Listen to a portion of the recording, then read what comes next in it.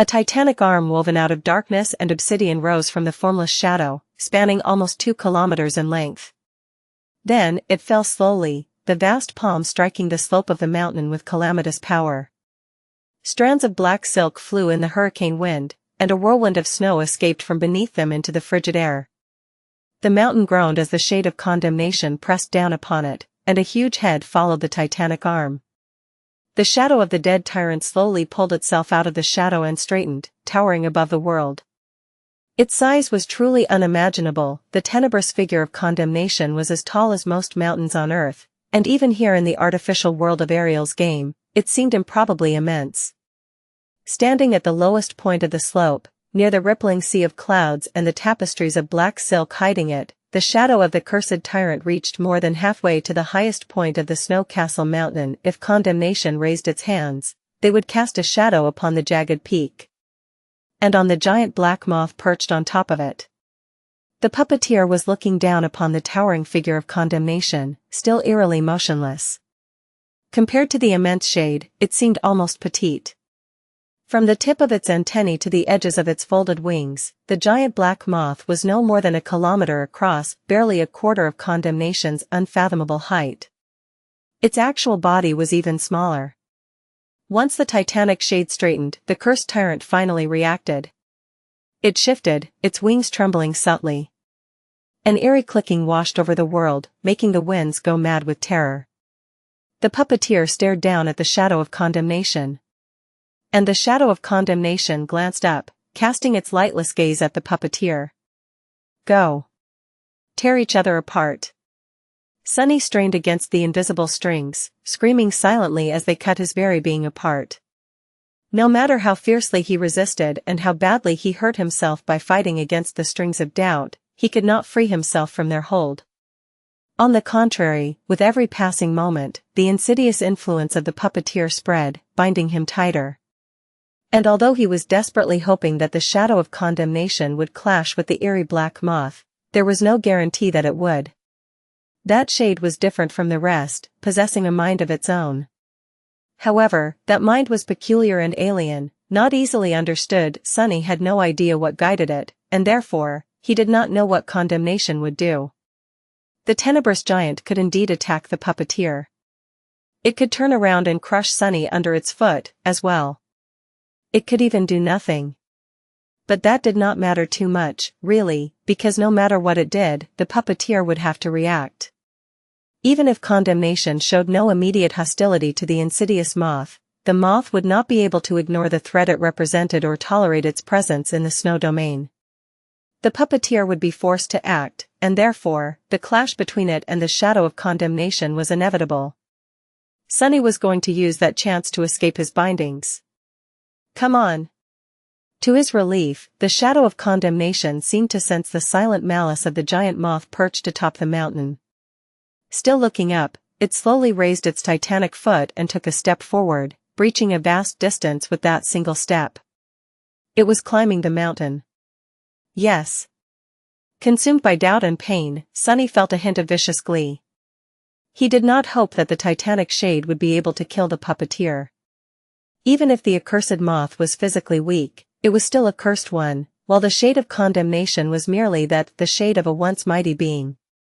Its calamitous power was incomparable to a true cursed tyrant, and the shadow of its will was incomparable to the profane authority of a living deity. Even if shades were immune to the puppeteer's malevolent power, Sunny did not count condemnation's chances high. And yet, the devastation caused by a clash between these two would be unthinkable. The puppeteer would most likely prevail. But it would not prevail easily, and neither would it prevail unscathed. Most importantly, it would not prevail rapidly. Which would give Sunny plenty of time to free himself while the adversary's attention was concentrated somewhere else. Out there in front of him, condemnation took another titanic step, making the mountain shake. It was then that the puppeteer finally moved. Its great black wings unfolded, instantly obscuring the sky. The shadow they cast swallowed the world, and then, the puppeteer leaped off its silken perch in one rapid, quiet motion. As it plummeted down, the winds groaned and screamed, cut by the sharp edges of the vast black wings. The profane deity of doubt was like a guillotine blade made of pure darkness, severing the world as it fell down upon the shadow of condemnation. The black silk billowed and danced as it passed. At the last moment, the puppeteer righted its flight and allowed the wind to support its wings, turning from the dark slope toward the towering colossus. The two of them collided with harrowing violence, making the sky split apart and causing the mountain to fracture. The giant moth's 6 legs pierced the chest and the neck of condemnation, and it straddled the sacred shade, facing it directly. The tenebrous giant staggered from the impact. It raised its hand, intending to tear the wings of the puppeteer apart, but at that moment, the endless mass of black silk boiled and surged. Titanic tendrils of it shot upward and wrapped themselves around condemnation's wrists, pulling its hands down. More still bound its legs and waist, weighing them down with inescapable power. But that was not all. At the same time, the endless expanse of black silk stretching between the snow castle and the surrounding mountains surged, too. Countless strands of it originated from the silken mountain, reaching outward like a boundless web. Now, they rose into the air and surrounded the snow castle, closing around it like a huge cocoon. As they slowly closed, the world dimmed. The blazing, bleeding inferno of the dying sunset was blotted out, and a deep darkness fell upon the fractured mountain. In that darkness, the evening star burned, fueling Sunny with a flood of power. The world shook and shook as the cursed tyrant and the sacred shade clashed. The immense vastness of condemnation was straining against the gargantuan pillars of black silk that bound its limbs, while the puppeteer straddled its chest, reaching for the giant's face. It seemed to have the upper hand at the moment, but the shadow of condemnation was already retaliating. Even if it could not break the countless strands of silk, it had already begun assimilating them. Everything that touched condemnation was condemned to become a part of it, and the black silk was no exception. But was the puppeteer an exception? Sunny did not know, and he did not have time to observe the battle between the tyrants, one living, one dead, closely. Because his only chance to free himself from the invisible strings cast by the puppeteer was now, while the accursed moth was distracted by the shadow of condemnation. Sadly, contrary to his hopes, the puppeteer did not seem distracted at all. Even while fighting the titanic foe, it maintained flawless control of its strings. In fact, their silken vice had only grown more crushing, making Sunny reel and sway at the edge of the abyss. He could feel the last shreds of certainty slipping away from him. He was not even entirely sure of who he was anymore. Once he lost himself entirely, he would truly and utterly turn into an obedient puppet of the harrowing black moth. I refuse. As the invisible strings sliced him apart, Sunny continued to fight them, to exterminate the doubt plaguing his mind, and to strive to break free. All the things he had done to gain freedom, everything that he had sacrificed to break his chains. And what, he would become a damn insect's toy. Sunny raged against his doubt, against the invisible strings, tearing more and more of himself apart to escape them. But what was the point? The strings were unbreakable. It was all hopeless. The suffering was overwhelming. Ah. He knew suffering well. From the cruel expanse of the forgotten shore, no, from even earlier than that. From the suffocating maze of the outskirts until now, every step he took was accompanied by unbearable pain. That was life. That was the truth of his existence. Of all existence. An endless struggle to fuel the flame, an endless struggle that was the flame, a terrible furnace that endlessly devoured itself to continue devouring, struggling, and burning. An endless, vile, self-sustaining curse, so wasn't it? Wasn't it enough? Did he really have to suffer more? To struggle more? Struggle. Did he not deserve to stop struggling, for once? Sunny shivered, enveloped by the invisible strings. The strings were wrapped tightly around him, their cold touch promising peace and solace. No. It wasn't enough. Solace was a sin. Peace was death. Stop struggling? Like hell. Sunny would only stop struggling when he was dead. And he was technically already dead, so he was never going to stop. Never.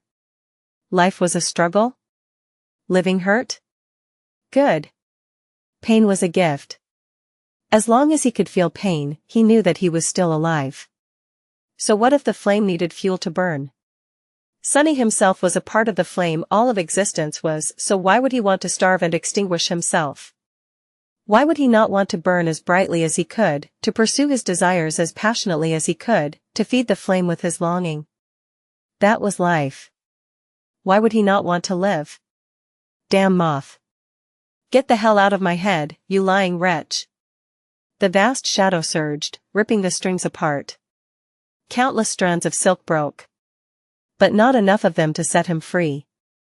However, by resisting as desperately as he could, Sunny did buy himself time. And a few seconds later, a graceful figure suddenly appeared nearby, her long braid whipping in the wind. Slayer skirted the tendrils of silk, dashing between them like a dancer, and reached him in an instant. Landing on the snow near Sunny, she glanced at him briefly, her onyx eyes shining with sincere, murderous purity. Then, her twin swords fell down, slicing through the invisible strings that bound him in place. Empowered by ash, her strike carried an undeniable finality, the sharp blade sliced through countless threads of silk, and suddenly, Sunny could move again. As the two titanic creatures battled on the slope of the fracturing mountain, the shadows behind them seethed and surged. Free. Kai. The hiss that resounded from the shadows did not sound like a human voice. It washed over the world, making Slayer take a step back. She lingered for a moment, then dashed in the direction of a hill of black silk under which Kai was buried. Countless strings shot to bind her. But she skirted those of them that were tangible, while those of them that were so thin as to be invisible simply fell powerlessly after touching her ebony skin.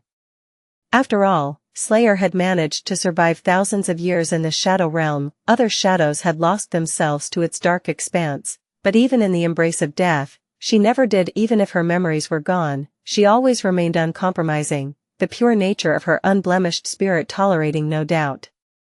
Sunny, meanwhile, rose and manifested into a towering colossus.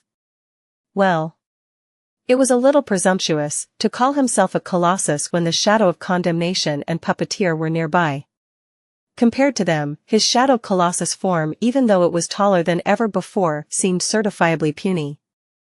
But the power boiling inside him was anything but. Most of the sun was already hidden behind the horizon, and the mountain was enveloped in a gargantuan cocoon of black silk surrounded by darkness. The evening star had almost reached its apogee. It was still enough, though. Slayer might have cut the strings binding Sunny, and he might have torn countless strings apart himself. But more were already rushing at him, ready to pierce him and infect him with doubt. No. To win this fight, he had to do more. To be more. Or be different, at least. Sunny glanced up, at the two battling deities. And then, he did something he had been wary of. Frightened of. For a long, long time. On the slope above Sunny, condemnation was absorbing the strands of silk into the vastness of its tenebrous body.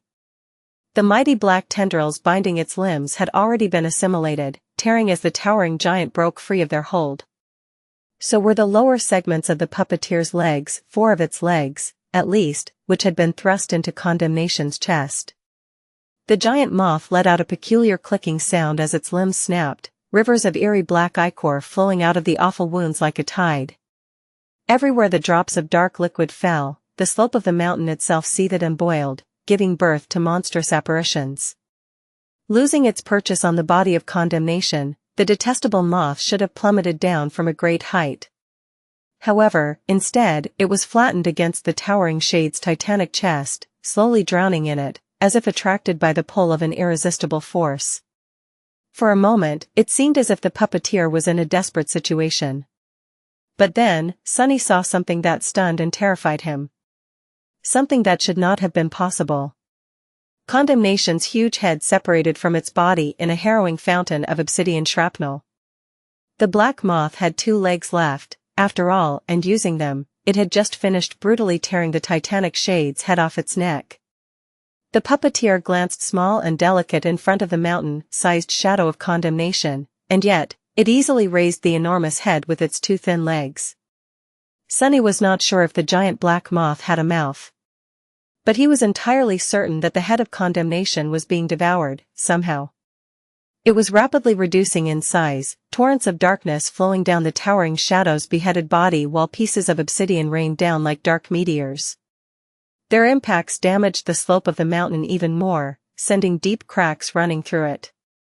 Condemnation, meanwhile, was about to grasp the puppeteer's wings.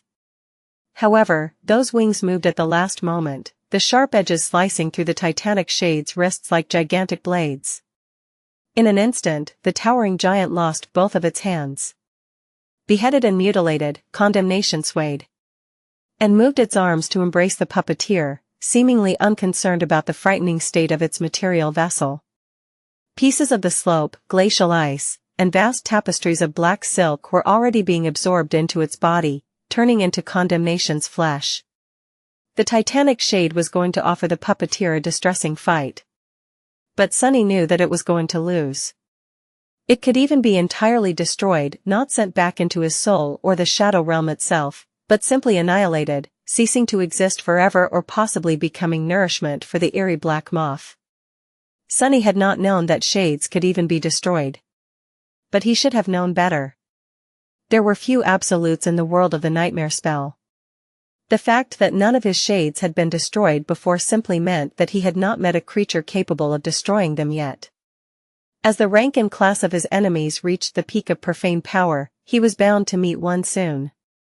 In fact, he already had. Sunny was pretty sure that condemnation would have been able to assimilate shades back when it was raining the hollows of Godgrave, making them another part of its nebulous body.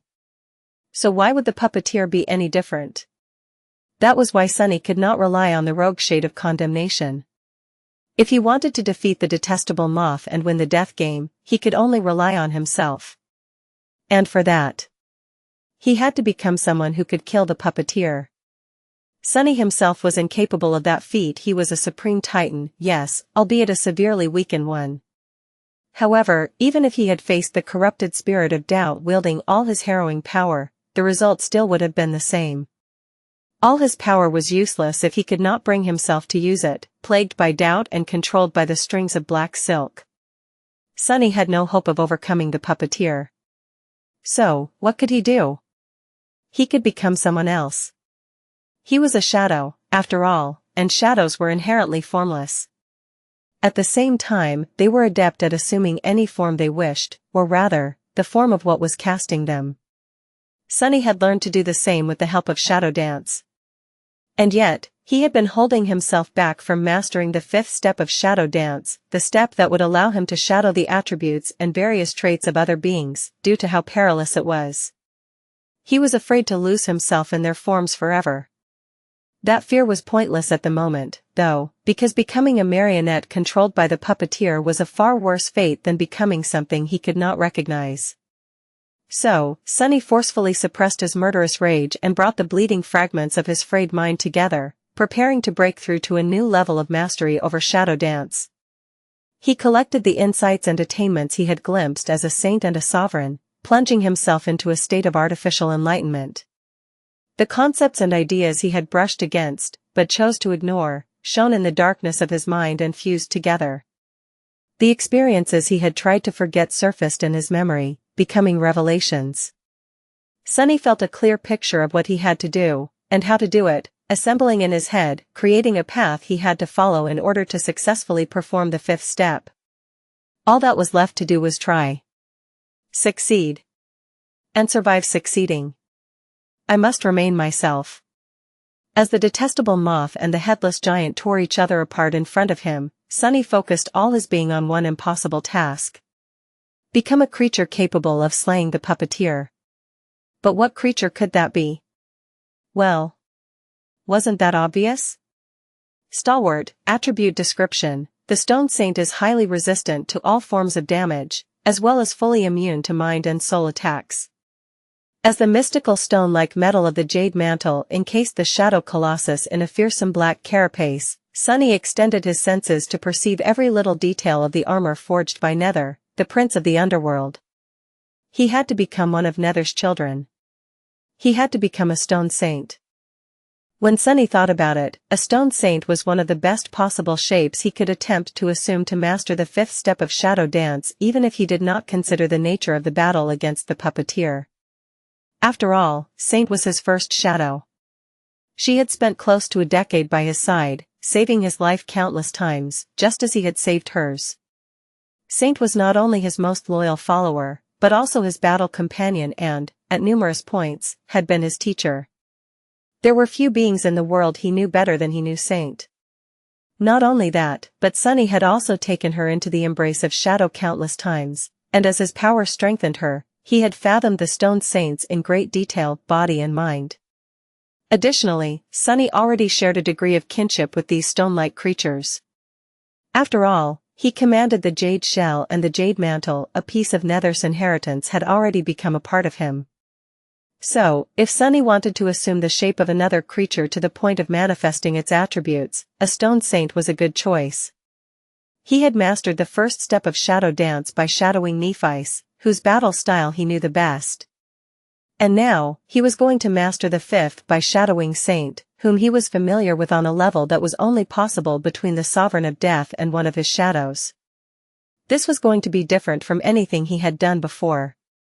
Sunny had plenty of experience assuming forms different from his own, naturally, but those were merely imitations.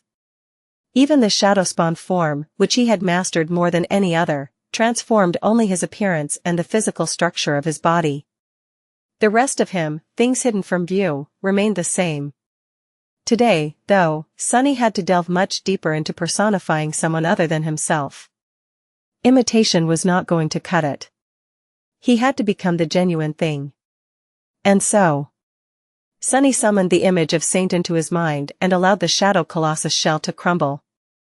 At the same time, he released his own shadow to occupy the same space. His vast shadow rose like a tidal wave and billowed, suspended on the cusp of manifesting into matter, but not quite tangible yet. Sunny thrust himself into a foreign mindset, substituting the essence of his being with one that belonged to someone else. He was not a creature of flesh and bone born in the outskirts of NQSC. He was not a shadow of that mortal man, either.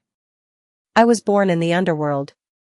Deep in the cavernous halls of his dark domain, the last child of the forgotten god had created Sunny from stone to quell the fire burning in his resentful heart.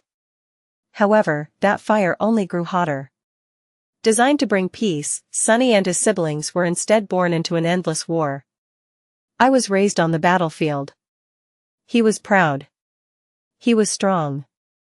He was a warrior. He was proficient in all forms of combat, having wielded all manner of weapons to wage war upon the gods. On 1,000 blood-soaked battlefields, countless weapons sang in his hand, and by listening to their cold songs, he had learned how to fashion himself into a weapon, too. I know no surrender.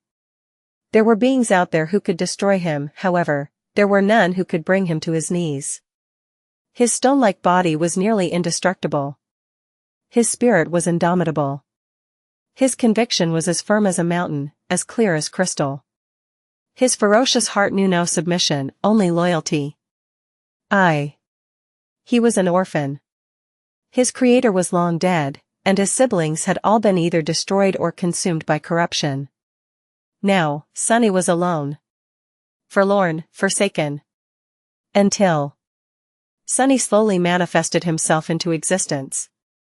His flesh was neither stone nor flesh. Instead, it was something in between, possessing the same stone-like quality as the jade mantle. Instead of a heart, a furnace of divine flame burned in his chest. Instead of blood, ruby dust flowed in his veins. Impossibly thin diamond strings permeated his body like nerves, creating an intricate and gorgeous sorceress array. Essence flowed through them, giving him life. Giving him power. I am a stone saint. The vast shadow finally manifested into a dark colossus, towering at least 200 meters above ground. His powerful body was encased in a fearsome suit of black armor, which had been forged by the prince of the underworld, his father, himself. Two fierce crimson lights were burning in the darkness that nestled behind the visor of his helmet. His stone-like body was heavy as a mountain, but could also become as light as a feather. His every move carried crushing weight, and strengthened by the evening star, He felt as if he could tear down the word. His mind was deep and unfathomable. His will was indomitable. Sunny knew then he had succeeded. He had shadowed the attributes and abilities of a stone saint. Battle master, stalwart, and the rest. Some of them, like the flame of divinity and the underworld armament, he had already possessed, but they permeated his being differently now. He was now a being similar to Saint, but not Saint herself. After all, stone saints were individuals, just like humans were. Each of them possessed their own unique skills and followed their own paths, and while they shared natural affinities and affinity to true darkness, for example, they were not the same. Saint was a transcendent devil who commanded true darkness and had recently learned to control the concept of nothingness to further her goals. Sunny, meanwhile, was a supreme titan who commanded shadows. So, the stone saint he had become was a supreme titan and a ruler of shadows, as well. The fifth step was complete. Everything was as it should have been. No, something was still missing. Why am I unarmed? Reaching into the shadows, Sunny pulled a giant sword and a giant shield out of them. Looking up at the cursed tyrant and the sacred shade battling each other. He raised his sword and struck it against the rim of his shield twice, each strike resounding above the crumbling mountain like the ringing of a gigantic gong. Announcing his unshakable resolve to the world, challenging whoever dared to stand against him, and heralding death and destruction to his enemies. Chapter 2405 Rulers of the Sky Plus, Turn Off Reset. Answering the deafening call of the ringing shield, two bestial crimson flames ignited in the darkness cast by the towering black colossus. A dreadful growl drowned out the howling of the wind, and something colossal rose from the shadows at its feet. It was an enormous wolf, its fur moving in the wind like tongues of dark flame. The size of the sacred shade was colossal, and yet, it only reached the armored giant's hip. Together, they glanced like a warrior and his warhound, both born from shadows, surrounded by darkness, and full of murderous intent. Good boy. Sunny grinned behind the visor of his helmet. At the same time, he felt a pang of surprise. What the? I can talk? Saint never did, so he often assumed that stone saints had simply not been given that ability by Nether. But, as it turned out, his assumption was wrong. The shadow wolf lowered its head to the ground, letting out another frightening growl. Sunny had summoned it because he could. Usually, the strain of controlling a sacred shade would have been too great for him to attempt calling upon more than one at a time, not impossible, but too strenuous to be useful in most situations. However, since Sunny was not controlling condemnation, could not control it, rather, and had not summoned the shade of the cursed tyrant through usual means, he still had the capacity to call forth a helper. The wolf was the strongest of his shades, so it was an obvious choice. Now, there was only one question left to answer. Would he and his sacred shade be enough to defeat the puppeteer and bring condemnation down once more? Somewhere outside the cocoon of black silk surrounding the snow castle, most of the sun had already drowned in the sea of clouds. There was not much time left before the sunset extinguished itself, mere minutes, possibly. Not that time often stayed reliable in a battle between deities unless the deities wanted it to. And the puppeteer would definitely attempt to hold out until night fell, even if it meant forcing time to run faster. So, Sunny had to kill it swiftly. Looking up, he saw condemnation collapsing under its own weight. The shadow of the cursed tyrant was grievously diminished, shrinking to half its former size. It was both falling and falling apart, its immense body unable to sustain itself. But condemnation was still unshaken and ready to continue the battle. Only the material vessel of the vast shade had been damaged, the nebulous force itself remained unscathed. It was going to create a new body for itself soon enough, this time from the fabric of Ariel's game. The puppeteer, meanwhile, fluttered its great wings and rose into the air, pushing itself off condemnation's collapsing chest and sending the crumbling giant plummeting to the ground faster. The sight of the enormous moth opening its wings above the falling adversary looked both majestic and undeniably nightmarish, as if the night itself gave birth to the distressing spirit of doubt. That was going to be a problem. The mountain shuddered when the crushing mass of condemnation impacted against the fractured slope. Sunny stood as if he was rooted to the ground, as solid as the dark caverns of the underworld, easily maintaining his balance. He considered the situation for a heartbeat, then shifted his gaze slightly, looking to his right. There, a hill of black silk was coming undone, sliced apart by Slayer's sharp blades. An angry roar tore free of the mass of lifeless strands, and then, a magnificent dragon followed, clawing its way out of the silken barrow. Kai climbed out of the suffocating black cradle and rose above it, looking at the great wings of the puppeteer, which obscured the sky. Slayer was standing nearby, dwarfed by his size. The graceful shadow had sheathed her swords, and was already summoning her bow. Sunny lingered for a moment, and then thrust his sword to the sky, pointing it at the detestable moth. Kai, Slayer. Bring it down. He knew that he could kill the puppeteer. He was sure of it, without a shadow of a doubt. However, doing so while the eerie black moth stayed in the air was going to be problematic, since stone saints were not made for flying. Of course, Sunny could still diminish the weight of his towering body and leap into the sky, but the puppeteer would have an advantage in an aerial battle. Similarly, Sunny would have an advantage on the ground. Luckily, one of his companions had a claim to the title of the ruler of the sky, as well. Kai was a dragon, after all, and while he was not powerful enough to slay the giant moth, he could at least prevent it from keeping its distance from Sunny. As Sunny's voice thundered above the quaking mountain, Kai and Slayer swayed under its destructive force. Then, they exchanged a glance. The graceful shadow leaped onto the back of the dark dragon, and the dragon soared into the sky, rushing to meet the puppeteer. Tendrils of black silk pursued them, but Kai dodged them nimbly, flying much faster than the silk could move. Sunny then lowered his sword and pointed at the ruins of condemnation and at an eerie vortex of shadows, obsidian, shattered rock, glacial ice, and black silk spinning slowly at its heart as it swallowed more and more matter, reforming itself. That's your prey. Go get it.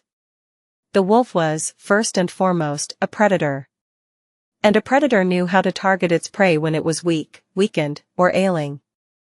The sacred shade burst into a leap, rushing at its rogue kin. Sunny, meanwhile, draw his right hand back. And then, he tossed his enormous shield with all the power of a supreme titan, sending it flying into the black sky like an obliterating discus. Right at the puppeteer's eerie form. The giant black moth fluttered its wings, barely dodging the giant shield. It was distracted for a short moment, though. And in that moment, a destructive sonic blast slammed into one of its wings, while the other was pierced by a lethal arrow. The puppeteer's wings were mighty, but they were also brittle. Relatively speaking, naturally. In truth, there was hardly a more indestructible material out there than the wings of a cursed tyrant. However, it was being attacked by Kai and Slayer, two transcendent beings who had received the boon of Ash thrice and were strengthened by Sunny's will as a result. Their ability to wound a fallen deity was the result of 6 snow figures being removed from the board, most of them of the cursed rank. The deaths of those cursed nightmare creatures fueled this attack. Slayer's arrow tore a hole in the puppeteer's left wing. Riding on the back of a dragon, the graceful shadow had drawn and aimed her bow deftly. The arrow came from under the dark discus Sunny had thrown, obscured from sight by its spinning mass. The eerie moth had received almost no time to react. Kai's sonic attack, meanwhile, was less focused.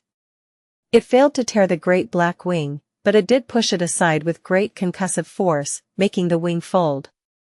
Suddenly unbalanced, the puppeteer tilted in the air and lost control of its flight.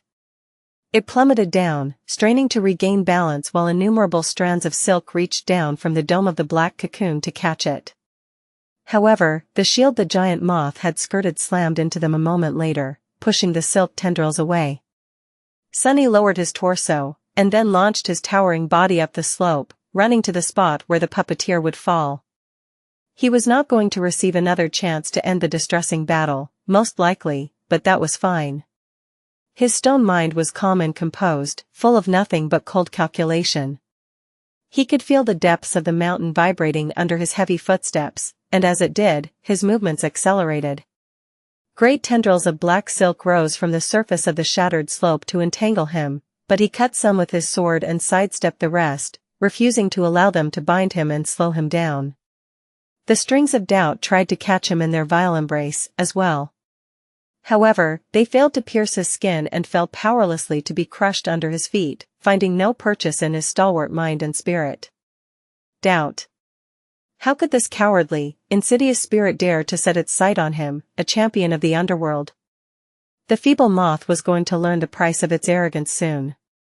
In a way, the stone saint almost pitied the puppeteer. Of all the beings in the world, it just had to encounter them three, him and his two companions.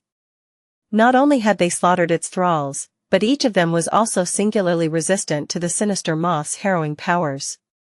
The stone saint could not be infected by doubt because he had an indomitable spirit, the shadow huntress was immune to its jaws because of her pure soul, while the dragon was simply someone who lived his life with tenacious diligence. Even if the puppeteer tried to find three enemies it was woefully ill-suited to fight on purpose, it would have struggled to find anyone better matched against it than a child of Nether and his companions. It was almost as if fate had brought them here. Or destiny, possibly. The giant moth managed to right itself seconds before impacting the ground. Its wings unfolded once again, pushing the winds down with their immensity, but it was already too late. The inertia of its fall was too great to stop in time. It hit the ground hard, its damaged legs buckling. The puppeteer fell awkwardly on its side, supporting itself with the two unscathed front legs. It raised its head, looking at the approaching stone colossus with no emotion apparent in its huge, black eyes. Did it only seem that way, or was there a hint of fear in them, for a split moment? The stone saint did not know. What he did know, however, was that he was still too far away from the grounded moth. It could still get away, if it moved immediately. Wolf. Just then, a bestial shadow lunged at the puppeteer from behind, awful jaws tearing into its wings. A haunting song descended upon it from above, pushing it into the ground. A rapid arrow fell like a comet, blooming into a destructive explosion. None of these attacks threatened the puppeteer's life. However, they did hold it in place for a few precious seconds. And by the time the giant moth recovered, the stone saint was already upon it. His heavy sword rose, ready to fall and sever the detestable tyrant in two. He glanced at the fallen deity directly in the eye and said with ruthless finality, "Die." But just before the sword fell, the puppeteer's long antennae vibrated peculiarly. And suddenly, the world was frozen. The stone colossus and the giant moth stood motionlessly, looking at each other. The strands of black silk remained still as they descended upon them like a black avalanche. The furious wolf did not move, its fangs tearing into the black wing. The dark dragon was frozen in the air as it dove to the ground with its wings folded, the small figure of the gorgeous huntress on its back endlessly retrieving an arrow from her quiver. The world was still and silent. The stone saint was still and silent too, unable to move. And in that silence a soft voice resounded from all around him, asking a strange question. "Do you really want to kill me?" The stone saint smiled chillingly behind the visor of his helmet. "Of course." There was silence once more. Then, the puppeteer asked dispassionately, "Why?" The stone saint frowned. What a preposterous question. There was a reason, naturally. There had to have been. But that reason had belonged to someone else. A different being, made from different things.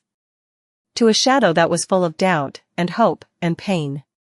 The stone saint could not ever remember that shadow's name.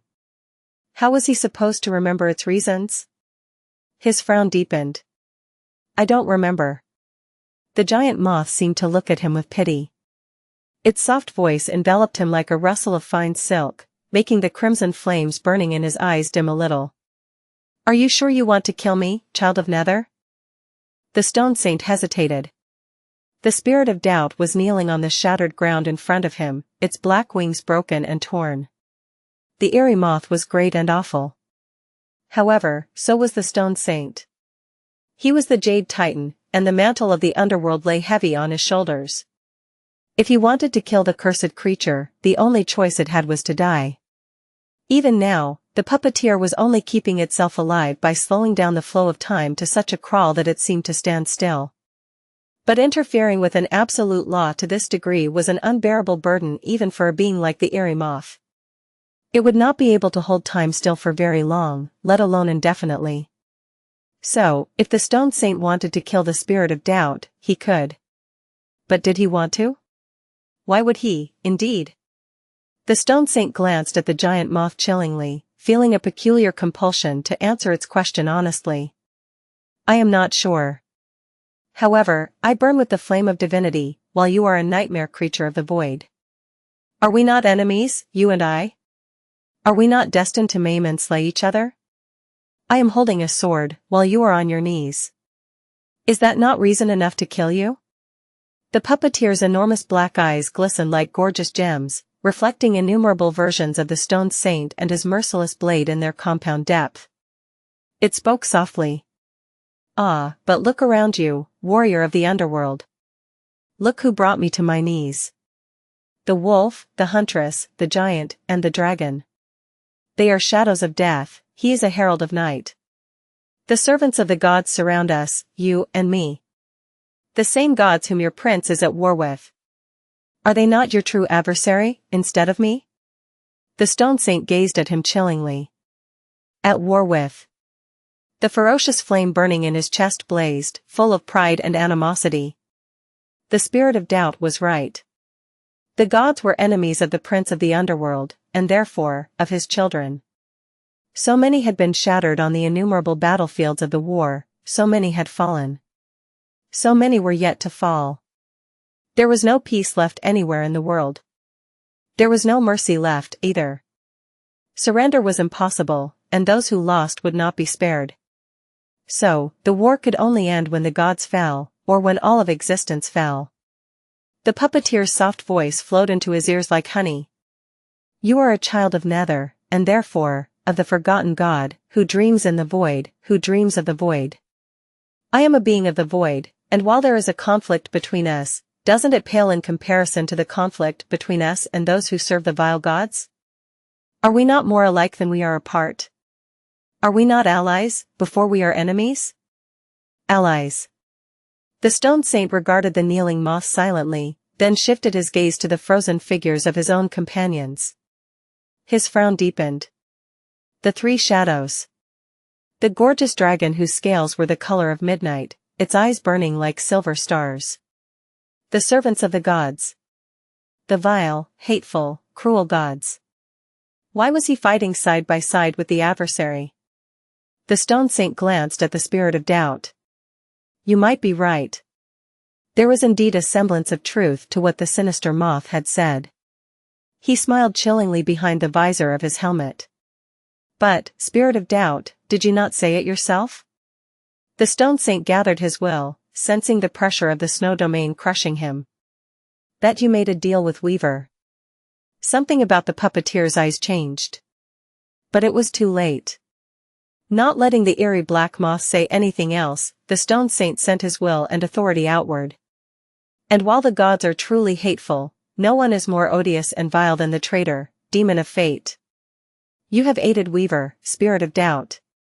His will enveloped the fractured mountain, crashing against the puppeteer's authority. And for that, I will kill you. There was no hesitation to his sword anymore. No doubt. No mercy. Only certainty and finality. Only death. The Stone Saint poured his indomitable willpower into assaulting the snow domain and challenging its reign over the mountain. He was not strong enough, not vast enough to usurp the puppeteer's authority, but he did not need to, either. He was someone who had survived innumerable battlefields of the frightening war, after all. Someone who had led legions and won victories against the divine host. Born for battle, he was proficient in all forms of strategy and tactics. He was a master of war, and so, he knew how to break an impregnable obstacle by striking at its pressure point. He knew how to break an adversary who refused to be broken.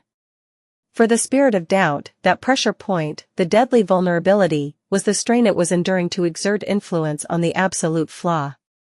The Stone Saint did not use his strength to crush the authority of the cursed tyrant. Instead, he added his strength to the destructive pressure of the endless mass of time wishing to flow free, and saw the dam built by the puppeteer cracking. A second later, it collapsed. The fact that it collapsed was apparent from the fact that there was a difference between the previous moment and the next, to begin with. And in the moment after that, everything happened quickly. Time resumed its flow. The giant moth was already lunging forward, its two unscathed legs moving with frightening speed. One pierced the armor of the stone saint like paper, impaling him. The other batted his sword away, then pushed his arm down, breaking it. Awful pain washed over his mind, blurring his vision. The two of them were suddenly face to face, with only a few meters separating the fearsome visor of the jade armor from the harrowing moth's enthralling black eyes. The stone saint saw himself reflected in the 1,000 black gems, rivers of ruby dust streaming down his breastplate. The puppeteer strained its scythe-like leg, aiming to extinguish the flame burning in his chest. The stone saint raised his free hand above his head as if wanting to bring his fist down on the adversary in desperation. Instead, though, he caught the giant dark discus of the round shield he had tossed into the sky before, and brought it down with the weight of a mountain. The rim of the shield crushed the puppeteer's neck and went through it, slicing the cursed tyrant's head clean off. The huge body of the moth shuddered, and then went limp. Its head rolled to the ground, staring into the lightless sky blindly. The tendrils of black silk rustled as they fell, and in their rustle, the stone saint thought that he heard an echo of a soft, dying voice. "You lied to me, Weaver."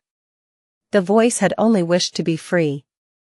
The last vestiges of the molten sun drowned in the sea of crimson clouds, and darkness descended upon the world. The cursed spirit of doubt, puppeteer, was no more. "You have slain an adversary." The stone saint tilted his head, looking at the corpse of the fallen deity. Whose voice was that? Many things seemed strange now that the battle was over. He vaguely senses that he was supposed to feel something now that the spirit of doubt was dead. Was it a sense of triumph? Or a sense of loss? It was a rare and incredible feat, for someone supreme to slay someone cursed, not to mention a cursed tyrant, and one as insidious as the puppeteer had been to boot. But the stone saint was not glad. He was a champion of the underworld, after all. His victory was a matter of course. He only felt pity that the stunning black moth was no more. It had fought valiantly and deserved his respect. The death of an adversary like that was not a joyous occasion. But it was also not something to feel so strangely about. So why? It was as if he was forgetting something. Ah. I see. The battle was not over yet. Raising his head, the stone saint glanced at the approaching dragon. The shadow of a wolf was sniffing the corpse of the giant moth nearby. There was another shadow not too far away, as well, a dark vortex consuming everything it touched, a new vessel almost formed around it. And a third. A graceful woman who moved like a dancer, hiding on the dragon's back. The servants of the gods. As the stone saint observed, the shadow of a huntress leaped off the dragon's back. She drew her bow in the air, and an arrow that carried an imprint of death tore the fabric of the word, piercing the heart of the dark vortex. They are fighting each other. The stone saint felt a hint of relief. That was going to make his job easier, not that the task of dealing with these enemies seemed particularly arduous. He could kill them in a heartbeat. High above, the black veil obscuring the world was falling apart. The silk covering the surface of the mountain was withering, too. Countless strings of it were turning brittle and pale, the beautiful black gleam of their smooth surface slowly wasting away. It was as if the mountain was turning gray with age. And something else was happening, as well. It was as if there was an invisible force radiating from somewhere far away, hidden within the sea of clouds. Pushing him. Rejecting him from this world. The stone saint frowned as the dragon landed near and spoke, his melodious voice thundering above the fractured mountain. "Sonny. We've won." The towering stone colossus glanced down at the dragon silently, ruby dust still streaming down the polished jade of his armor. There was something strange about that, as well. Why was he bleeding? Then again, why wouldn't he? I need to finish this battle swiftly and tend to my wounds. Sonny? Nearby, the wolf's shadow raised its snout and peered at the stone saint. Its fur bristled, and it backed away slowly, letting out a threatening growl. Far away, more arrows pierced the dark vortex, and the shadow huntress landed gracefully on the slope, unsheathing her twin swords as she dashed toward it. It is better to kill them now that they are divided. The stone saint glanced at the night dragon chillingly. This, too, was a battlefield of the war. His sword moved faster than a blade of its size was supposed to. The stone saint targeted the shadow wolf first, vanquishing it back into the shadow realm with a single strike. Something strange happened then. It almost felt as if something had returned to him the moment the figure of the tenebrous beast became a torrent of shadows and dissolved into nothingness. The stone saint did not pay it much attention, because the dragon had to die next. "What are you doing? Stop." There was a powerful compulsion in the dragon's voice, but it was just as powerless against him as the strings of doubt had been. The question, however, slowed down his sword by a fraction of a second. That was enough for the great beast to avoid a fatal wound, but not to dodge the stone-like blade entirely. It sliced the midnight scales easily and bit deeply into his flesh, drawing silver blood. The dragon let out a pained scream and staggered away. It was not going to get far, of course. "I am putting down a dog of the gods." The stone saint tensed his body, preparing to lunge forward and finish the adversary once and for all. Sonny, stop. Who was the creature calling out to? One of its allies? The huntress, possibly. If so, its calls were in vain. The huntress was going to die under the stone saint's sword soon enough. He tore through the compulsion effortlessly, rushing forward as he raised his sword. The dragon only had a split second to live. Nephis, Cassie, Effie. He lingered. "What, is it?" "Kai, Rain, Jet." The stone saint froze, the blade of his sword lightly touching the dragon's neck. "Noctis, Ananke. Remember, damn it. Aiko, Julius, Beth. Those names." His eyes widened. Kim, Luster, Quentin, Dorn, Bell, Samara, Abel. The dragon did not move either, looking at him with fear and hope in his eyes. Somewhere far away, the vortex of darkness dissolved, disappearing without a trace. It almost seemed as if it was absorbed into the ebony body of the shadow huntress. The huntress then spared them a glance, and vanished as well. The dragon stared at Sunny, and then bellowed. "How could you forget? Snap out of it, now." Sunny stared at him back from his great height. Then, he lowered his sword and shook his head. "Is there really a need to shout so loudly? I am not deaf, you know." Hiding the shiver from his voice, he hurriedly dismissed the form of a stone saint and turned into his cozy, familiar human self. Granted, there was a hole in his chest, and the arm that had just recently regained its mobility was now broken. But being himself still felt wonderful. Sunny stemmed the bleeding and shuddered, remembering how close he had come to killing Kai. And to losing himself entirely, forever. That was too close. In the end, it was the memories of the people Kai reminded him about that had brought him back, barely. Their names, and the fact that even as a stone saint, he still possessed the same flaw. When Kai asked him how he could have forgotten, Sunny had found no answer, but felt compelled to provide one. And when he went looking for an answer, the persona of the Jade Titan unraveled like a mirage.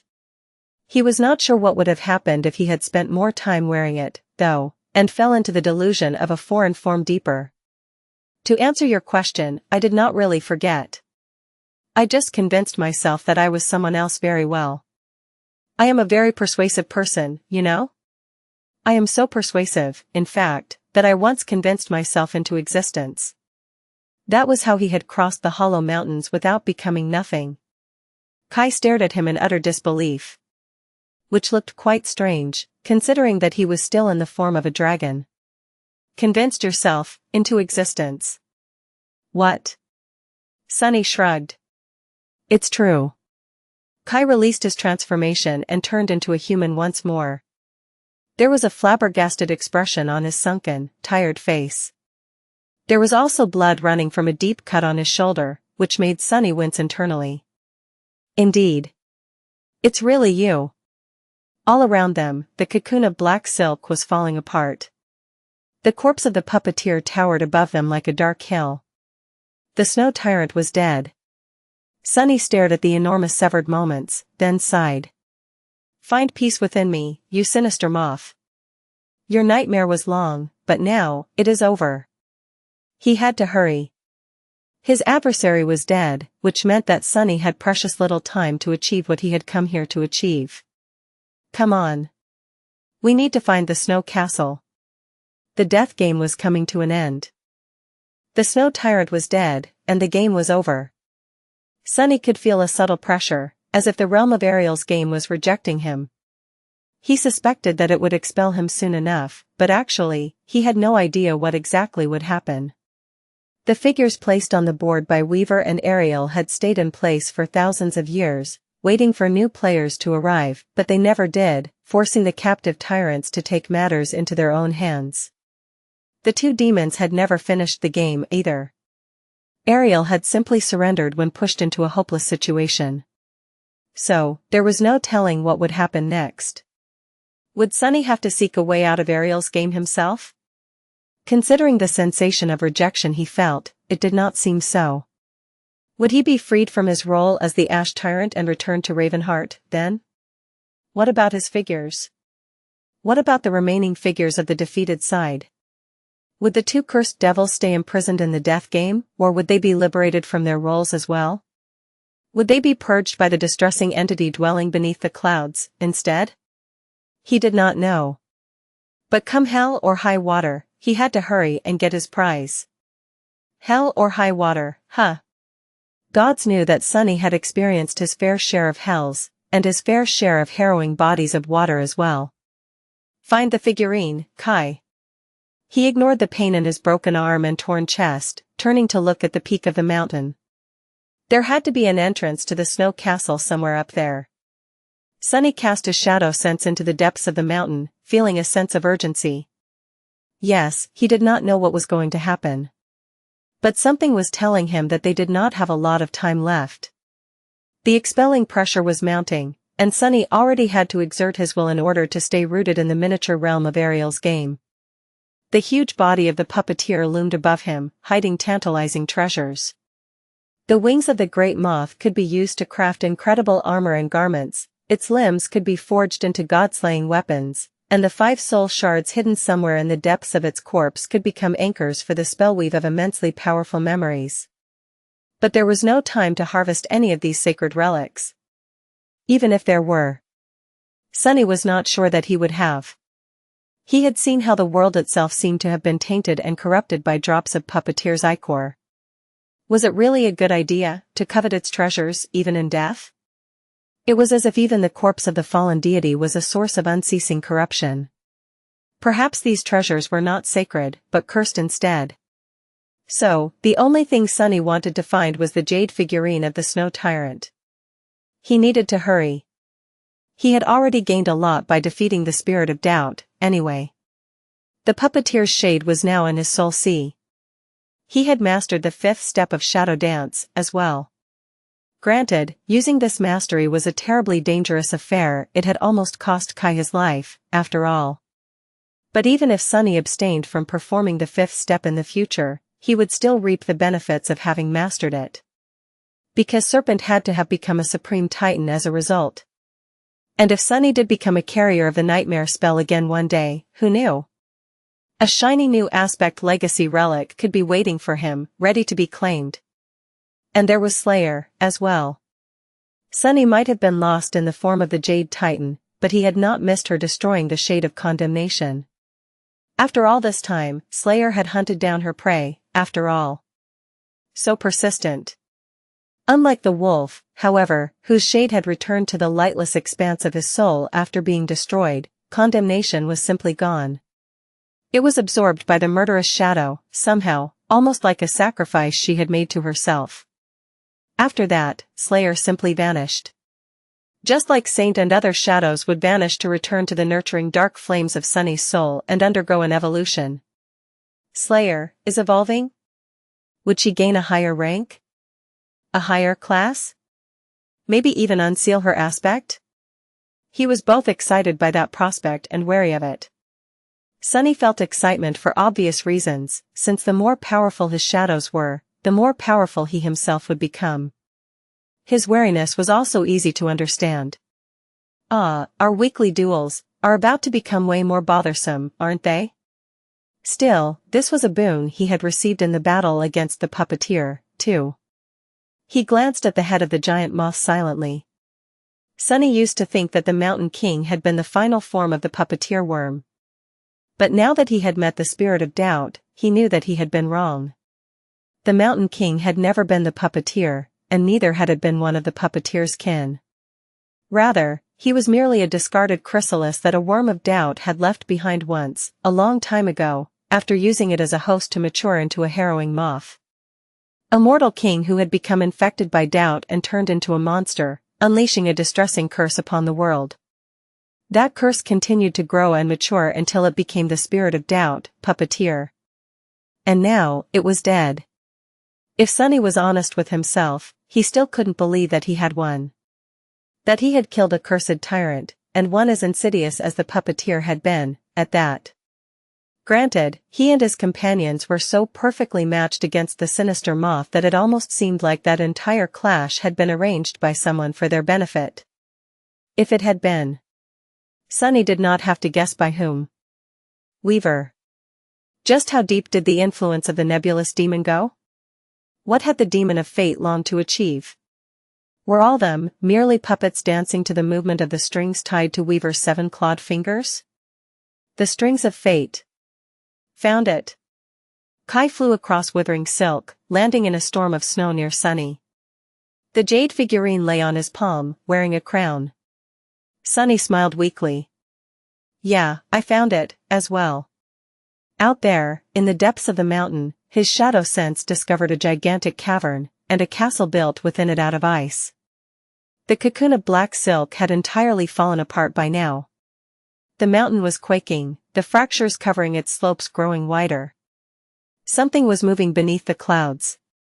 Sunny strained his will, forcing himself to stay rooted in the world that wanted to expel him, and grabbed Kai by the shoulder. Let's go. With that, he used the last of his essence and pulled them both into the shadows. The enormous cavern was coming undone, great chunks of ice falling down from its ceiling and shattering into myriad shards with deafening roars. None of them were able to damage the castle that stood in the center of the cavern, though. It looked almost exactly like the Ash Castle, only made of ice and shrouded in snow. Sunny did not waste any time studying the nuances of its architecture, though, pulling himself and Kai directly into the vast hollow emptiness of the main keep. There, snow covered the floor instead of ash. Most of the great ice chamber was filled with innumerable threads of black silk, however, which blocked the path like a web. These ones did not seem to be withering, yet, and retained their startling durability. Sunny could have cut a path through the web of black silk if he wanted to, but he was grievously wounded, on the verge of essence exhaustion, and pressed for time on top of that. So, he simply shoved as much silk as he could into his soul sea, clearing a narrow tunnel to the heart of the chamber. There, a jade altar stood in front of a circular pit. There was no smoke rising from the pit, and no lava seething deep below. Instead, there was only a bottomless dark well permeated by killing cold. The cold was somewhat bearable near the altar, but deep in the darkness, nothing could survive its frigid embrace. Not even a supreme titan like Sunny. Hurry. He limped to the pit, dragging Kai along. The pressure Ariel's game exerted on him, trying to remove him from the game board, continued to mount. By now, Sunny had to strain all of his willpower to resist it, and his endurance was rapidly running out. Arg. When they reached the dark pit, Sunny hesitated for a moment and glanced at his hand. There, 2 jade figurines lay side by side, one pristine and wearing a crown, the other bestial and smeared in blood. They were the figures of the puppeteer and the Rat King. Sunny felt that what he had come for, the fragment of Weaver's lineage, was hidden in the Snow Tyrant figurine. The other one could still reveal a priceless truth to him, though. It was an invaluable treasure, a piece of inheritance left behind by Ariel, the demon of dread. Still, he forced himself to pick up the snow beast figurine and offer it to Kai. Here, you deserved it. Take it. Kai stared at the blood-smeared figurine for a while, tempted deeply by its promise. His eyes shook. But then, he smiled faintly and shook his head. No, it will be of more use to you. Sunny studied him silently, then asked tensely, are you sure? This thing, it reveals truths. Any truth, anything you ever wanted to know, anything you ever wished to find an answer to. Yes, I know that you have suffered too much truth because of your flaw, but still, you will not get a chance like this again. The world was made of fire. Countless trees were burning, toppling with sorrowful groans. Ash obscured the sky, and unbearable heat melted the sanity of those who still fought in the boundless inferno. A sacred beast was galloping through the fire, a gorgeous white stag with antlers made of pure gold, its holy presence soothing the flames and saving the young sapling that had not succumbed to the world-ending blaze yet. Flowers and verdant grass sprouted where its hooves touched the ground. Its ivory hooves, however, were smeared with blood and ruby dust, having crushed the skulls of countless soldiers of the demon army. Suddenly, a ferocious figure lunged at the stag from the darkness and smoke. It was an enormous black leopard, its eyes burning with murderous fury. The leopard was smaller than the sacred beast, but its size did not seem to matter. Its jaws closed on the white stag's throat, drawing rivers of golden ichor. The two beasts collided and rolled through the flames, crushing countless trees. The stag managed to throw the leopard off and rose to its feet, lowering its head to impale the predator with its great antlers. Ichor was flowing from its torn neck, but it was still full of vitality and tremendous power. The leopard, meanwhile, had already been heavily wounded and bleeding from dozens of awful wounds before their battle commenced. Now, it was all but defenseless before the charging stag. Then, however, the figure of the black leopard rippled, and a split second later, it turned into a stag as well, this one as black as night, but otherwise almost a perfect copy of the sacred beast in front of it. The two beasts collided, their antlers intertwining. The black stag threw the white one to the ground and changed again, becoming a boar this time. Its tusks dug into the stag's belly, and more ichor spilled on the ashen ground. Eventually, the battle was over. The sacred beast lay butchered on the pyre of burning wood, and in front of it stood a woman in torn leather armor, her gorgeous face bloodied and covered in ash. Distressing wounds littered her body, and there was a peculiar emptiness in her eyes. The fire was consuming the world, and the battle continued to rage around her, but she seemed oblivious to the slaughter. Swaying heavily, the woman took a step back and fell down. As she stubbornly struggled to rise, her blood soaking the ash, the flames crawled closer and closer. Before they consumed her, however, someone appeared out of the groans of dying trees, looking down at her silently.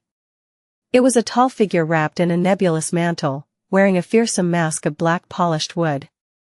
The mask snarled ferociously, but the gaze of the stranger was cold enough to douse the inferno that surrounded them. A voice that sounded like a myriad of dying curses resounded from behind the mask, addressing the woman. Look at you. You're dying. How pitiful. How disappointing. Is this all you are capable of? Is this all you are? You are so easy, so weak. How dare you be so weak, my adversary? There was no answer. A porcelain hand appeared from the folds of the nebulous mantle. 7 clawed fingers grabbed the collar of the woman's torn cuirass and violently wrenched her to her feet. A dreadful growl resounded from behind the mask, making the flames reel back in fear.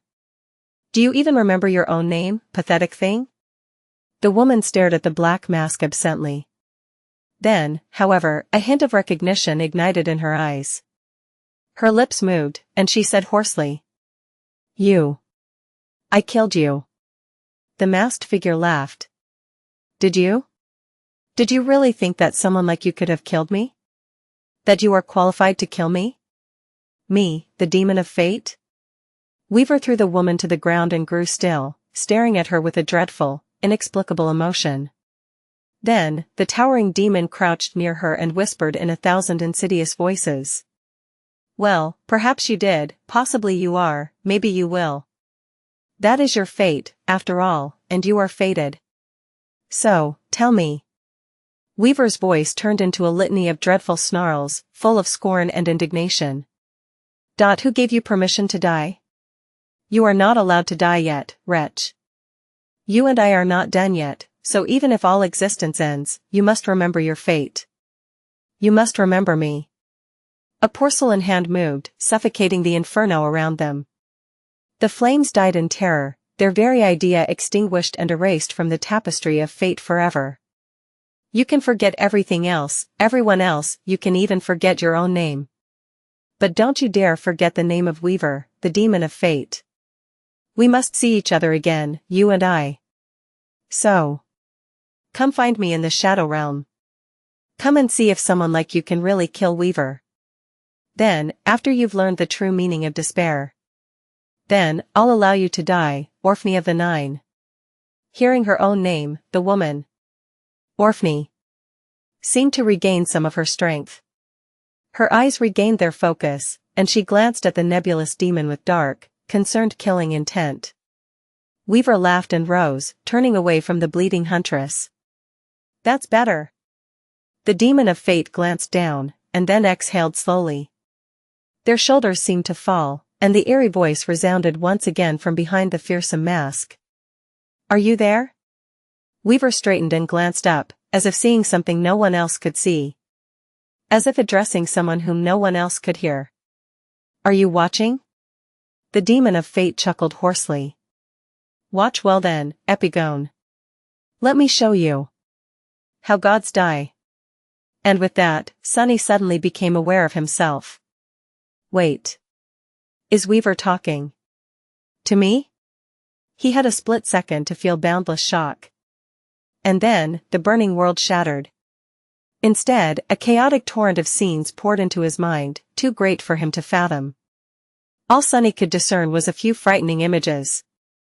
An unimaginable tree whose roots were the foundation of the world, whose branches supported the weight of the sky, enveloped in flame and burning as a fiery shape wrapped itself around its gigantic trunk, sawing into it with ruthless cruelty.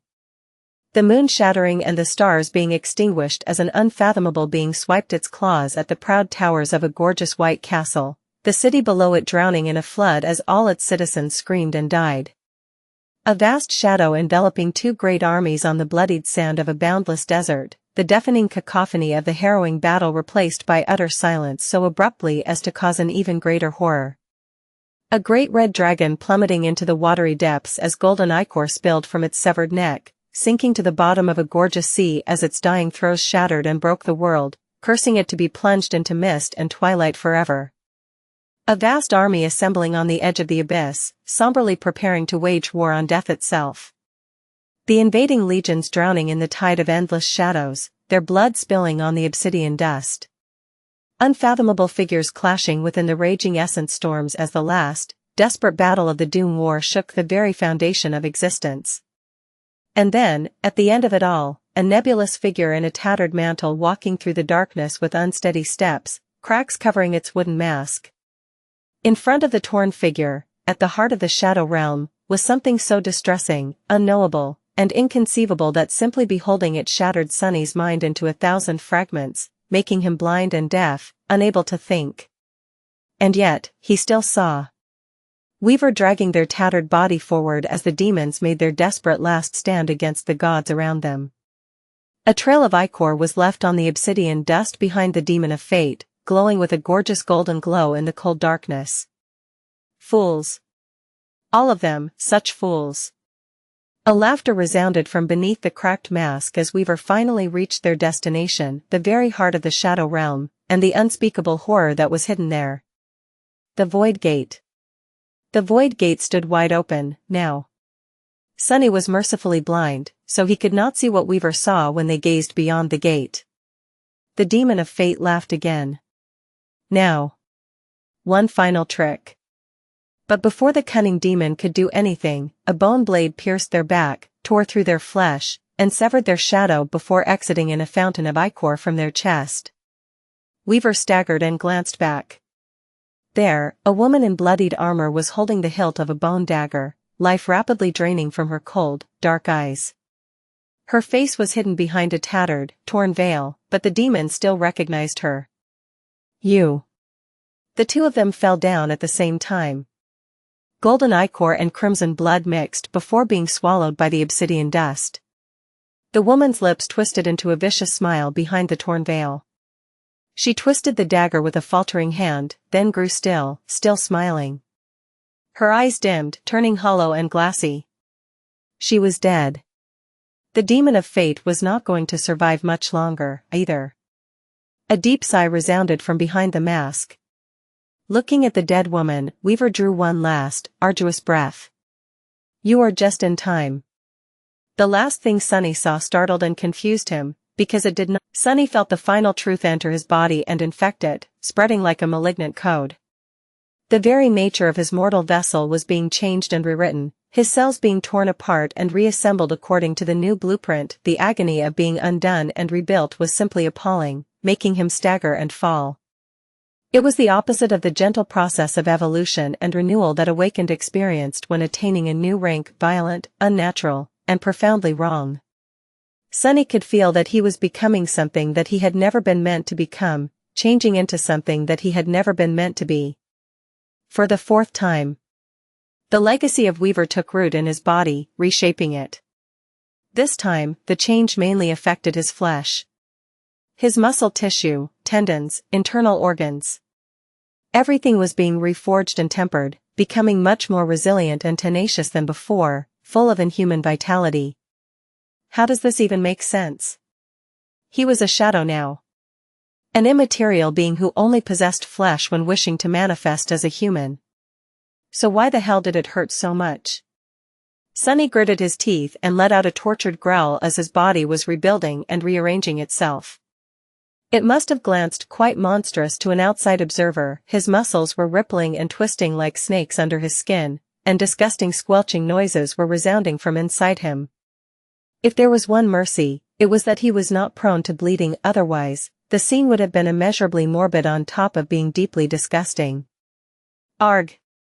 Damnation! Sunny slammed his fist into the floor of the snow castle, sending a web of cracks running through the ice. But then, suddenly, his agony was washed away. A peculiar and subtly euphoric sensation overwhelmed him when fragments of the weave clicked together. Blood weave, bone weave, and flesh weave, the three parts of the nebulous demon's legacy responsible for the material vessel of their descendant, fused together, forming a synergetic whole. His heart was transformed and improved by the flesh weave, pumping his blood, which had been altered by blood weave. The blood flowed through the marrow, which had been enhanced by bone weave, becoming enriched and renewed. The human body was an intricate and interconnected machine, and now, each part of it had been altered, strengthened, and enhanced to resemble that of a higher being. Of a demon, to be precise. There were other parts of him that worked in great synergy with each other now, as well. An additional boon was born from the fusion of the three corporeal fragments of the weave, flesh, bone, and blood. Sunny was renewed from head to toe. Even his skin, which had already been enhanced by the jade mantle, received a subtle overhaul. It was a full set. Well, the first part of the full set, at least. His broken arm was already regaining mobility. The grievous wound in his chest was healing rapidly.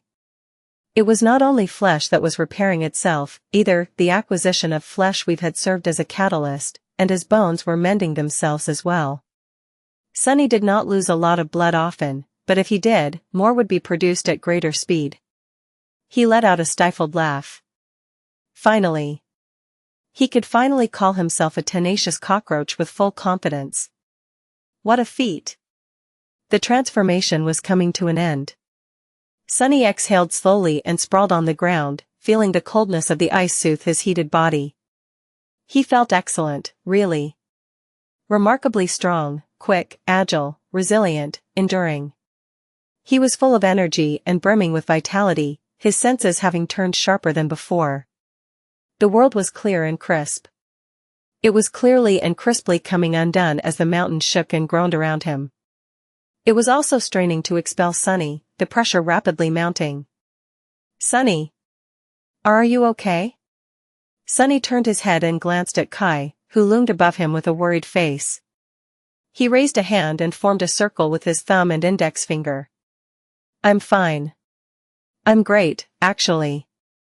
Kai let out a sigh of relief and smiled. He glanced at Sunny, wishing to say something.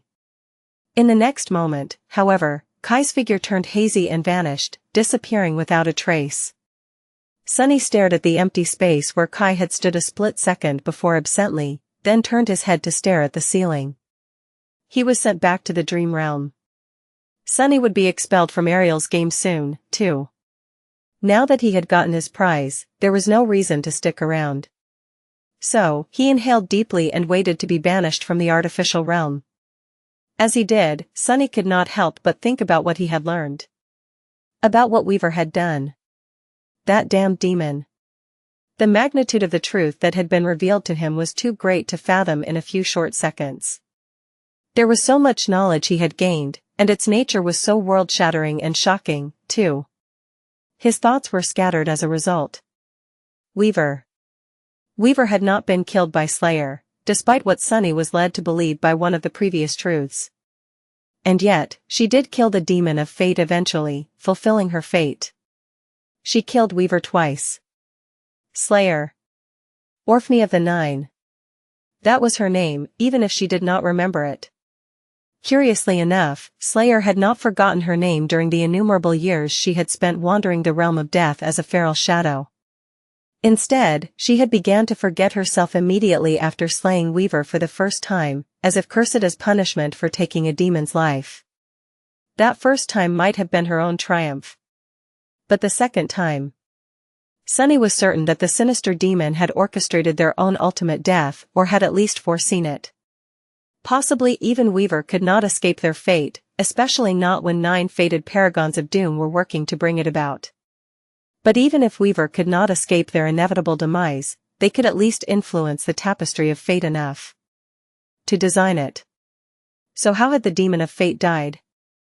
And why? For what? Well, the answer was obvious, now. Weaver had revealed it to Sunny directly, no less. What was it the sinister demon had said, having foreseen that a person following in their footsteps would learn the truth of that moment one day, thousands of years in the future? "Let me show you how gods die."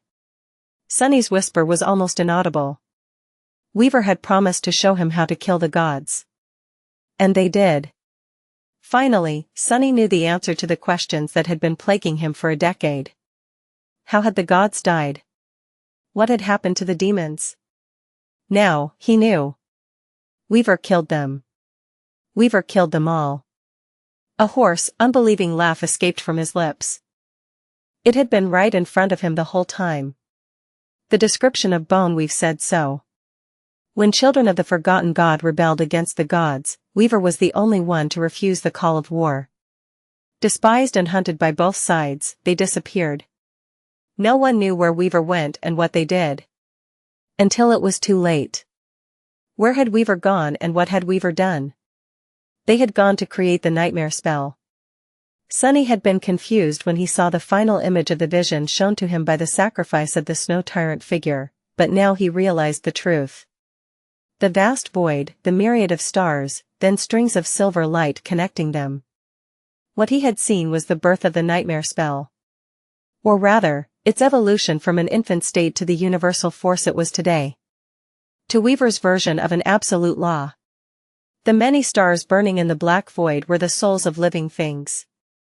The smaller stars were the souls of humans, while the brighter ones belonged to spirits and deities. While most of them burned in lonesome solitude, some had already been connected by faint strings of silver light. Those were the souls of the first carriers of the infant nightmare spell, like Auntie and her people. Weaver had chosen priests among mortals first and sent them to spread the spell among the despairing refugees of the Doom War. In the chaos of the end of the world, it spread like wildfire, unnoticed and underestimated. Laying a foundation for what would later become its final form. Slowly reached critical mass. All it needed to evolve into its true tyrannical splendor, at that point, was a catalyst. And that catalyst was Weaver. Their death, to be precise. When Slayer killed the demon of fate in front of the Void Gate. which, apparently, was hidden in the heart of Shadow God. The 7 divine soul cores of the nebulous demon had become the anchors of the great spell woven out of strings of fate, completing it. No, rather, setting off its proliferation and completion. To truly become what it was meant to be, the great spell needed much more fuel than simply Weaver's soul. So, it devoured the gods. It devoured the demons, as well. The 11 radiant constellations Sunny saw being consumed by the vast tendrils of silver light were the 6 gods and the 5 remaining demons. By the time they realized what Weaver had done, it was already too late to stop it. So, their luminous divine soul cores became nods of the spell's weave, too. That was how the Doom War had ended. With Weaver casting a spell upon the void from beyond the grave. The void? No, the spell has not been cast upon the void. It had been cast upon the being who was slumbering in the void, and was supposed to awaken and consume all of existence once the gate of the void was open. Which it had been, even if Sunny still did not know who had opened them. He let out a stifled laugh. Unbelievable. The nightmare spell. Sunny had never seriously considered why it was called that. Whose nightmare was it that had given the spell its name? He had simply assumed that it was the nightmare of everyone infected by it, or at least living in the world where nightmare creatures and the spell run rampant and free. But Sunny had been wrong. In truth, it was the nightmare of the forgotten god. The nightmare spell was a lullaby. It was a sorcery created to lull the god of corruption back into slumber once someone, the 9, possibly, had opened the void gate and stirred him awake. Why had existence not been destroyed when the forgotten god was freed? It was because after escaping the void, he had been imprisoned somewhere else. He had been imprisoned in an endless nightmare. The forgotten god slumbered and saw dreams. The seeds of nightmare, the nightmare gates, the nightmare creatures, the spreading corruption. They were merely emanations of the nightmares he dreamed, slowly infecting what was left of the flame. Wait. Sunny's eyes widened. The implications were too vast and enormous for him to handle easily. The death of the gods, the end of the war. The purpose of the spell? Weaver's hidden intent? Sunny was not sure of his conclusions yet, but if he was right, then he could extrapolate and glimpse one final truth. He had always assumed that the 6th nightmare, the nightmare that would make those who conquered it divine, was the last one. But if the spell had been cast to lull the forgotten god to sleep, then there was one final nightmare after that. The 7th nightmare. Where the forgotten god was imprisoned, dreaming restlessly. The conflict the challengers of that frightening nightmare were meant to solve was the conflict that plagued all of existence. The fate of the flame. I see now. The spell kept the forgotten god trapped within a nightmare. And at the same time, it ruthlessly nurtured mortals to become the new gods. And kill him. That was the truth of the dying world. Sunny remained motionless for a long while, and then sighed deeply. That's a little bit too ambitious, even for me. The demon of fate had promised to show him how to kill the gods. But really, Weaver could have just as well promised to show him how to create gods. That dastardly demon. And what the hell did Weaver call me? Epigone? The nerve. Bold words, coming from 1/7 of a deranged god. Sunny might have stumbled on the true purpose of Weaver's scheme. But that did not mean that he had to fulfill it. After all, killing the forgotten god was Weaver's goal. Seemed to be Weaver's goal, at least. But it was not Sunny's goal, and neither was the goal of his comrades and companions. Of Nephi's. Their goal was simply to make sure that humanity survived and build a new home for it in the dream realm. They had to become gods to accomplish that, but battling the forgotten god? While that would mean solving the root of the problem, it was also beyond what they wanted to accomplish. They wanted to build a shelter from the storms, not eradicate the concept of storms from existence. Who could have thought that becoming a god would become a modest goal, one day? Sunny smiled darkly. To hell with Weaver. They were not marionettes that danced when a dead demon pulled the strings. They would decide for themselves what they wanted to do, and what price they were willing to pay to achieve their goals. At that moment, the mountain shuddered violently one last time, and he felt himself being pushed out of the miniature realm of Ariel's game. The vast chamber of the Snow Palace disappeared, and for a moment, everything was dark. Or rather, everything was nothing and nowhere, beyond comprehension. Then, Sunny saw a vaguely familiar ceiling above him. And heard a very familiar voice. Well, well, well. Look who finally decided to show up. Sunny groaned, feeling innumerable points of view and several weeks of memories crashing into his mind. It was his own voice, naturally. Some time later, Sunny was in a magnificent council room of the Jade Palace, two of him, even. One was sitting on the shadow chair with his legs crossed, while the other was sprawled on a tastefully decadent couch, covering his face with a hand and groaning pitifully. Both were nursing a mighty headache. The incarnation on the chair was much better off than the other one, though. He was clean and neatly dressed, at least.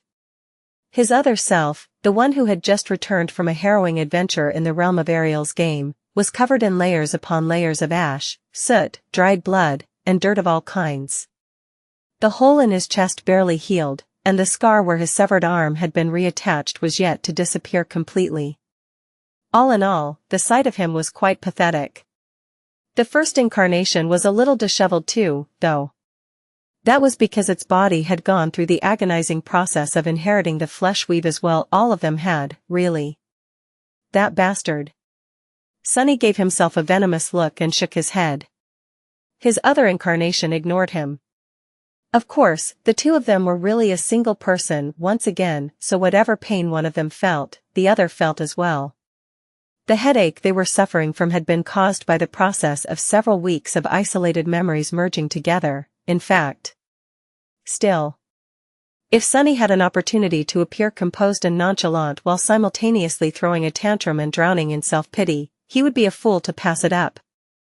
To his quiet dismay, the intended audience was ignoring his masterful performance completely. Sunny sighed. What a waste of a good tantrum. Nephice was paying him little attention, busy tending to Kai's wounds. Even though Sunny was almost entirely healed and even though he had caused the most severe of Kai's wounds himself, he was still unhappy with the lack of attention. Granted, the rest of the people gathered in the council room were all looking at him intently. One could even say that they were giving him death stares.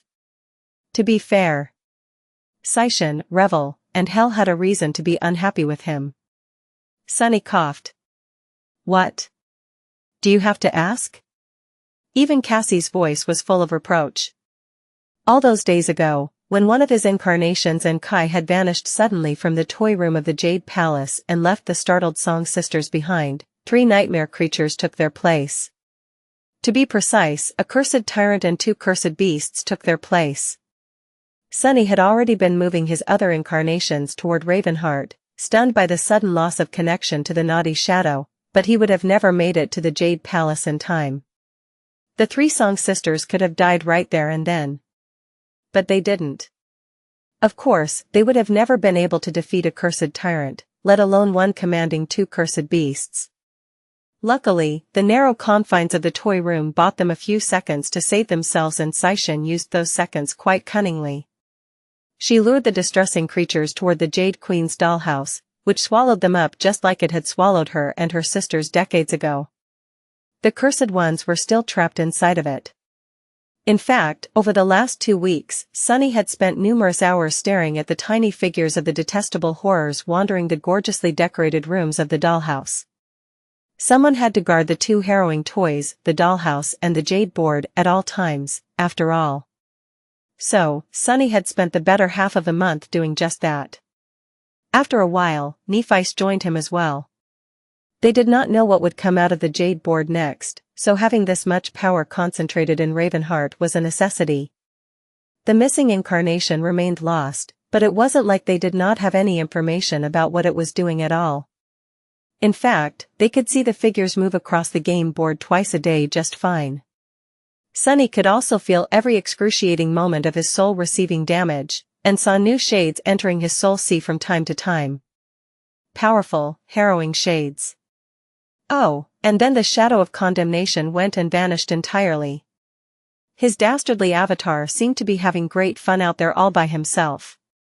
All of this culminated in Kai stumbling into the toy room out of thin air.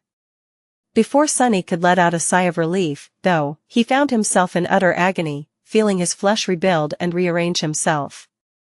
And as soon as he recovered, the prodigal incarnation returned, flooding his mind with the memories of vicious battles, startling revelations, and truths so shocking that he was almost sent into a catatonic state.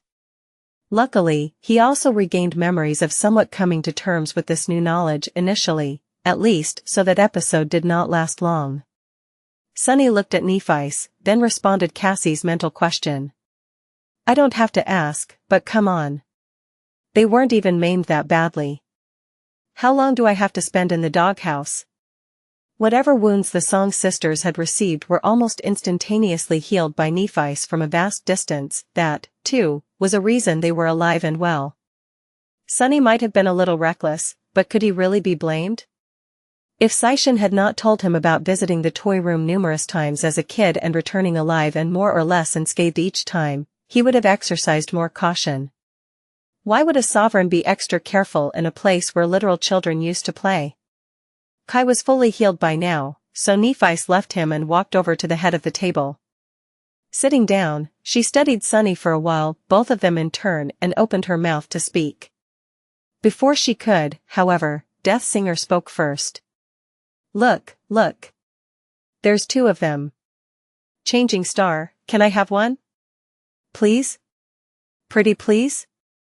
Nephi's closed her mouth and stared at her silently. Her face remained expressionless. But the curtains behind Death Singer seemed to have suddenly caught on fire, for some reason. Ouch!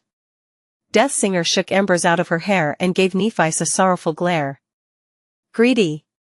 Nephi stared at her for a few more moments, then took a deep breath, extinguished the curtains with a thought, and glanced back to Sunny.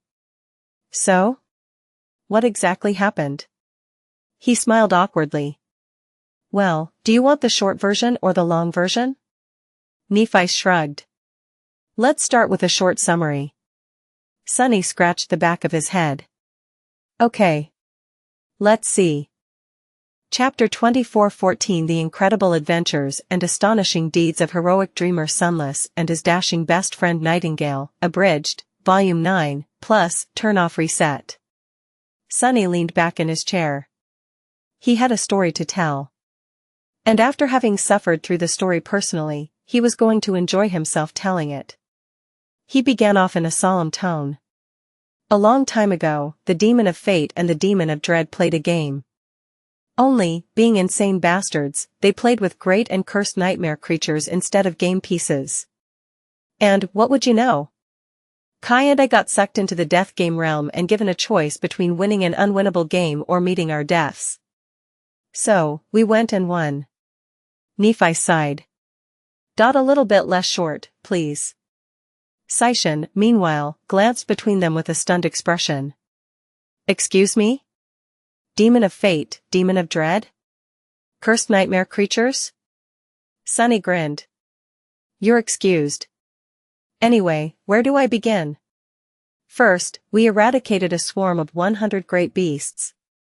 Then, we graduated to fighting cursed abominations. The first one we killed was an infinite worm. And I mean literally infinite. That thing seemed like trouble, but actually, it died when I simply stepped on it.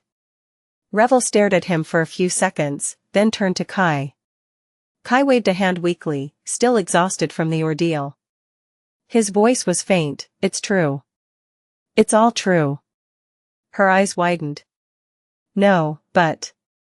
However, Sunny interrupted her. So, next we found a cozy temple on the peak of a mystical mountain and waited to be beset by a pack of frightening wolves led by a cursed demon, as well as a very impressive training dummy. I was really hungry by then, but sadly, there was no wolf meat left by the time I was done with them. In fact, there was barely any mountain left as well. I sort of blew it up to smithereens. It was quite a sight. Nephi shifted slightly and gave him a strange look. You blew up a mountain? Sunny raised his chin. Sure did. He thought she would be proud of him, but for some reason, her gaze seemed a little dejected. If Sunny did not know any better, he would have thought that Nephice was pouting? But that was impossible, naturally. After all, she was Changing Star, the last daughter of the immortal flame. The fearless sovereign of humanity. Surely, she would not mind him stealing her signature move? Right. No way. Sunny cleared his throat awkwardly. Well, in any case.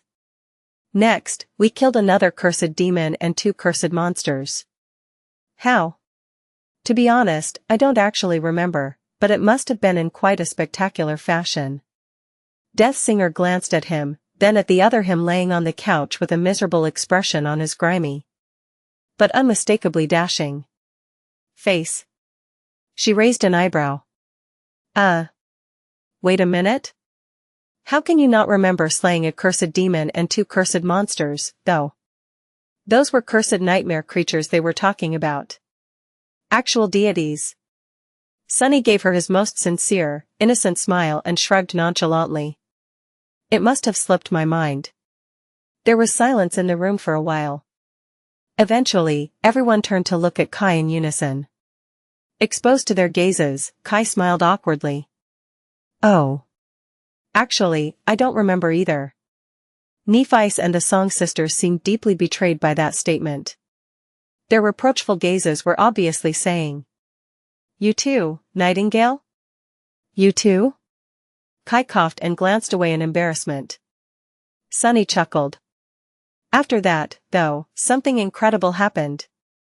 For gazes turned to him once again. He paused for a few seconds, and continued in a happy tone. We finally procured a meal.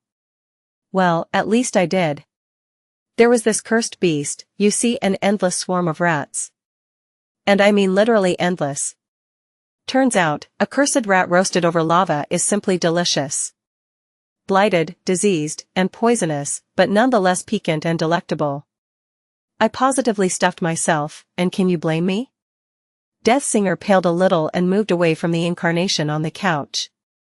Her mumble was almost inaudible, but it still made Nephice let out a long sigh. On second thought, you can have that one, Changing Star.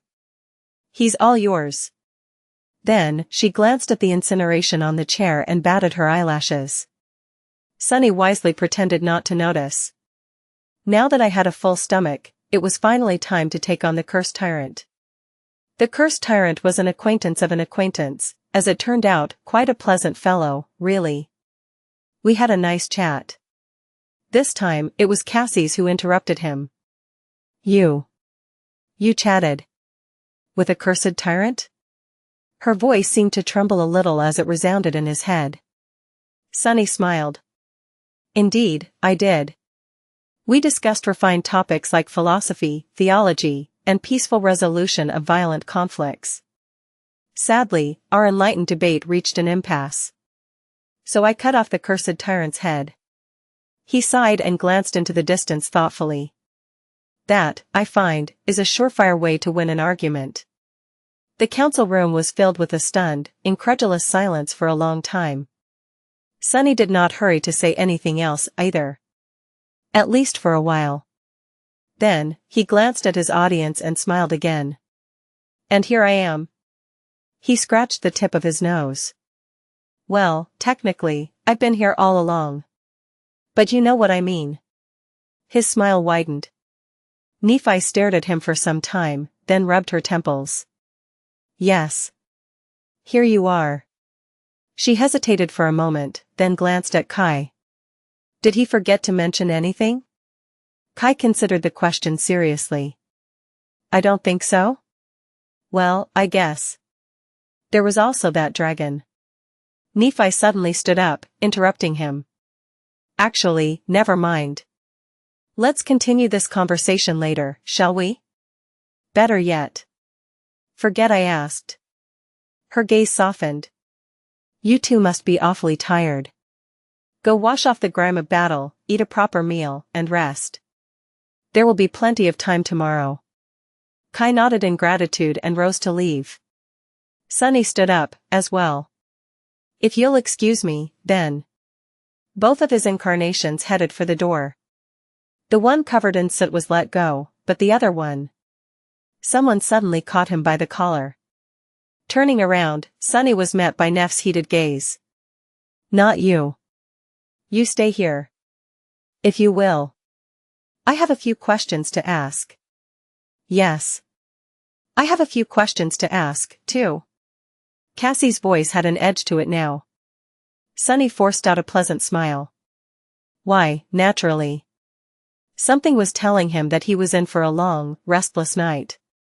At the same time, he found himself in a peculiar predicament. The events that had transpired in the world at large in these last few weeks were old news for him, but at the same time, he just learned about them. So, Sunny found himself in a strange state of being surprised and stunned by something he already knew. Rain. Did what? The incarnation who had just left the council room paused for a moment and covered its face with a palm. Everyone on the floor. This is a robbery. There was gunfire, screams, and the sound of breaking furniture as a group of masked men burst into the foyer of a prestigious bank. The startled clients froze, paralyzed by shock and fear. The workers raised their trembling hands into the air.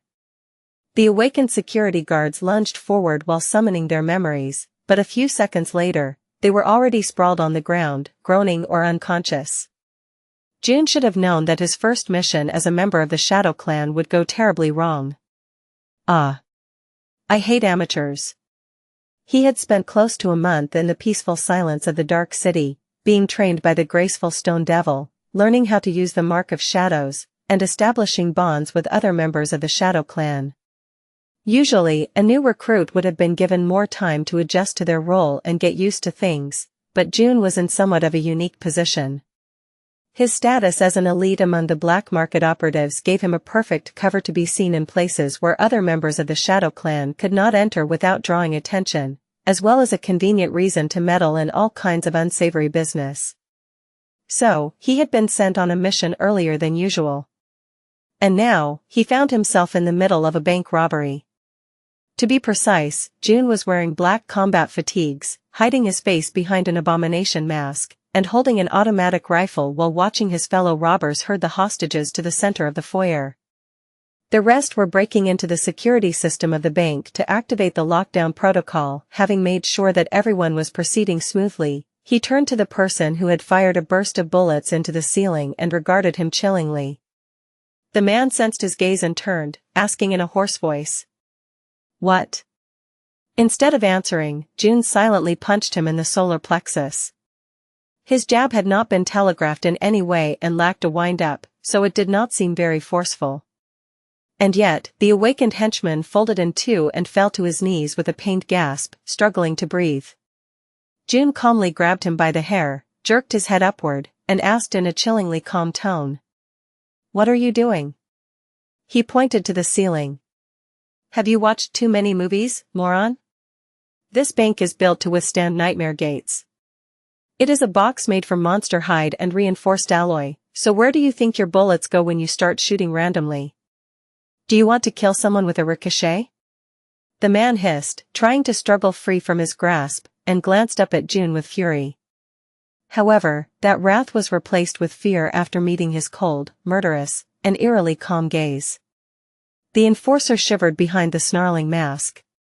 Sorry, Corsair. June watched him for a second more, mentally re-evaluating the situation. The people who had reached out to hire him for this job were not his usual clientele. They were not professionals assembling a crew of reliable specialists, instead, they were zealots. Usually, June would not have taken such a contract, but the peculiar cult these zealots belonged to had been on the Shadow Clan's radar for a number of months now. This was their first serious move, so Awakened Kim had sent him to learn more about their goals and to make sure that nothing went wrong during the attack on the bank. In short, the robbers were a motley crew of a dozen or so believers and a few hired hands, June included. He was one of the more experienced people among them, so even the zealots seemed to be treating him with respect and trepidation. Still, maybe it was a good idea to make them respect him a little more. June glanced at the kneeling enforcer, considering if it was worth it to make an example out of him. Is there a problem here? He shifted his gaze and glanced at a delicate young woman with fair skin and blonde hair who had approached them. She was the only one of them dressed as a civilian and wearing no mask. Granted, she did change the color of her hair and the features of her face with a camouflage charm. She had been hiding among the clients of the bank when the attack started, looking weak and inconspicuous. That was why the guards had not paid the delicate young woman any attention and were taken down by her in a matter of moments as a result. Now that they were expertly tied up and under watch, she approached June. The young woman was another specialist hired by the Zealots. She was also his fellow shadow, Fleur. Ray was also here, posing as a mundane person and being restrained alongside other hostages. The three of them were sent on this mission together, with June taking charge.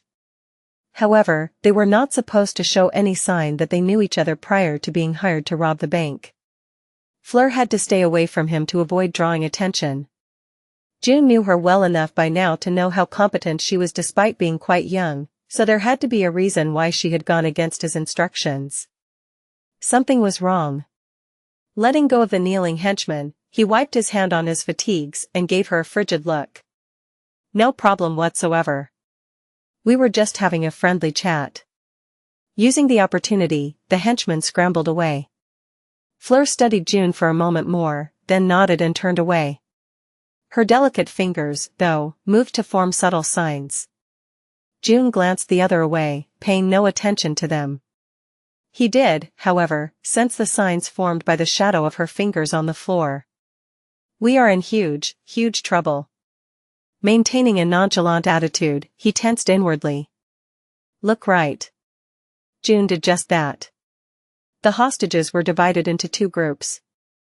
The larger group consisted of mundane humans. Ray was among them, sitting on the floor with his hands tied behind his back.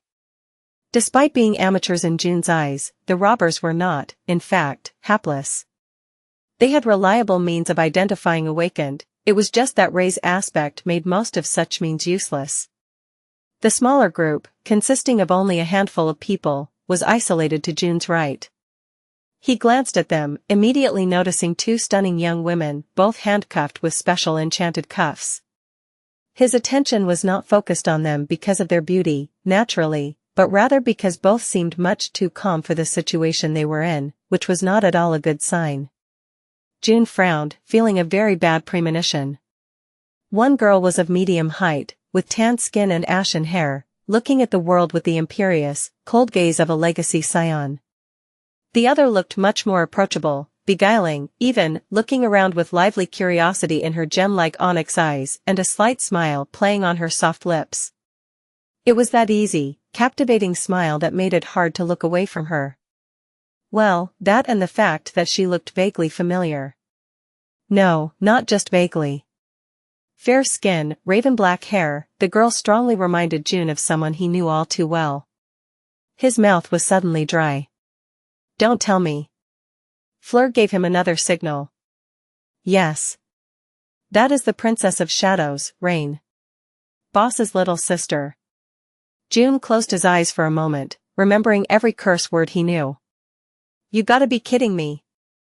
The assailants moved rapidly. Before too long, the bank's security system was in their hands, and the heavy armor plates meant to protect the building in case a nightmare gate opened nearby fell down, turning it into an impregnable and inescapable fortress. Of course, all things were relative. Nothing was truly impregnable in the world of the nightmare spell. The bank could withstand the attacks of awakened abominations, and possibly a few fallen ones as well, but far more frightening creatures were entering the waking world more and more frequently these days.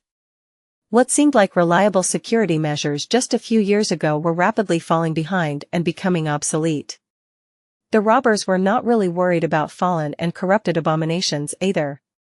What threatened them more were humans. Government forces would arrive at the scene soon enough, including powerful ascended officers. If their luck was especially bad, even a saint could show up to resolve the crisis. The chances of encountering someone they had no business encountering were especially high because this bank was an old and prestigious one, having existed from before the descent of the spell. Many prominent families, including storied legacy clans, used its vault to store precious heirlooms and priceless treasures. A concerned powerhouse could appear out of the blue, not out of a sense of duty or altruism, but simply to prevent their own family from being robbed. Ah. It's getting worse and worse. June sighed quietly. The presence of hostages would buy the robbers some time, but not enough time. They had to finish the job rapidly and get away before things went south. By now, the mundane clients and workers were tied up and sitting on the floor near the east wall of the foyer, while the awakened visitors and security guards were restrained and kept under watch near the west wall. Among them was the mysterious princess of the Shadow Clan. June threw a dark look at the gorgeous young woman and groaned inwardly. Blast it. On the day he joined the Shadow Clan, awakened Kim warned him about 3 people, her husband, Aiko, and the princess. He had become good pals with Luster in no time and built rapport with the Shadow Fairy in no time. However, June had sworn to stay as far away from Boss's little sister as possible. He did not need to open that particular can of worms. And now here she was, in front of him. Locked, restrained, taken hostage, and surrounded by militant zealots. What was going to happen to June if even a single hair fell from her head? What was it that awakened Kim said? When it came to their boss, being killed was not an escape from suffering. It was merely the beginning. June had remained calm in many situations that would have made most awakened faint. He had survived horrors beyond imagination and glanced death in the eye without flinching on innumerable occasions. But now, he suddenly felt nervous. Forming subtle signs with his fingers, he sent Fleur a message. We must make sure that absolutely no harm comes to her. Fleur did not answer for a few seconds. And when she did, there was something peculiar about her response. Harm comes to her? No, Corsair. You don't understand. She turned faintly and gave him a peculiar look. You should be concerned about the Zealots, instead. We must make sure that Rain doesn't take them all out before we can complete our mission. Deciphering the ominous message, June raised an eyebrow behind his mask. Why? Is there a possibility that she'll go on some kind of massacre? Fleur stared at him with an incredulous expression for a brief moment, then glanced away. Don't be silly. She's a pacifist. Now, what the hell was that supposed to mean? June would have loved to learn more, but at that moment, a man wearing a tyrant mask walked into the empty space between the 2 groups of hostages. His low voice resounded in the foyer of the bank, making a few of them flinch. Ladies and gentlemen, I am Tyrant. You have the honor of being my guests tonight. Show proper manners, and you'll have a pleasant visit. If not. His dreadful gaze landed on the hostages, forcing a few to reel back. I am afraid you won't enjoy the consequences. My people won't enjoy washing blood and viscera off our clothes either, so do consider acting with decorum and following our instructions faithfully. Don't give me a reason to revoke my hospitality. The man was the leader of the group, a figure of prominence in the cult and a seasoned warrior, at least judging by what June had discerned about him. Worst of all, he was a master. June had taken down a master or 2 in the past, but it was never easy, especially when he did not have the advantage of striking from stealth or luring the adversary into an ambush. Assassinating an ascended was one thing, but facing one in an honest battle was not something he ever wished to repeat. He just hoped that the princess would not draw the tyrant's attention. Nothing good would come if she did. As June was somberly contemplating contingencies, the dead silence that followed the tyrant's address was suddenly broken by a loud whisper. Wow. Tamar, did you hear that? That was a proper villain speech, wasn't it? So cool. That guy is too full of himself, but let's give credit where credit is due. He's really eloquent, for a pompous dimwit, I mean. Rain. Can you shut up? Please. Do you think he gave that speech impromptu, or had he rehearsed it at home? If it's the former, amazing. Great improvisational skills. I sort of think that it's the latter, though. Can you imagine? That'd be so funny, him standing in front of a mirror, practicing a sinister voice. Stop talking, fool. I'm begging you. No, I'm just saying. Do villains like that utter buffoon over there also get stage fright? I'd be mortified, having to give a speech in front of a hostile crowd. He has guts, that's for sure. Ah. You've done did it now. Huh? Why is everyone looking at me? The loud whispers finally grew silent. Everyone in the bank, the robbers, the hostages, and the tyrant himself, were indeed staring at the two young women. The Princess of Shadow blinked a couple of times, then smiled awkwardly. Oh, was I too loud? Sorry. Continue as you were. June shook and suppressed the desire to shoot someone. Possibly himself? In all his career as a soldier, mercenary, and occasionally an assassin. Arg. She's exactly like her brother. Rain glanced at the masked thugs and smiled innocently. That should be enough, right? Life was really unpredictable. Today was supposed to be a usual day, and yet, she had found herself in the middle of a bank robbery. Rain would have blamed her awful luck, but she suspected that luck had nothing to do with it. Rather, it must have been Tamar. She gave the legacy girl a sidelong glance. The two of them were visiting NQSC on business, well, Rain was, while Tamar had come along as her friend and unofficial bodyguard. Chief Bethany had achieved a groundbreaking feat by establishing a hydroelectric plant in the dream realm, but she could not return to the waking world to share her research with the part of the academic community still residing here. If she did, she would be pulled into the first nightmare, so, an intermediary was needed to make a report on her behalf. Rain was the only awakened on the team, so she was a natural choice despite being an intern. She had been wanting to visit NQSC for the longest time, as well. This was where she had grown up, after all, but after leaving the city for Ravenheart numerous years ago, she never had the opportunity to return. So, Rain and Tamar used the dream gate to come back to the waking world. The conference where she was supposed to make the report was supposed to start in a few hours, but before they went to the venue, Tamar asked to visit the bank where her clan had a deposit box. And here they were, restrained and being stared down by a dozen armed assailants. Said assailants were staring at Rain with overflowing malice right now. Oh, was I too loud? Sorry. Continue as you were. She glanced at the leader of the bandits awkwardly.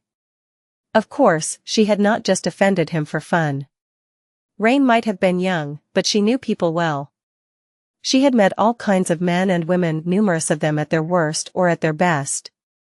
Crisis and war had a way of drawing out one's true nature, and both were plentiful in the world of the nightmare spell. So, having rapidly glimpsed the tyrant's true nature, she knew where things would go from the moment he began to speak. The callous man needed to make a crowd of frightened people submit to him. It was an imperative necessity if he wanted to emerge from this conflict with minimal losses. But frightened people were rarely rational. Mere threats were not going to work. If he knew what he was doing, and he seemed like someone who did, he would illustrate his promise of violence with something more convincing than words. She was certain that the tyrant was going to make an example out of someone, even if no one challenged his authority immediately. Their blood would prove his point and make the rest of the hostages believe his threats. That was why Rain had provoked the man. If someone had to be made an example of, it would be much better for her to play that role. Rain was an awakened, after all, and could endure much more punishment than one of the mundane hostages would. And if the tyrant went too far, she and Tamar could offer far more resistance. She was not arrogant enough to think that the two of them were invincible. In fact, in other circumstances, Rain might have acted with more caution. But she had noticed Ray among the hostages. Fleur was here, too, having infiltrated the criminal crew. Their disguises did not fool Rain, and after sensing them communicating with the shadow signs, she concluded that the tall man in the mask of a grotesque devil was a member of the Shadow Clan, as well. The mysterious devil emanated a sense of confidence and dreadful composure. She could not see his face, but his piercing blue eyes were cold and indifferent, as if he was not at all disturbed by the tense and potentially lethal situation. He seemed like a man with ice flowing through his veins. Rain did not know him, and he did not seem to recognize her either, so he was probably someone Sunny had recruited recently. Collecting unique people seemed to be his latest hobby. In any case, there were 5 members of Shadow Clan in the bank and 10 assailants, meaning that while Rain was indeed putting herself in danger, that danger was not too serious. 5 shadows was more than enough to handle this rabble. The only problem was the tyrant himself, who seemed to be a master. However, the magnitude of that problem remained to be seen. As the callous man turned his glassy gaze to her, Rain smiled and whispered 2 words almost inaudibly to assign herself a pair of epithets. I am harmless, hilarious promise of a distant sky. People were less likely to attack those they were not threatened by, and far more likely to treat those who made them laugh well. Now, she could only hope that the tyrant would not decide to go too hard on her. He studied her for a few seconds, then approached her with slow, measured steps and stared her down, making her shiver. Something was lacking from the man's gaze. Empathy, possibly, or possibly even humanity. I hope it won't hurt too much. But as long as the other hostages were spared, Rain was all right with hurting a little.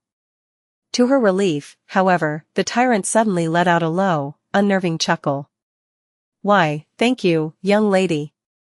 Eloquence is indeed something a man in my line of work needs to excel at. With that, he shifted his glassy gaze to Tamar. The tyrant remained silent for a moment, and then spoke in an even tone. Tamar of Sorrow. What a pleasant surprise. Legacies were no different from celebrities, so it was no surprise that he recognized her even if Clan Sorrow had lost its former prominence. Numerous people would know what she looked like. The tyrant seemed to smile behind his mask, and then spoke over his shoulder in an emotionless voice. Corsair, take these young ladies down with us. It will be easier to get into the vault with them around. Rain let out a tiny sigh of relief and threw a glance at the tall man in the devil mask, Corsair. The newest member of the Shadow Clan was looking her way, as well. Huh. But why did it seem like he wanted to strangle her? The assailants moved with speed and discipline one would expect from well-trained soldiers, not thugs who would go around robbing banks. Before Rain could even come to terms with the shifting situation, she and Tamar were being escorted into the depths of the building. The tyrant was leading the way, with 6 of his men following. The 2 hostages were walking behind, with Corsair and Fleur guarding them. Which meant that 4 awakened bandits stayed behind to guard the rest of the hostages, and were now alone with Ray. Can we take them down? Rain and Tamar were restrained with enchanted cuffs that made their essence peculiarly sluggish and prevented them from summoning any memories. The former would have interfered with their ability to use Aspect's abilities if not for the Mark of Shadows. Every member of the Shadow Clan was a master at controlling essence due to bearing the mark and undergoing extensive training, so they were all but immune to the insidious influence of the enchanted restraints. Rain had dismissed the epithets she had assigned herself to avoid the tyrant's wrath, and was now considering her next steps. First, she glanced at the rifles the assailants were carrying. It was strange to see awakened using contemporary weapons instead of memories.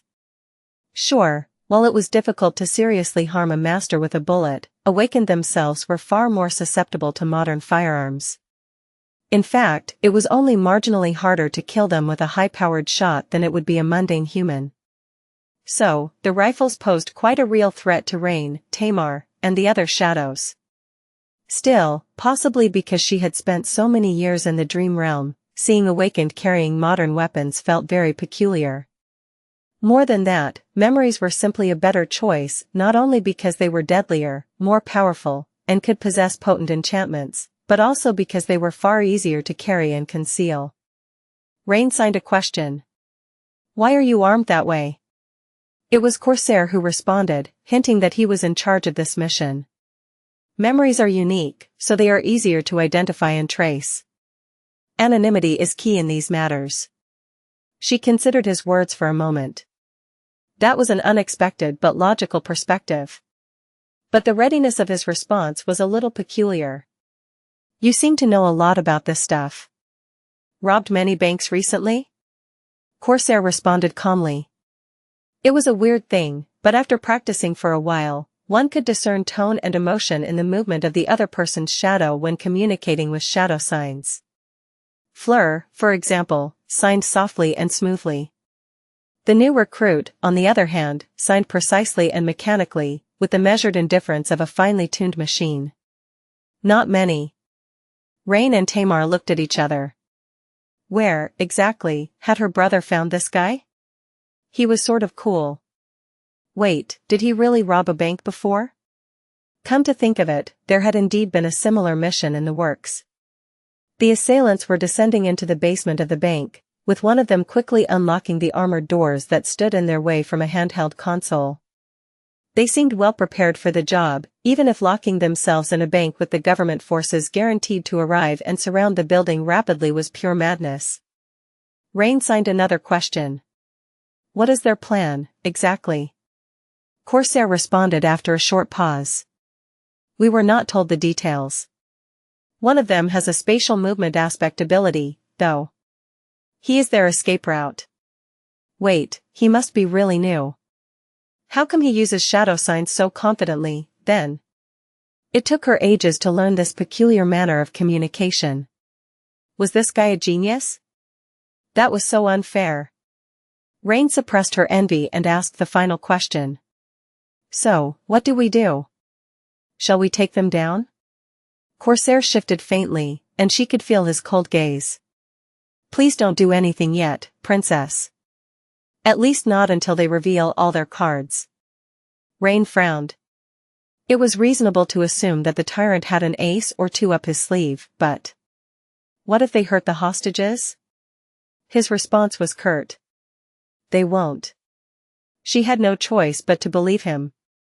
So. Corsair, Fleur, and Ray were here to spy on the assailants and learn something about them, then take them down. Which meant that these were not easy criminals. Rain wanted to scratch her head, but sadly, her hands were restrained. Who, then? Misguided loyalists refusing to accept the fall of the Valor and Song regime? Disciples of some strange doomsday cult? Several of those had sprouted out of nowhere after sister-in-law made her explosive announcement. Finally, they reached the vault. This one, the tyrant's tech specialist could not unlock, so, the leader of the assailants invited Tamar forward, gesturing to the complicated lock. If you will, Lady Tamar. She stared at him chillingly for a few seconds, then nodded to the lowest part of the contraption. Am I supposed to scan my fingerprints while my hands are tied behind my back? Her clan had a deposit box in the vault, so her data would be stored in the bank VIP client repository. That alone would probably not unlock the door, but it would help the tech specialist to see the system. The robbers studied her silently. Finally, the tyrant pushed one of them forward. Take the cuffs off. Then, he turned his glassy gaze back to Tamar. Please don't do anything rash, young lady. If you do, I'll start with cutting off a finger. I know that you won't be deterred by such a easy threat. Legacies can be quite stubborn, after all, but do understand that I don't mean your finger. I mean you little friend over there, and it won't end with a single finger, either. Rain instinctively clenched her fists, hiding her fingers. Tamar remained nonchalant, staring at the tyrant darkly, while Corsair tilted his head a little. Poor tyrant. He doesn't know what's coming for him. Rain almost pitied the man. The cuffs came off. Tamar walked over to the lock and unhurriedly scanned her retinas and fingerprints. Lastly, she channeled a little bit of her essence into a special spell-tech pattern that lit up, recognizing it. Soon, the heavy door let out a series of low clicks and opened slowly. Far above, in the foyer of the bank, Ray was sitting on the floor among the frightened hostages. His hands were zip-tied behind his back, and there was an appropriately scared expression on his face. His eyes, however, hid a hint of boredom. The four robbers were watching the hostages like hawks, but no one seemed to be paying him much attention. Ray remained motionless. But, unnoticed by anyone, a black snake slowly slithered out of his sleeve. The snake coiled on the floor, then raised its triangular head. Its fangs bit into the zip tie, easily slicing it apart. Ray brought his hands forward and rubbed his wrists. Then, he reached back and picked up the snake gently. A moment later, its body rippled and turned into a razor-sharp black blade. Still ignored by everyone, Ray inhaled deeply and slowly rose from the ground. Deep in the bowels of the heavily fortified bank, the colossal doors of the vault opened, and the tyrant led his men inside. Rain and Tamar were forced to follow, as well, finding themselves in a The bank vault looked nothing like what Rain had expected. In fact, it looked no different from a tastefully decorated, luxurious apartment. There was a spacious guest room with lavish furniture, video walls showing a scenic seaside landscape, and a sophisticated climate control system that imitated an invigorating breeze. Several doors led out of the guest room, opening into a gorgeously furnished kitchen, a neat and cozy bedroom, a recreation room with a state-of-the-art entertainment system, a stylish parlor. There was everything a person needed to live a comfortable life here, not having to step outside at all. A woman in a muted, but fashionable business attire was standing in the middle of the guest room, looking at the tyrant with a tense expression. What is going on? Rain looked at Tamar and Corsair furtively, but neither of them seemed surprised by the scene. The tyrant gave a nod, and his people dispersed across the luxurious vault apartment. Vault? The man himself, meanwhile, walked over to the woman and gave her his usual cold, glassy stare. He spoke first. Pleasure to meet you, Vault Keeper. Now I presume there is no point in expecting your willing cooperation? The woman shook her head somberly. The tyrant chuckled. Suit yourself. Torture it is, then. She gave him a cold smile. You seem to know your basics. Then you should know that people like me are employed for a reason, as well. My aspect makes me immune to pain, so try your worst. Rain finally understood what was happening. In hindsight, it was quite obvious. This bank was an old and prestigious one, offering its services to numerous prominent legacy families. And what was it that legacy clans would want to keep safe? Jewelry, precious materials, pieces of priceless art? Well, that too. But primarily, the most valuable assets legacies possessed were memories and echoes. Only awakened could own those, though. In case the heirs of a family had not undergone the awakening yet, a reliable intermediary was needed to make sure that they would receive their inheritance awake and led perilous lives, after all, and could die at any moment. Parents were not always able to transfer the aspect legact relics and valuable memories to their children themselves. Adult legacies were most likely in the habit of entrusting the heirlooms of their clan to a reliable, neutral party for safekeeping, especially before embarking on a life-threatening journey like challenging a nightmare or participating in a war, for example. Hence the need for the bank, and for the woman who was standing in front of the tyrant with a cold smile. He had called her the Vault Keeper, but more precisely, she was the vault. She was the awakened who kept the memories and echoes entrusted to the bank in her soul. That was why she was locked underground, living in the safety of this luxurious, heavily protected apartment.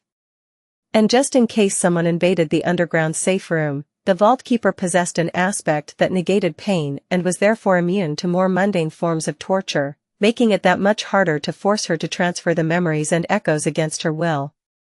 But where there was a will, there was a way. Rain's expression darkened. There was probably an armored room with mundane deposit boxes somewhere here, as well, but that was not the tyrant's goal. His goal was the Vault Keeper.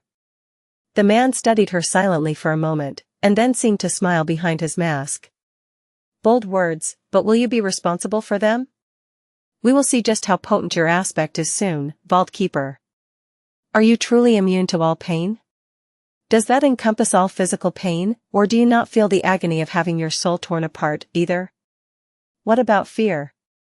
Do you not fear watching yourself be maimed and disfigured, even while not feeling anything?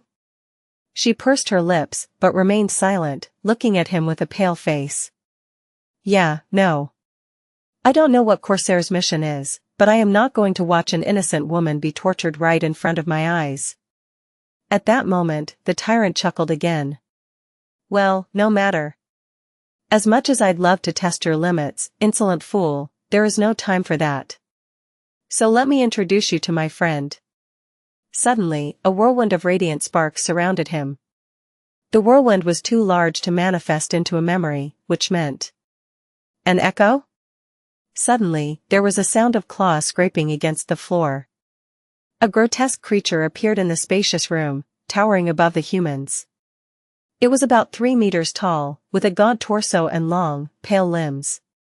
Its lower limbs were long and powerful, resembling that of a frog, while its upper limbs looked almost like that of a human apart from their deathly pallor, eerie proportions, and clawed hands. The truly appalling part was its face, though. Ugh. Disgusting. A mess of slithering tentacles hung from the creature's mouth, obscuring its chest. Its eyes were large and milky white, covered by cataracts, and there were fin-like ridges crowning its head. The whole thing was moist and glistening dimly, as if the creature had just crawled from a dark pool of stagnant water. From what Rain could tell, it was an echo of a fallen devil. The vault keeper took an involuntary step back, while Corsair took a lazy step forward, which just so happened to put him between Rain and the echo. Coincidentally, he almost bumped shoulders with Tamar, who had done the same. What is this thing? The vault keeper's voice was concerned. The tyrant craned his neck to look at his echo, and then turned around to the woman. This is a uniquely persuasive echo. Its powers affect the mind. Sadly, they also physically destroy the brain of the victim, but only after getting the victim to do what the master of the echo needs. So, Vault Keeper, you have a choice. You can either get to know my friend better, or hand over a memory called the Key of Ascension voluntarily. Rain lowered her head and prepared to manifest her mark into a weapon. At that moment, however, something unexpected happened. Just as lazily as he had come between her and the echo, Corsair took another step forward and plunged a black stiletto into the back of the tyrant's skull. Or rather, tried to. Peculiarly enough, the sharp blade simply slid off the man's head, only leaving a shallow scratch on it. Time seemed to slow down for a moment. No, what the hell? Time has literally slowed down? Corsair sighed. Ray, now. And then, everything around them was suddenly plunged into darkness. A few minutes earlier, Ray rose from the floor and studied the 4 awakened robbers guarding the hostages. His dormant aspect ability did not make him invisible, but it did make him hard to notice. People and nightmare creatures both paid him little attention, and his presence was very subtle. Still, there was a limit to that ability. He could take one of the bandits down, but unless he was careful, the rest would immediately notice it. Even if they did not notice Ray himself, they would see one of their own going down. His targets, after all, did not possess the same power. 4 of them. Awakened were unpredictable and often possessed tricky aspects, but usually, taking down 4 would not pose a problem to Ray, not after the training he had received in the Shadow Clan, at least. Taking them down quietly and while making sure that no hostage was harmed, however, was a different matter. He glanced at the black blade in his hand, then sighed and placed it on the ground. A moment later, Ray was gone. In seconds like these, his best friend was a distraction. Nothing happened for a dozen seconds, and then, one of the hostages suddenly reeled back and screamed. Snake! Snake! The 4 robbers simultaneously turned to the source of the disturbance, aiming their rifles up. The man was awkwardly trying to crawl back, even though there was nothing in front of him. The robbers looked at each other and then headed toward him. Well, 3 of them did, at least. The one furthest away from the shouting hostage, and therefore behind the line of sight of his allies, suddenly found an arm wrapping around his neck. Ray got the man in a chokehold and squeezed with vicious strength, putting him to sleep. Since he made no noise whatsoever, and everyone's attention was focused on the frightened hostage, no one noticed him gently laying the unconscious robber on the floor. The other 3, meanwhile, reached their destination. They glanced at the pale hostage, and then, one of them said in an angry tone. Shut the hell up, moron. There's nothing here. The hostage, however, shook his head. And no. There was a snake here just a moment ago. I swear. The robber sighed and opened his mouth to curse at the tied-up man. It was then that a black snake suddenly slithered up his body and wrapped itself around his neck. Its mouth opened, and a chilling hiss resounded in the foyer. What the? The other robbers were starting to raise their rifles, but just then, Ray appeared near one of them, bringing down an alloy pipe which he had scavenged nearby onto his head. The man toppled like a tree, and by the time his partner jerked the barrel of the rifle in that direction, there was no one there. Ray's awakened ability, on the other hand, did allow him to become invisible even if there were some limitations to that ability, as well. In any case, he only needed half a second to reach the remaining robber, this time. Ray ruthlessly kicked him in the stomach, grabbed his rifle to prevent it from accidentally going off, and then slammed his knee into the man's chin as he bent down from the initial blow. By then, his mark had already dealt with the robber it had been strangling. All 4 bandits were down, laying on the floor in motionless heaps. The black snake slithered across the floor and climbed up his leg, disappearing into his sleeve a moment later. Ray looked at the hostages, who were staring at him in shock and fear. He remained still for a moment, then raised a hand and brought his index finger to his lips, as if telling them to be quiet. Then, he suddenly disappeared, leaving only 4 motionless bodies in his wake. Now, all he needed to do was get to the bank's grid control room and wait for Corsair's signal. Fleur was also in the vault, and while Ray was not happy about being separated from her during a dangerous mission, he knew that she could fend for herself. His sweetheart was a healer, yes. But she had received the same training he did. Plus, Rain and Tamar were there as well. Only I am stuck running boring chores. Sighing bitterly, he remembered the blueprints of the bank they had studied in advance and rushed to the grid control center. June listened to the exchange between the vault keeper and the tyrant without showing any interest in it. Of course, in truth, he was following the conversation quite intently. 6 awakened combatants, 1 master. The situation was not great, but it was not awful either. As long as the Ascended was taken down rapidly, the rest were not going to pose a problem. Of course, June was not going to attack the enemy master before learning what, exactly, had the man come here to steal. Then, the tyrant went and summoned a fallen echo. That spoiled June's mood somewhat, but not by much. Nothing really changed, quickly killing the leader of the Zealots was still his primary goal. When the tyrant died, his echo would disappear with him. His first mission as a member of the Shadow Clan was truly quite precarious. June was supposed to learn what the cult was searching for and take the Zealots down, despite the fact that their leader was an Ascended. At the same time, he had to make sure that the hostages weren't hurt or at least not hurt too badly. The decision on how far the Zealots were allowed to go was left to his discretion. Take the Vault Keeper, for example. Was he supposed to let the tyrant torture her? Or would that be crossing the line? Usually, June would have had strict parameters for a job, but the Shadow Clan gave its members a lot of autonomy. He was not merely a hired gun anymore, he was expected to exercise his own judgment and make decisions that would benefit the clan of his own accord. Which was already uncharted territory, and now there was also an unpredictable VIP added to the equation. The princess. Worse still, the adversary was in possession of a fallen echo. The question of whether or not June would allow the Vault Keeper to be tortured was moot now. The tyrant had decided to go straight for murder. The murderous zealot, meanwhile, was speaking once again. So, Vault Keeper, you have a choice. You can either get to know my friend better, or hand over a memory called the Key of Ascension voluntarily. June smiled faintly behind the mask.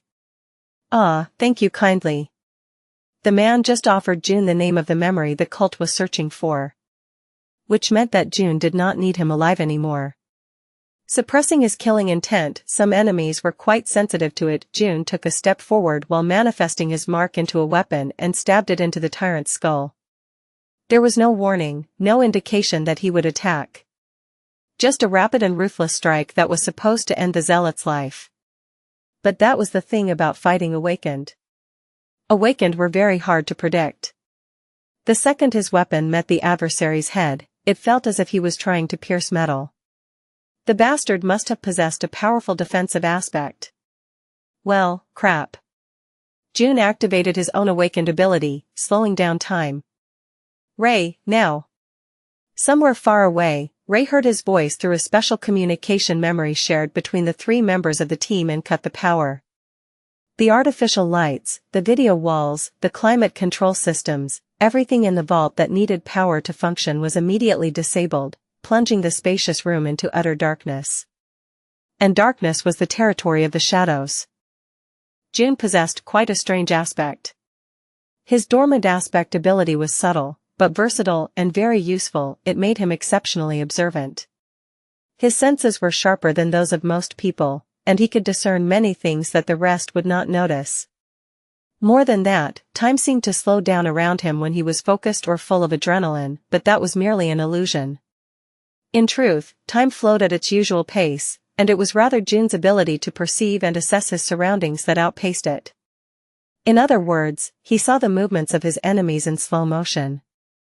June was moving just as slowly, since his speed was not given a corresponding boost. However, he had more time to perceive what his enemies were doing and come up with the best possible countermeasures.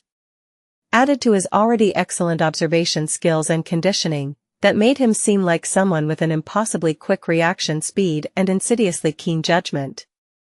As a side effect, June had earned a reputation of a man with ice flowing through his veins, since he never flinched and was never startled, remaining completely unfazed no matter what happened. His dormant aspect ability had saved his hide many times. It had always been powerful, and after years of specialized training, June learned to draw out its full potential. His awakened aspect ability, however, was anything but straightforward. It allowed him to actually slow time down. Well, not quite. Rather, it allowed him to slow down things, people, and creatures. There was a catch, though. His ability targeted an area instead of an entity, and within that area, different things were affected differently. Those more powerful than him would be slowed down less than those of equal power to his own, while those weaker than him would be slowed down more. Additionally, only their bodies would be affected, while their ability to perceive and assess information would remain the same. Inanimate objects and phenomena, meanwhile, were slowed down the most. June was not immune to his own ability, either, which meant that he had to use it cautiously and with foresight. He could cast it in front of himself to slow down a speeding bullet and step out of its path, for example, or to escape an explosion. But if he wanted to engage a powerful adversary in melee, slowing them both down would be the death of him. After all, he would be affected more than his foe. Still, once his backstab failed to kill the tyrant, June plunged the entire vault into the mire of slowed time to give Ray enough time to cut the power.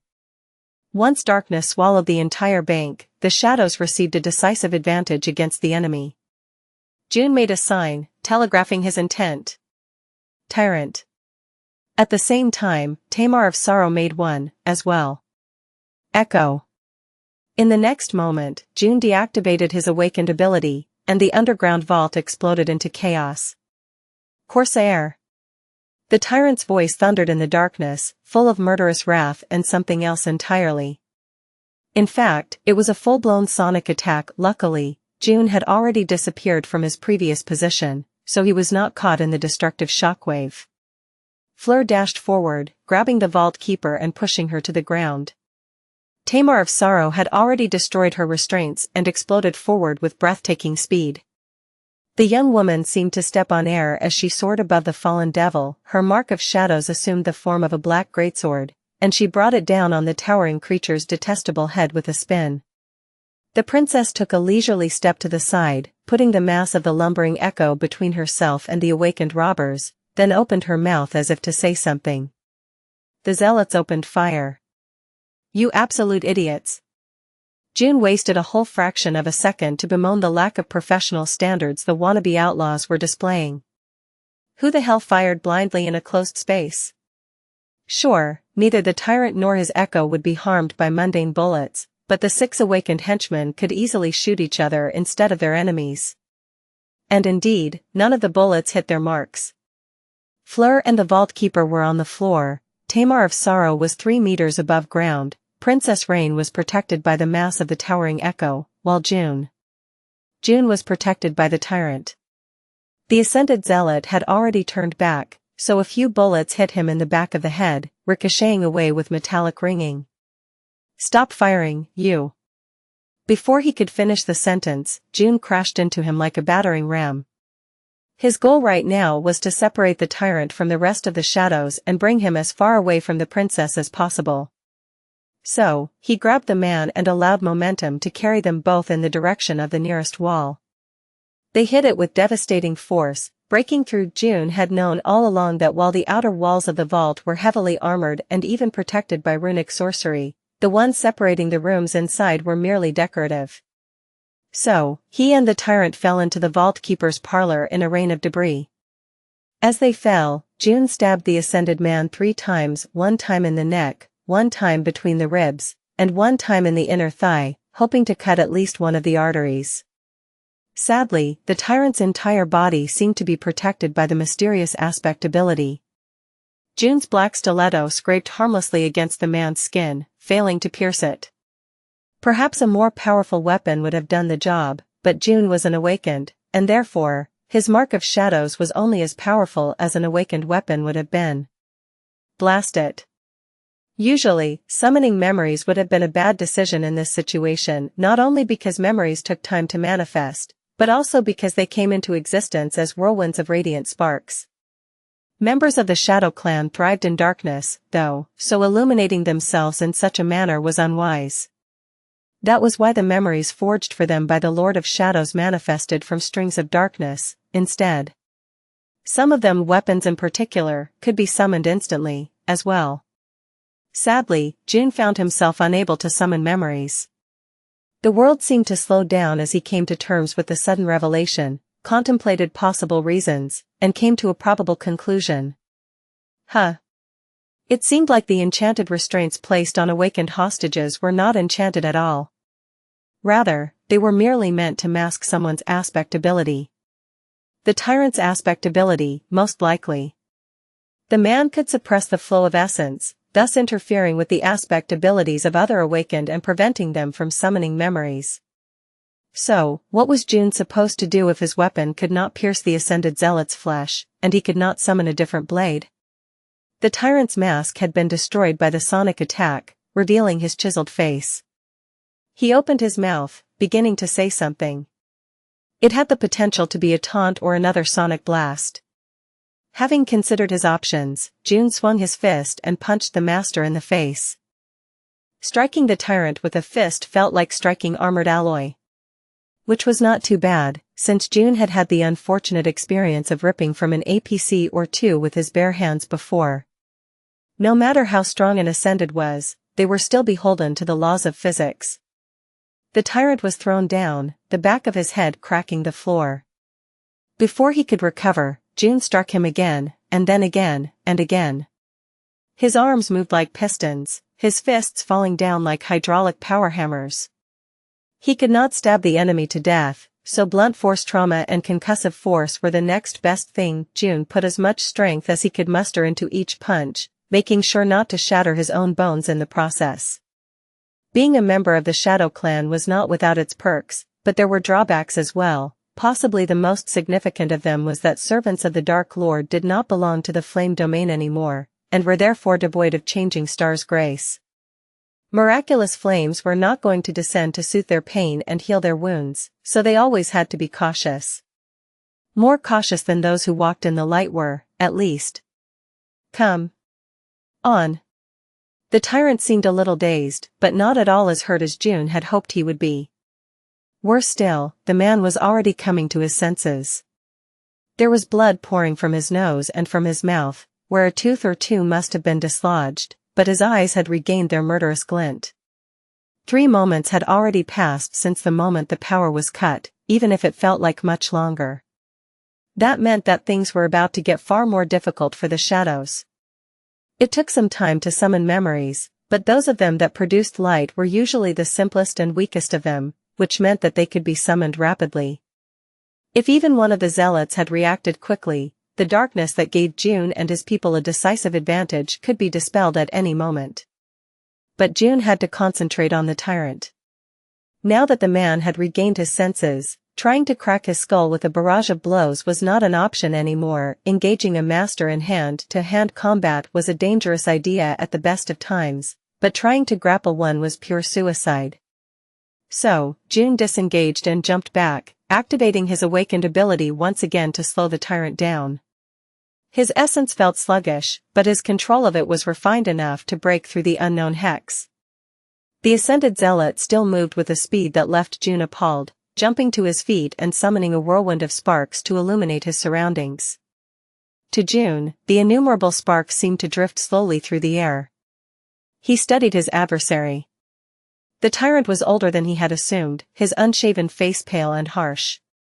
His equipment was mundane, offering no additional protection. Being stabbed, shot in the back of the head, slammed through a wall, and repeatedly punched in the face did not seem to have affected him in any significant manner. Blood flowing from his nose and his mouth was going to compromise his breathing, though. The man was left-handed, but his right eye was the dominant one. He also protected his left side slightly, most likely subconsciously, hinting at an old wound that was still letting itself be known, or at least a psychological habit. Not much to work with. June sighed, deactivated his awakened aspect ability, and lunged forward. Outside the devastated parlor, numerous things had happened in these 3 long moments. The fallen devil had lost half of its tentacle and was pushed to the corner of the room by Tamar's fierce assault. Her black greatsword was a memory forged for her by Sunny himself. Its enchantments were quite perplexing, making the brutish weapon exponentially deadlier the faster its wielder was moving and granting it far greater power if the wielder was completely airborne, not touching the ground at all. That and the element of surprise allowed Tamar to push the towering Echo back. Now, however, the devil had regained its wits and was about to launch a counterattack. Rain, meanwhile, had used the first second to assign herself an epithet. As an awakened, she could maintain 2 at the same time, so she granted the same epithet to Fleur, too. It was quite an easy one. Fleur, now. As the vault keeper pressed herself into the floor, the 2 young women rushed toward the robbers. The darkness was only broken by the muzzle flashes and ethereal glow of swirling sparks of light, so the enemies could not really aim at them.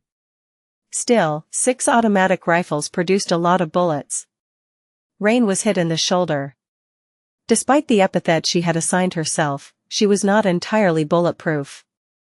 A direct strike from a heavy railgun would have probably punched right through her body. She would not have been able to protect a mundane person from being killed by less destructive firearms either. After all, it was not in the nature of mundane people to be immune to bullets. But she was an awakened instead.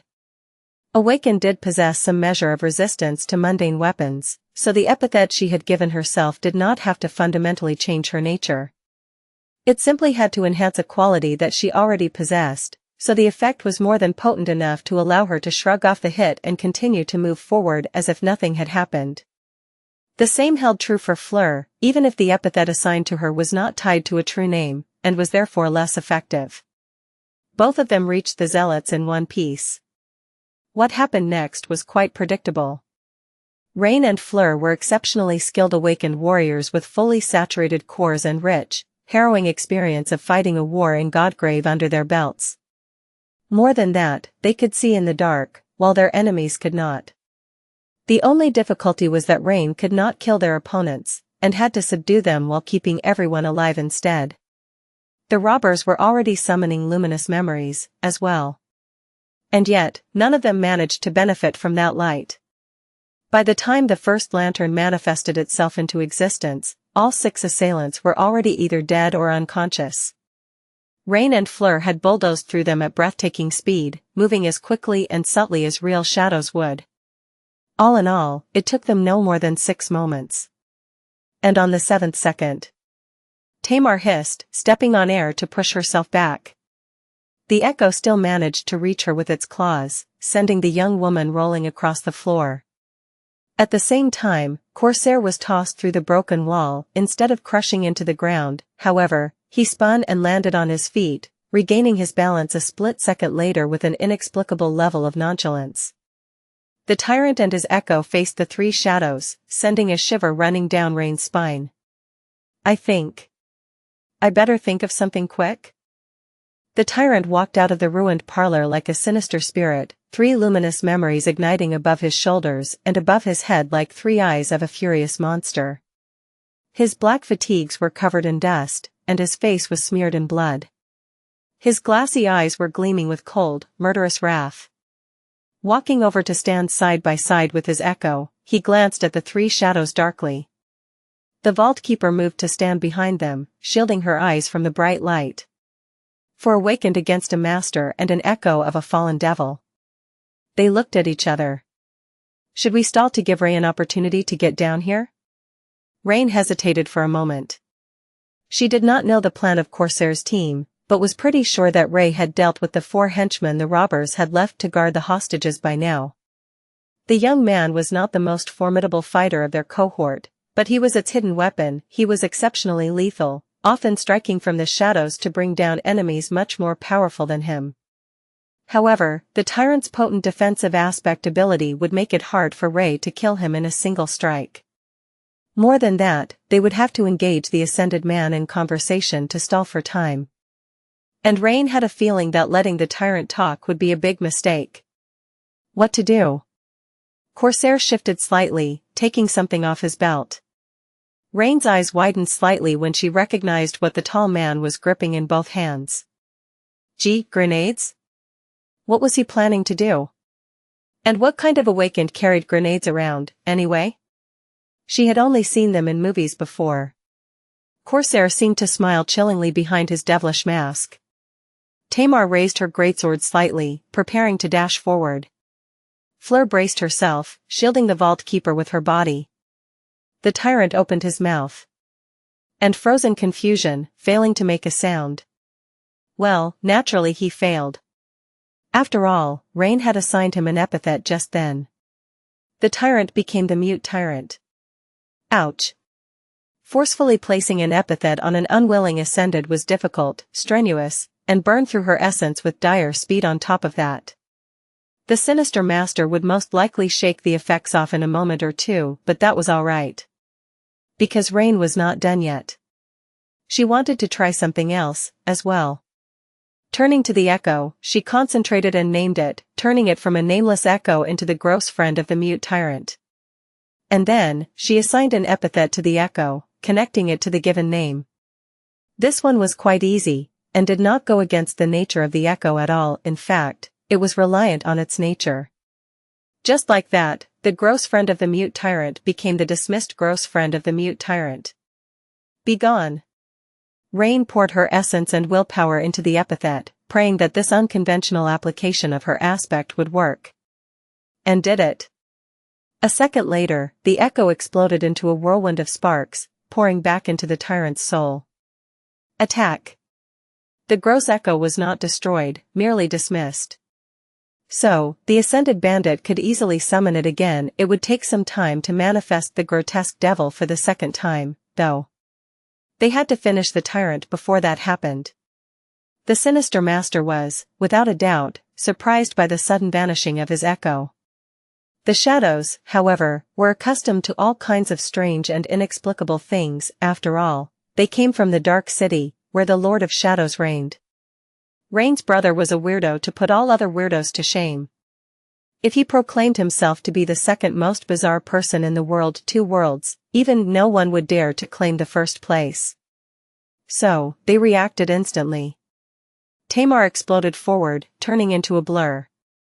Corsair was not far behind, with Rain and Fleur following. 4 black weapons were aimed at the tyrant's vital points. Well, Rain aimed a little off the mark, knowing that she would not be able to strike him where it counted. However, even caught by surprise, a master was still a master. The tyrant moved with awful speed, evading Tamar despite her awakened ability. In the next moment, his hand shot forward to grab her neck, then, both of them slowed down, as if caught in a mire. The tyrant was reaching toward Tamar, who was evading away. Her hair fluttered in the wind, rippling slowly. Her hand shifted slowly on the hilt of the black greatsword, pushing and pulling to turn its colossal blade around. The blade was mere centimeters away from the ascended bandit's torso, but at the speed it was moving, he would not be cut any time soon. Then, Corsair slammed into the tyrant, throwing them both back. Time resumed its usual flow, and the 2 men hit the floor a dozen meters away from the rest of them.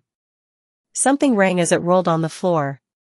Those were the safety pins of the grenades. Rain's eyes widened. You insane? At the last moment, Corsair managed to push himself away, sliding back across the floor. Still. When the grenades detonated, he was no more than a couple of meters away from the explosion. The tyrant was suddenly enveloped in light and flame. The flame, the shrapnel, the shockwave moved slowly, however, blooming in all directions like a peculiar, gorgeous, radiant flower. Corsair was right in front of the slowly exploding ring of fire and shrapnel, his kneeling figure countered against it sharply. Bastard. Something moved within the flame. A master was not going to be killed by a couple of mundane grenade, naturally.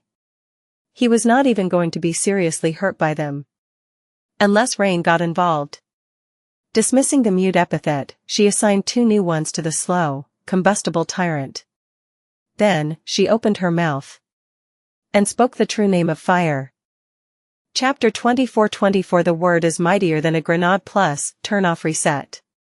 The flame suddenly grew in intensity, and a wave of unbearable heat washed over the bank vault. The figure imprisoned in the slowly blooming explosion shuddered and convulsed, a strangely distorted scream reaching Rain's ears. She knew that the tyrant was not going to be killed by the flames. The very fact that she had been able to speak the name of fire proved it. Her flaw would have prevented her from channeling it otherwise. However, he would definitely be hurt by the explosion.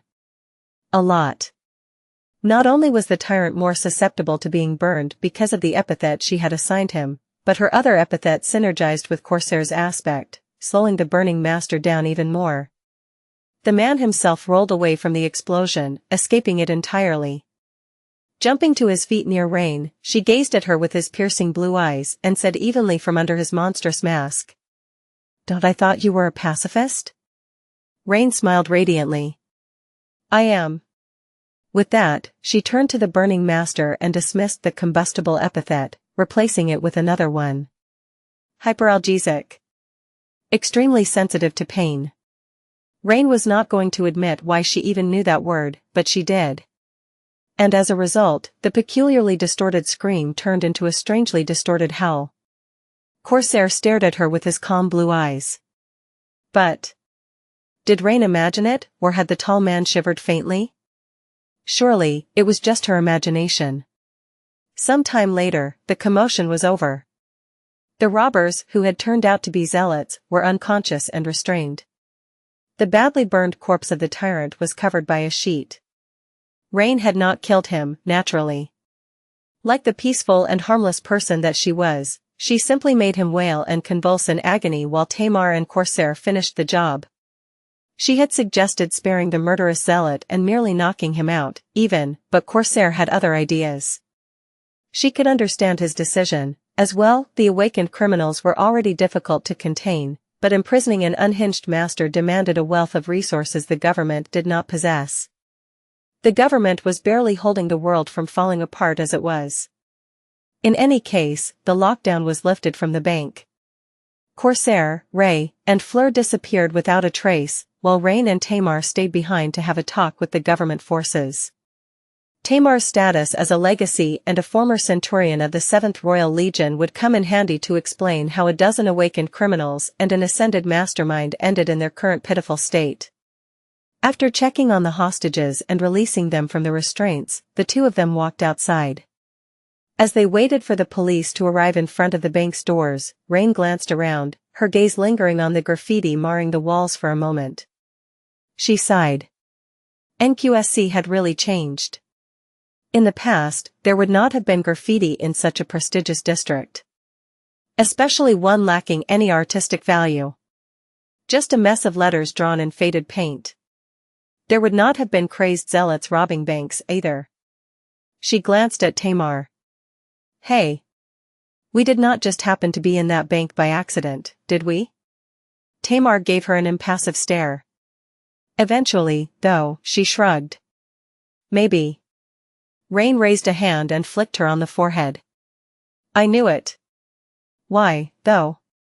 Don't get me wrong, I do not mind foiling a bank robbery. Actually, it was kind of exciting. But I am so busy today, I have to speak in front of a large crowd in an hour. She made a pitiful face. Tamar looked at her, remained silent for a few seconds, then sighed. Your brother is preoccupied at the moment. So, Aiko asked me to evaluate Corsair's performance and back his team up if necessary. Granted. She probably did not expect that I'd take you with me. Rain chuckled. So why did you? Tamar glanced at her with the usual stern frown. I mean, you're kind of hard to get rid of, you know? A rare smile illuminated her face, and she glanced away. Plus, I wanted you to see Corsair in action and get your opinion. I am assembling a cohort to challenge the second nightmare, you know. I had my eye on him, but needed to make sure that he'll fit. Rain smiled, as well. And what do you think? Will he fit? Tamar nodded. Sure. Asterion will fit just fine. Rain blinked. Huh? Had she heard wrong? What did you say? Tamar looked at her in confusion. I said that Corsair will fit just fine. Why? Rain tilted her head a little. Ah. I think you misspoke. She pointed to the wall. That graffiti must have been on your mind, huh? There, someone had written in large, bold letters. Asterion. What's an Asterion, anyway? Tamar studied the graffiti for a moment, as if noticing it only now, then frowned and shook her head. No idea. Sounds a bit familiar, I guess? Somewhere far away, sirens broke the silence. Rain patted Tamar on the shoulder. Well. You'll deal with it. I have an academic report to make. Turning around, she began to walk away. The strange word got stuck in her mind, repeating itself like an earworm. Asterion, Asterion. Asterion. In a hallway in Ravenheart, Sunny stopped and leaned on the wall. He had just remembered receiving a report about the bank robbery, and Rain's participation in it. She did what? Rain. Cooked a master alive? Alive being the key word. And she had forcefully dismissed an echo, too. Apparently, that was something his sister was capable of, now. According to the report, she had been inspired to try something like that after seeing the cooked master's aspect ability, which allowed him to prevent Awakened from summoning memories. If someone could interfere with summoning memories, why wouldn't someone be able to interfere with dismissing them? No, but why the hell is she going around getting into fights with masters, in the first place? He had turned away for a minute. Not even that. 1/7 of him had turned away. Sunny huffed and puffed, angry that Rain had been put in the position where she had to face a hostile Ascended. And with barely anyone. Except for 4 elite agents of the Shadow Clan. Present to protect her. What have I assigned Quentin to Bastion for? Could he not have followed her to NQSC? Shaking his head, Sunny continued walking. I need to have a serious talk with Aiko about that incident. But just then, another memory from the past few weeks surfaced in his mind. Sunny froze, then let out a hollow laugh. What? What did Aiko do? Aiko studied the sky thoughtfully. The sky was vast, blue, and full of sunlight. White clouds were drifting across its peaceful azure expanse like cotton candy, carried by warm winds. She was pleased. Ah, finally.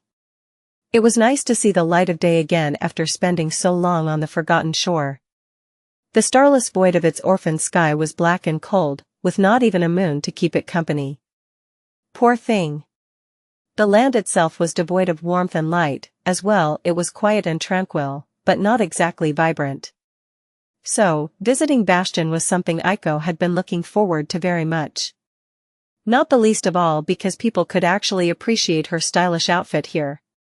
Members of the Shadow Clan could see in the dark, true, but they had trouble discerning colors, everything was a shade of gray for them. Most could not tell silk from satin, either, let alone appreciate the nuances of exquisite fashion. Now that Aiko was finally wealthy enough to afford the finer things of life, leaving her wonderful ensembles unappreciated was a despicable crime. Feeling fierce and invincible in her white silk blouse, black skirt, flawlessly fitted vest, and tastefully embroidered blazer, she walked down the streets of the castle with determined steps. Her sharp heels sang as they struck the cobblestones, and her hair fluttered in the wind. All items of her ensemble were bespoke. The vest and the blazer were detailed tastefully with silver thread, which added to the subtle gleam of silver buttons and cufflinks, the latter set with onyx gemstones. Her shoes were made from lacquered black leather, with large silver buckles creating a fascinating contrast with the dainty black bows above. Aiko chose not to wear any jewelry, knowing that it would only cheapen her look well, except for a few charms hidden under her blouse for protection. She looked sophisticated, she looked chic. And most importantly, she looked exceedingly affluent.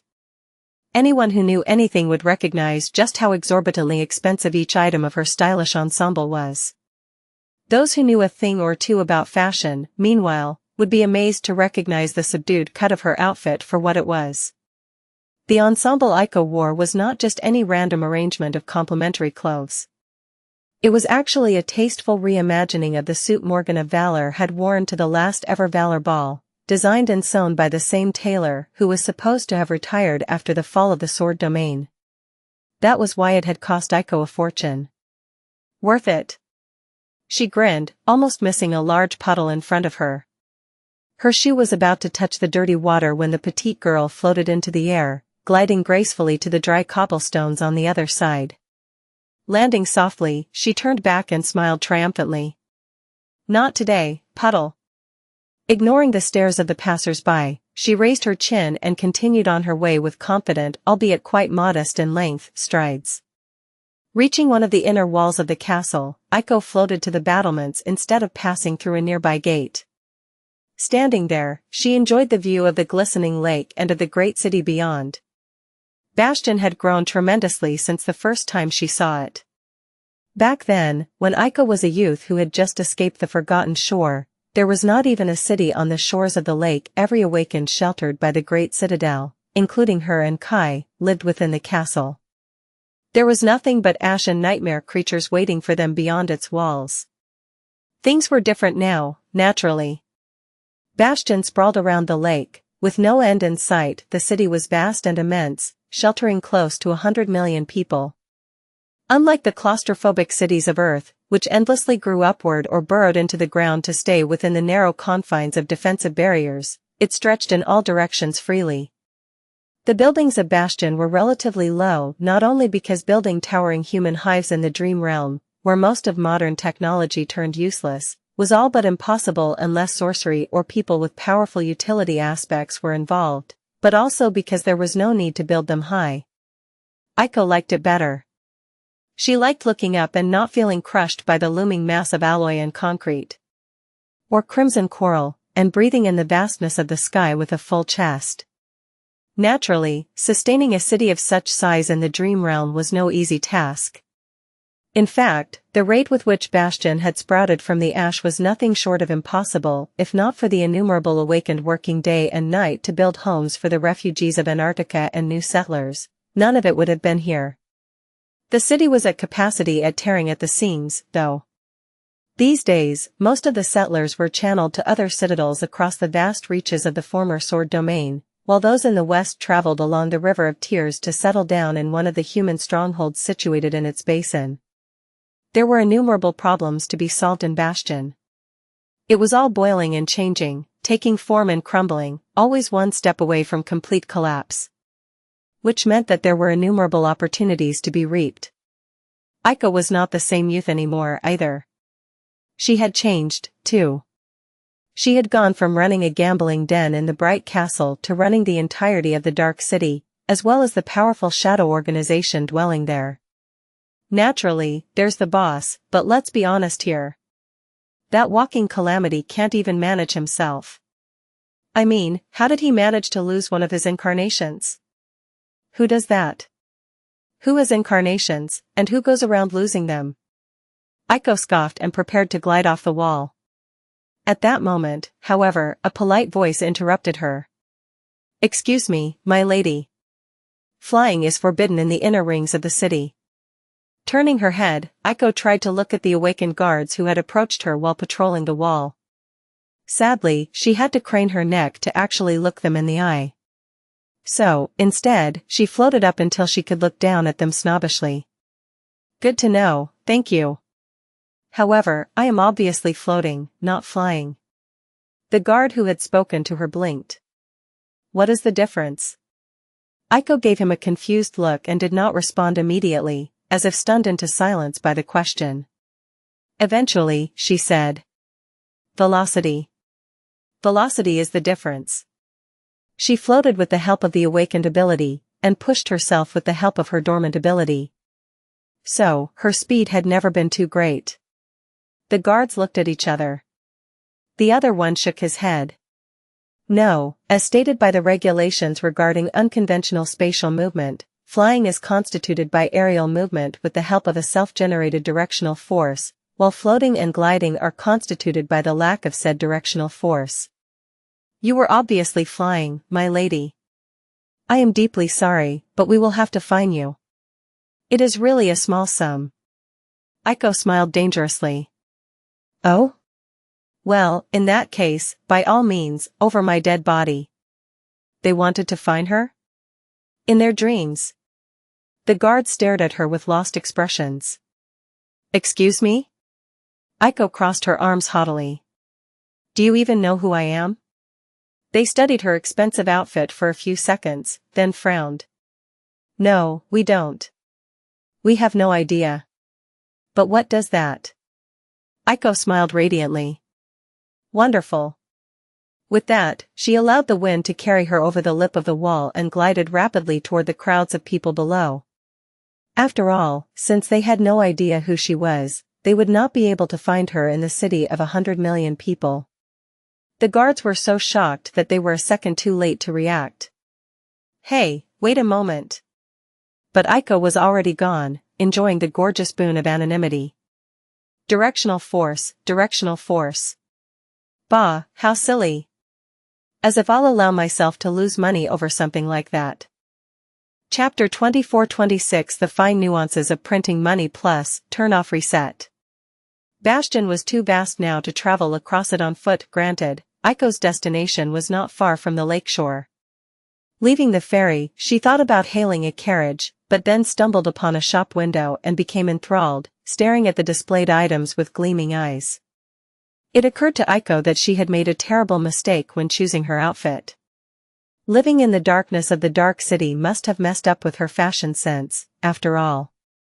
She had gotten so used to only seeing the world in shades of gray that she neglected to add a splash of color to her ensemble.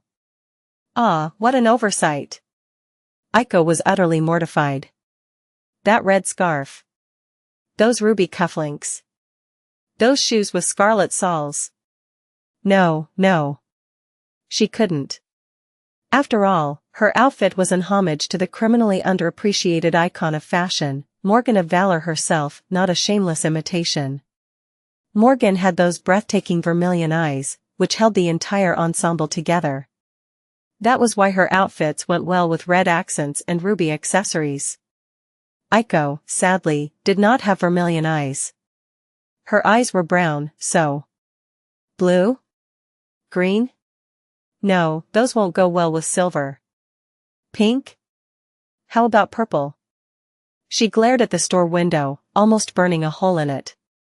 In the past, when Aiko was poor and destitute long before her awakening, even she had spent many hours in front of shop windows like this one, staring at gorgeous things that she knew would only be hers in her fantasies. But now, she was not one for window shopping. Why stare at windows when she could buy anything she wanted in the shop, or even buy the shop itself? Walking inside the boutique, she gave the staff a neutral look. The professionals immediately evaluated her clothes, accessories, and general appearance. A moment later, their expressions changed, and bright smiles illuminated their faces. My lady. Welcome. Aiko allowed a corner of her mouth to curl upward. Ah. Being rich is really the best. Then, she raised her hand and pointed to a shelf. This. And this. And this one, as well. Also that one, and that one, and that one over there. She lost track of time. After a while, a mountain of colorful boxes was in front of her, and the smiles of the staff grew so wide that their faces were on the verge of cracking. That would be 100 coins, my lady. Aiko produced her coin purse, untied it, and emptied it onto the counter. The clerk's eyes glinted sharply. Hers did, as well. Now came the important part, haggling. Of course, as civilized and refined people, they were not going to haggle over the price of purchased items. Instead, they had to haggle over the price of her money. Aiko pointed to her coins. As you can see, these are prime condition Ravenheart coins. So, I am willing to pay 50 of those. The clerk smiled pleasantly. Ah, but the quality of recently minted Ravenheart coins is not as superior as it used to be. Even if it was, surely, they would not be twice as valuable. Possibly a tenth more valuable, at best. I am very sorry to say this, my lady, but I can't surrender these gorgeous things to you for less than 90 of these coins. Coins minted in Bastion and Ravenheart were supposed to be identical, containing a set amount of soul essence. But the way they were minted and infused with essence was not completely precise. Different mints, and even different batches from the same mint, produced faintly different results. Ravenheart coins were generally more valuable, although that too depended on numerous factors. Aiko raised her hand and shook a finger. Oh, but your eyesight must not be sharp. It seems that you failed to notice that these coins over there are not merely Ravenheart coins. They are in fact Song Domain coins in pristine condition. Come to think of it, I think I failed to notice that as well. My, how silly of me.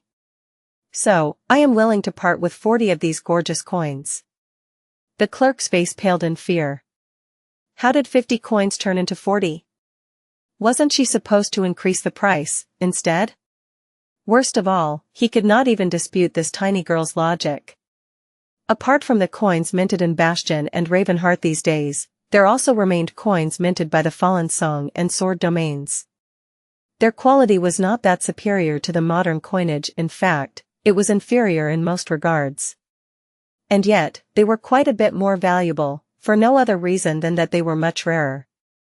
Since the two domains had only minted money for a few years before disappearing into the annals of history, there would never be a new batch of song and sword coins produced by humans. Their number was limited, and rapidly plummeting. After all, essence coins could be consumed to get a boost of essence in a difficult situation. So, their rarity alone inflated their value. People were peculiar creatures that way, seeing value in things that lacked it simply because other people would not be able to possess them, as well. The clerk gulped. F40? And no, I couldn't. After all, we are all Bastion natives here. Those pesky song coins are not welcomed here? His voice did not sound confident. Aiko smiled triumphantly. Money doesn't stink, you know. But actually, I bet carrying all these coins would be cumbersome for you. How about I pay with something else? Suddenly, a different coin appeared between her fingers. That one was larger and heavier, entirely black, and etched with a symbol of a coiled serpent. The clerk's eyes widened drastically. Is that a shadow coin? He reached forward with a trembling hand. Aiko grinned, retracting her own. Indeed, it is. So, how about I pay with only one? The clerk hesitated for a few seconds. If the old domain coins were valuable, then shadow coins were extremely so. Nobody knew where they came from and who was minting them, but everyone wanted to possess one. That was because they were not essence coins. Instead, they were fragment coins. Consuming them did not grant awakened essence, and instead granted them a soul fragment or even a few, if the coin was of a high denomination. Of course, there were easier ways to obtain soul fragments. Purchasing a soul shard, for example, was far more attainable than hunting down the elusive shadow coins. But it was exactly that elusiveness, that mystique, and that great rarity that made them true treasures. The shadow coins, of course, were produced by the Dark Castle, the marvelous mimic, and did not cost Aiko anything. All she had to do to get them was keep the mimic on a steady diet of distressing nightmare creatures, which was a great way to make money out of thin air. The clerk accepted the coin with greed in his eyes and forced out a polite smile. Wonderful, my lady. Please visit our establishment again. Oh, do you need help carrying the boxes to your carriage? Aiko grinned. No need. Summoning a gorgeous purse crafted from black leather, she opened it and placed the first box inside. The box was larger than the purse, and yet, it disappeared without a trace. The second box did, as well. And the third. And the fourth. Before too long, the mountain of boxes vanished completely. Tying a vibrant cravat around her neck, Aiko smiled in satisfaction. Well, then. Goodbye. With that, she dismissed the purse and left the shop in complete exhilaration. Of course, she did not forget to gather her coins from the counter first. Now. I'm off to see Effie. Aiko was in a great mood as she hailed a carriage, which was her preferred method of moving around Bastion. Moving around Bastion was somewhat of a complicated matter, actually. There was already a grand project in the works to simplify it. Special tramways meant for street cars were being embedded into the main streets, strengthened by primitive sorcery. The rails were cast from a special alloy that allowed them to channel essence, while the trams themselves were enchanted to move by absorbing it. Now that the Rivergate Hydro had gone operational, though, there were talks of discarding the magical street cars in favor of good old-fashioned electric trams. Aiko suspected that, in the end, both types were going to be implemented, with enchanted tramways serving as the thoroughfares of the public transport network while more mundane ones would branch out from them as satellite outlets. The first streetcar was supposed to be launched quite soon. Before that happened, though, citizens of Bastion had 6 main ways to get around the city. The first one was to use a ferry and cross the lake. Naturally, that could only get one to a different location on the lakeshore. However, considering that the city surrounded the lake like a ring, it was often faster to travel by water before continuing on foot than to make the entire journey while never leaving the land. The second way was the simplest. It was to use your own 2 feet. However, Bastion was an enormous city, so one could literally walk for days without ever reaching their destination in case they needed to travel to a distant part of the city. Naturally, Awakened had a great advantage over mundane humans in that regard, but even they would be hard-pressed to simply walk everywhere. The third way was much faster, albeit somewhat inconvenient. It was to hire an Awakened rickshaw. Those came in all shapes and forms, from individual or 2-seat carts to heavy wagons capable of carrying a dozen or more passengers. Their speed and capacity depended entirely on the puller's personal strength, and while most Awakened sought better opportunities, some saw owning a rickshaw as a safe way to make modest amounts of money. The fourth way was a more comfortable, luxurious, and prestigious version of the third. It was to hire a carriage pulled by an echo. There was no beastmaster in Bastion, and therefore no army of enthralled abominations to serve as the engine of civil infrastructure. So, echoes were the next best thing. Sadly, despite the fact that there were numerous times more Awakened in the world these days, most of whom were waging war against the Dream Realm on numerous fronts, there were still not enough echoes out there to make this mode of transportation widely accessible. Only affluent people had the means to hire an echo carriage. Luckily, Aiko was one such person. So, she preferred to hail a carriage, even if there was a faster way to get to where she was going. That faster way was to ride an echo mount. Not all Awakened had echoes, and even fewer had echoes that could be ridden as mounts. However, owning one was quickly becoming the epitome of class, prestige, and flair. It was to the point that impressive echo mounts were not only widely sought after, but also cost more than powerful combat beasts at times. Owning an especially impressive mount could make an Awakened famous and admired by the masses in an instant. Aiko could probably get herself a pretty, stylish, and utterly magnificent echo mount or two, but she did not like riding them at all. Why would she want to toss and rattle on the back of a towering beast?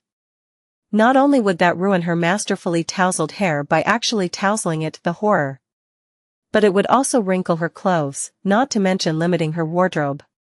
Thanks, but no thanks. The last way of getting around Bastion was quite peculiar and, strangely enough, in competition with personal echo mounts in terms of convenience. Not only that, but it was easily accessible to every citizen, Awakened or not. That method was riding a bicycle. Bicycles were not very complicated machines, so nothing prevented them from being used in the dream realm. Citizens of Bastion had developed a great appreciation for bicycles. Actually, most were still imported from the waking world, but some were already being crafted right here in the city. Aiko would know, since she had invested heavily into bicycle manufacturing herself. She had invested in innumerable enterprises around Bastion, actually, but the bicycle business was one of her golden geese. So, she loved them a lot. Which did not mean that she was inclined to use one as a means of transportation, and for a very easy reason at that. Aiko could make a bicycle fly. But she had no idea how to ride one. The entire thing mystified her to no end. Should I ask boss to teach me? That'd be a funny story to tell her grandkids one day. If she survived to tell the tale. In any case, Aiko managed to hail a carriage rapidly. Climbing into the soft seat, she told the driver where she wanted to go and leaned back, enjoying the view and the warmth of the sun on her face. She even started to hum a happy song quietly, feeling that her day simply could not get any better. She was still humming it when the carriage suddenly shook and came to an abrupt halt, as if hit by an earthquake. Then, an enormous yellow eye appeared outside the window, staring at Aiko with sizzling intensity.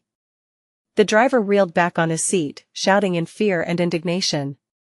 And an echo? Who let their echo run wild, damn it? Letting out a sigh, Aiko opened the door and floated out of the carriage. Language.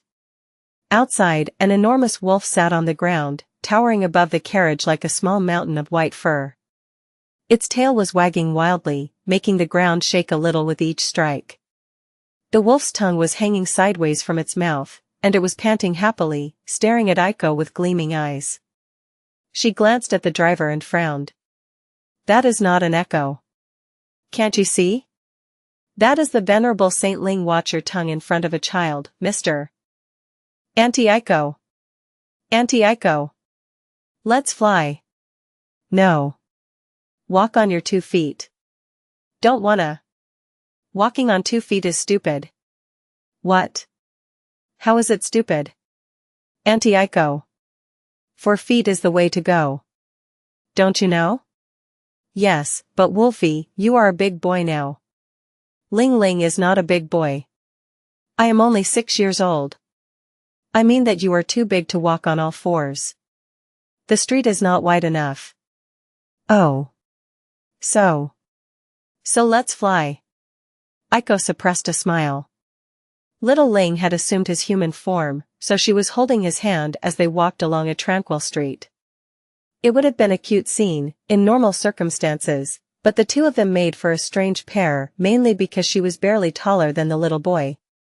Aiko was very petite, while little Ling had been abnormally large even as a toddler. Now that he was 6 whole years old, his height was no different from someone twice his age. It was a bit scary to imagine what the boy would look like when he grew up. The rascal would probably dwarf even his inordinately tall mom, which was a rare feat. Still, his height aside, little Ling glanced like an adorable 6-year-old now. He was a proper child, not the clumsy toddler he used to be. It was very strange to see him all grown up, forming full sentences, and talking like a little adult. Aiko had not even had to remind him to summon his clothes when he turned into a human. Her chest swelled with pride. Ah, time flies. And speaking of flying. She cleared her throat.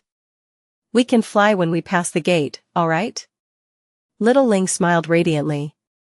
Deal. He fell silent for a few seconds, and then said thoughtfully.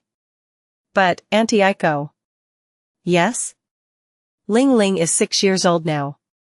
Uh-huh. I turned 6 last week. So?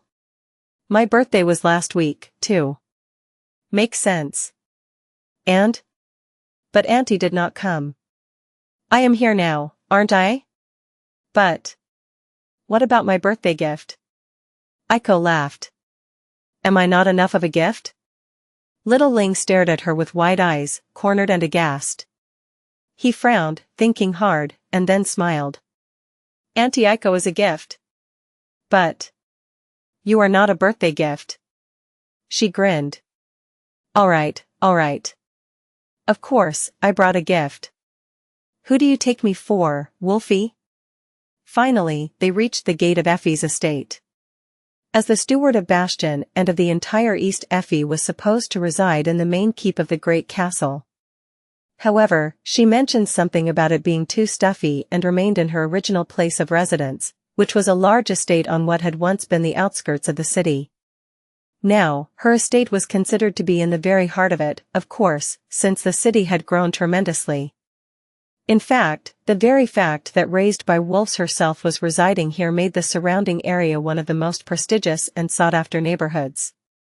The price of land had skyrocketed, and the huge swath of it Effie had claimed when the entire place was a desolate wasteland was suddenly exorbitantly precious. The wasteland was long gone, naturally. Now, there were only neat streets and green trees around, with tasteful manors hidden behind tall hedges and elegant fences. The people living here were all affluent and powerful, most of them of a high rank and coming from either the old legacy clans or from the newly risen transcendent families. The gate to Effie's estate stood wide open. It had been left that way when little Ling dashed outside in excitement after catching Aiko's scent. The gate itself was colossal enough to allow most saints to pass through in their transcendent forms, but Aiko still managed to close it behind them with the help of the aspect. She did have to catch her breath after exerting herself to accomplish that feat, though. Should have just asked Ling Ling to close it. That would have been the smart thing to do. But Aiko had her pride, as well. And while she was ready and willing to steal candy from children, if need be, asking a little boy for help was a bit too embarrassing. Instead, she floated little Ling up and pulled the giggling boy behind her like a balloon while walking up the wide path.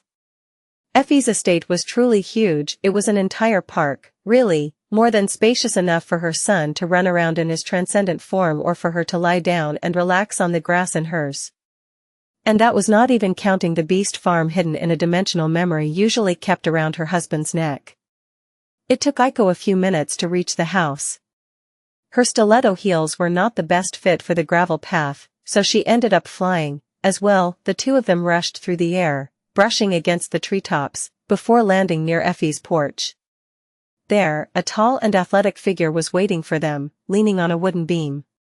Effie grinned. Well. Hey there, Tinker Bell. Aiko glanced up and gave the vivacious huntress a dirty look. Hey yourself, Gargantuan. Look, I brought your Pantagruel. Effie looked down and then a little more down. Why thank you, dear Thumbelina. You are so sweet. Aiko scoffed. No need to thank me, Madame Gulliver. It's my pleasure. Little Ling looked between them with a confused expression, then said hesitantly. Mom. That's Auntie Aiko.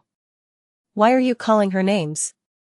Effie laughed, then stepped off the porch and bent down to hug Aiko.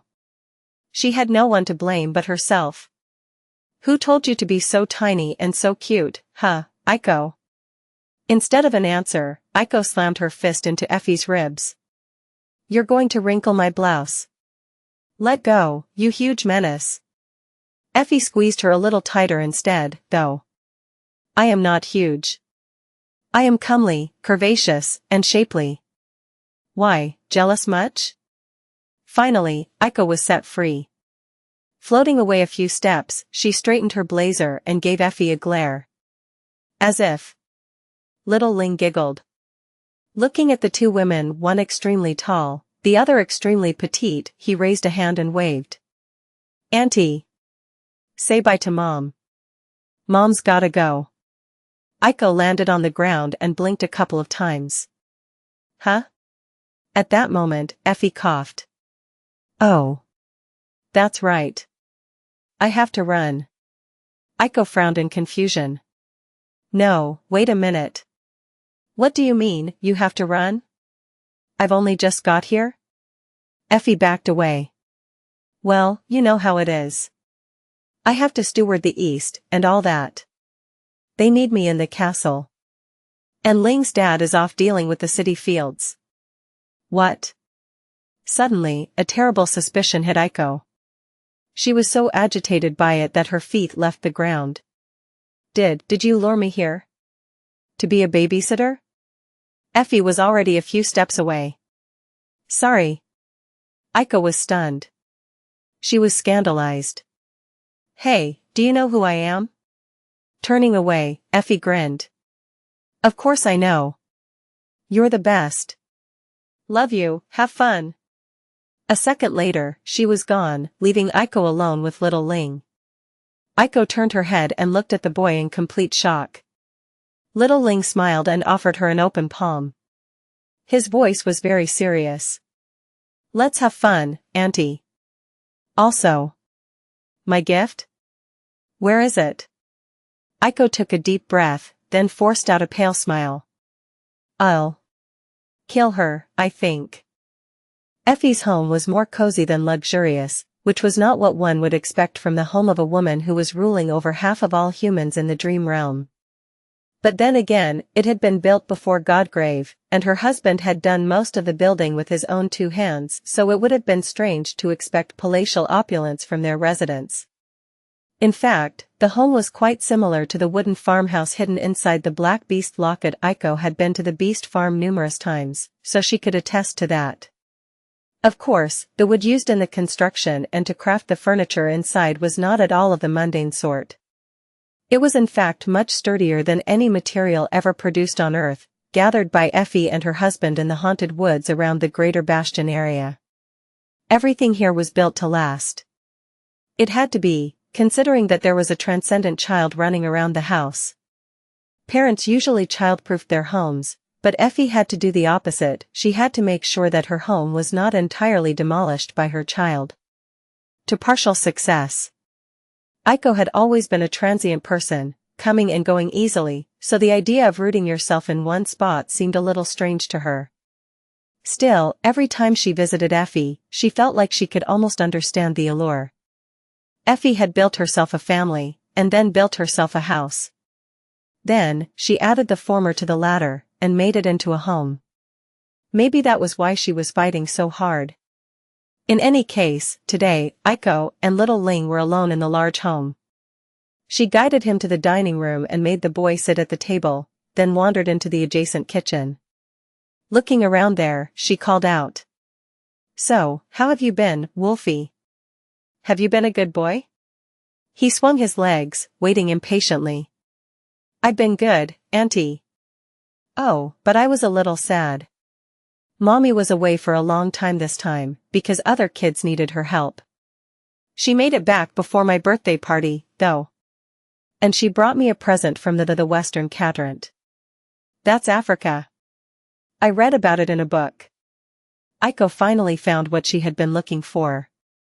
It would be a real tragedy to stain her luxurious clothes, so she put on a white apron and exhaled in satisfaction. Read it in a book? Since when do you know how to read, rascal? As she emerged from the kitchen, little Ling gave her a pitying look. Auntie Aiko, I am 6 years old. Of course, I know how to read. I can read books with pictures, and even books without pictures. He raised his chin proudly, then deflated a little. Oh, but only in human language. Runic language is too difficult. So, I still need pictures when reading runes. Aiko blinked a couple of times. 6 years is a little too early to know how to read, though. I think? When do children usually start reading? She had no idea. More importantly. Huh? Who is teaching you to read in runic language? And why? Come to think of it, maybe little Ling did need to know runes. He was a carrier of the spell, after all. Aiko was suddenly engrossed by the question of how the little boy interacted with the spell, to begin with. Did it show him runes, even? How would it translate the runes to people who could not read? Would it show them a series of images, instead, or simply narrate every word? Would they simply understand the meaning of the runes despite not knowing how to decipher letters? Was there a way to somehow make money out of this? Little Ling giggled. Grandpa Julius. Aiko snapped out of her reverie, feeling a hint of sorrow as the breathtaking ringing of illusory coins she was daydreaming about faded away. Oh? Who is that? The boy smiled, still swinging his legs. My tutor. Mommy says Grandpa Julius is the best. Julius. Was he the elderly academic in charge of the entire Dream Realm education initiative? Damn. Effie did not hold back when it came to little Ling's development, it seemed. Shaking her head, Aiko smiled and summoned her luxurious leather handbag. Well, in any case. Auntie was very sad to miss your birthday, Wolfie. Uncle Sonny was very sad, too. So, he prepared you a little gift. With that, she opened the bag and started to produce one item after another. They floated into the air as if by magic, landing softly on the table. First came the ice cream, then the fluffy waffles, fresh strawberries, custard cake with 6 colorful candles, chocolate pudding, bottles of freshly squeezed juice, more ice cream. Soon, the entire table was brimming with delicious treats. Placing the last item down, Aiko straightened her apron and smiled. Actually, I decided to have a second, secret birthday party, just you and me. Only the bestest of boys get to have one, so here you go. Happy birthday, Wolfie. Little Ling's eyes were as wide as saucers. He stared at the delicious feast, as if enthralled by it, and then reached for the ice cream with a trembling hand. Then, however, he stopped and hesitated for a moment. Seeing that the boy was troubled by something, Aiko raised an eyebrow. What's wrong? Little Ling lingered for a few seconds, then asked in a tentative tone. Auntie Aiko, I know that this is a secret party, but can we leave a little cake for Mommy? Mommy eats a lot. Aiko's lips shook. Struggling to maintain a calm expression, she pretended to consider for a while, and then nodded. All right. Your mommy does indeed eat a lot. So, we'll set aside a little bit of this and a little bit of that for her. Then, she can share with your daddy too. How does that sound? Little Ling did not hear her, though. He was already busy stuffing his cheeks with treats. Xianxia, Auntie Iho. She observed the little boy for a few seconds, then sighed and sat down herself. Propping up her chin on a hand, Aiko glanced at little Ling lazily and stayed silent. The boy was so engrossed by the ice cream that nothing else seemed to exist for him. Idle thoughts bounced around her head, until one particular one drew her attention. Are we really supposed to stay here all day? When did Effie say she would return? In fact, Effie had not mentioned anything about how long Aiko was supposed to watch Ling Ling at all. And what was the boy supposed to be doing the whole day? Considering that he already had a tutor, it was unlikely that Effie and his dad allowed him to stay idle all the time. She knew they had gently trained him from before he could walk to know how to control his transcendent strength. He was almost around the age when mundane children went to school now, too. Of course, there was no school in existence that could handle a little saint. Eventually, Aiko's eyes gleamed. Hey, Wolfie. She hesitated for a moment or two, then grinned. How about you and I go on an adventure? Well, let's call it an educational trip. Little Ling raised his head, his face smeared in ice cream and chocolate in equal measure. His eyes widened. An educational trip? Aiko's grin widened, too. Sure, let's call it that. Let Auntie Aiko teach you a thing or two. Good afternoon, Ms. Aiko. Oh? And who is that little fellow by your side? This is Transcendent Ling Wolfie, say hi. Hi, Mr. T. Transcendent. Ling? Saint Athena's heir? Sure. Why? But. Why is he with you, Ms. Aiko? Well, why else? I am his favorite auntie. Right, Ling Ling? Right. Auntie Aiko is the best. So, about the contract we discussed last month. If I remember, the price you insisted on was a little on the heavy side. Something about my lack of credentials? What? No, that must have been a clerical error. Those darn clerks, always making errors. Obviously, the offer you initially put forward was more than fair, Lady Aiko. It was, wasn't it? Indeed. So. Should we redraw the contract right now? That one went well. I hope you don't mind. This cutie is my close friend's boy. I am rarely in Bastion, so he insisted on following me around. Auntie took me on an educational trip. Excuse me? Are you okay? This is Saint Ling. Oh, so you know the rascal. Then your close friend is Effie? Ah, sorry. I think you call her Saint Athena here. Or was it War Beast? Raised by wolves? Steward of the East? Honestly, she has so many titles these days that I get confused. Mommy is the best. Sorry. What can I do for you, my lady? Oh, and for you, Venerable Saint Ling? You see, I have heard that your club is very exclusive and only allows people of immaculate standing to become members. My standing is not too notable here in Bastion, so I would not want to impose. No, no. What are you talking about, lady? Aiko, was it? Please. May I offer you and your young companion some refreshments while I fill out the paperwork? How does VIP membership sound? No, what am I talking about? VVIP membership it is. Thank you kindly. Oh, but I did not think you had VVIP members? We do now. How wonderful. What is it, Wolfie? Auntie, ask Mister if they have ice cream. Ling Ling thinks that he will be very refreshed if he eats ice cream. That one went even better. Welcome. How can I help you? Good day.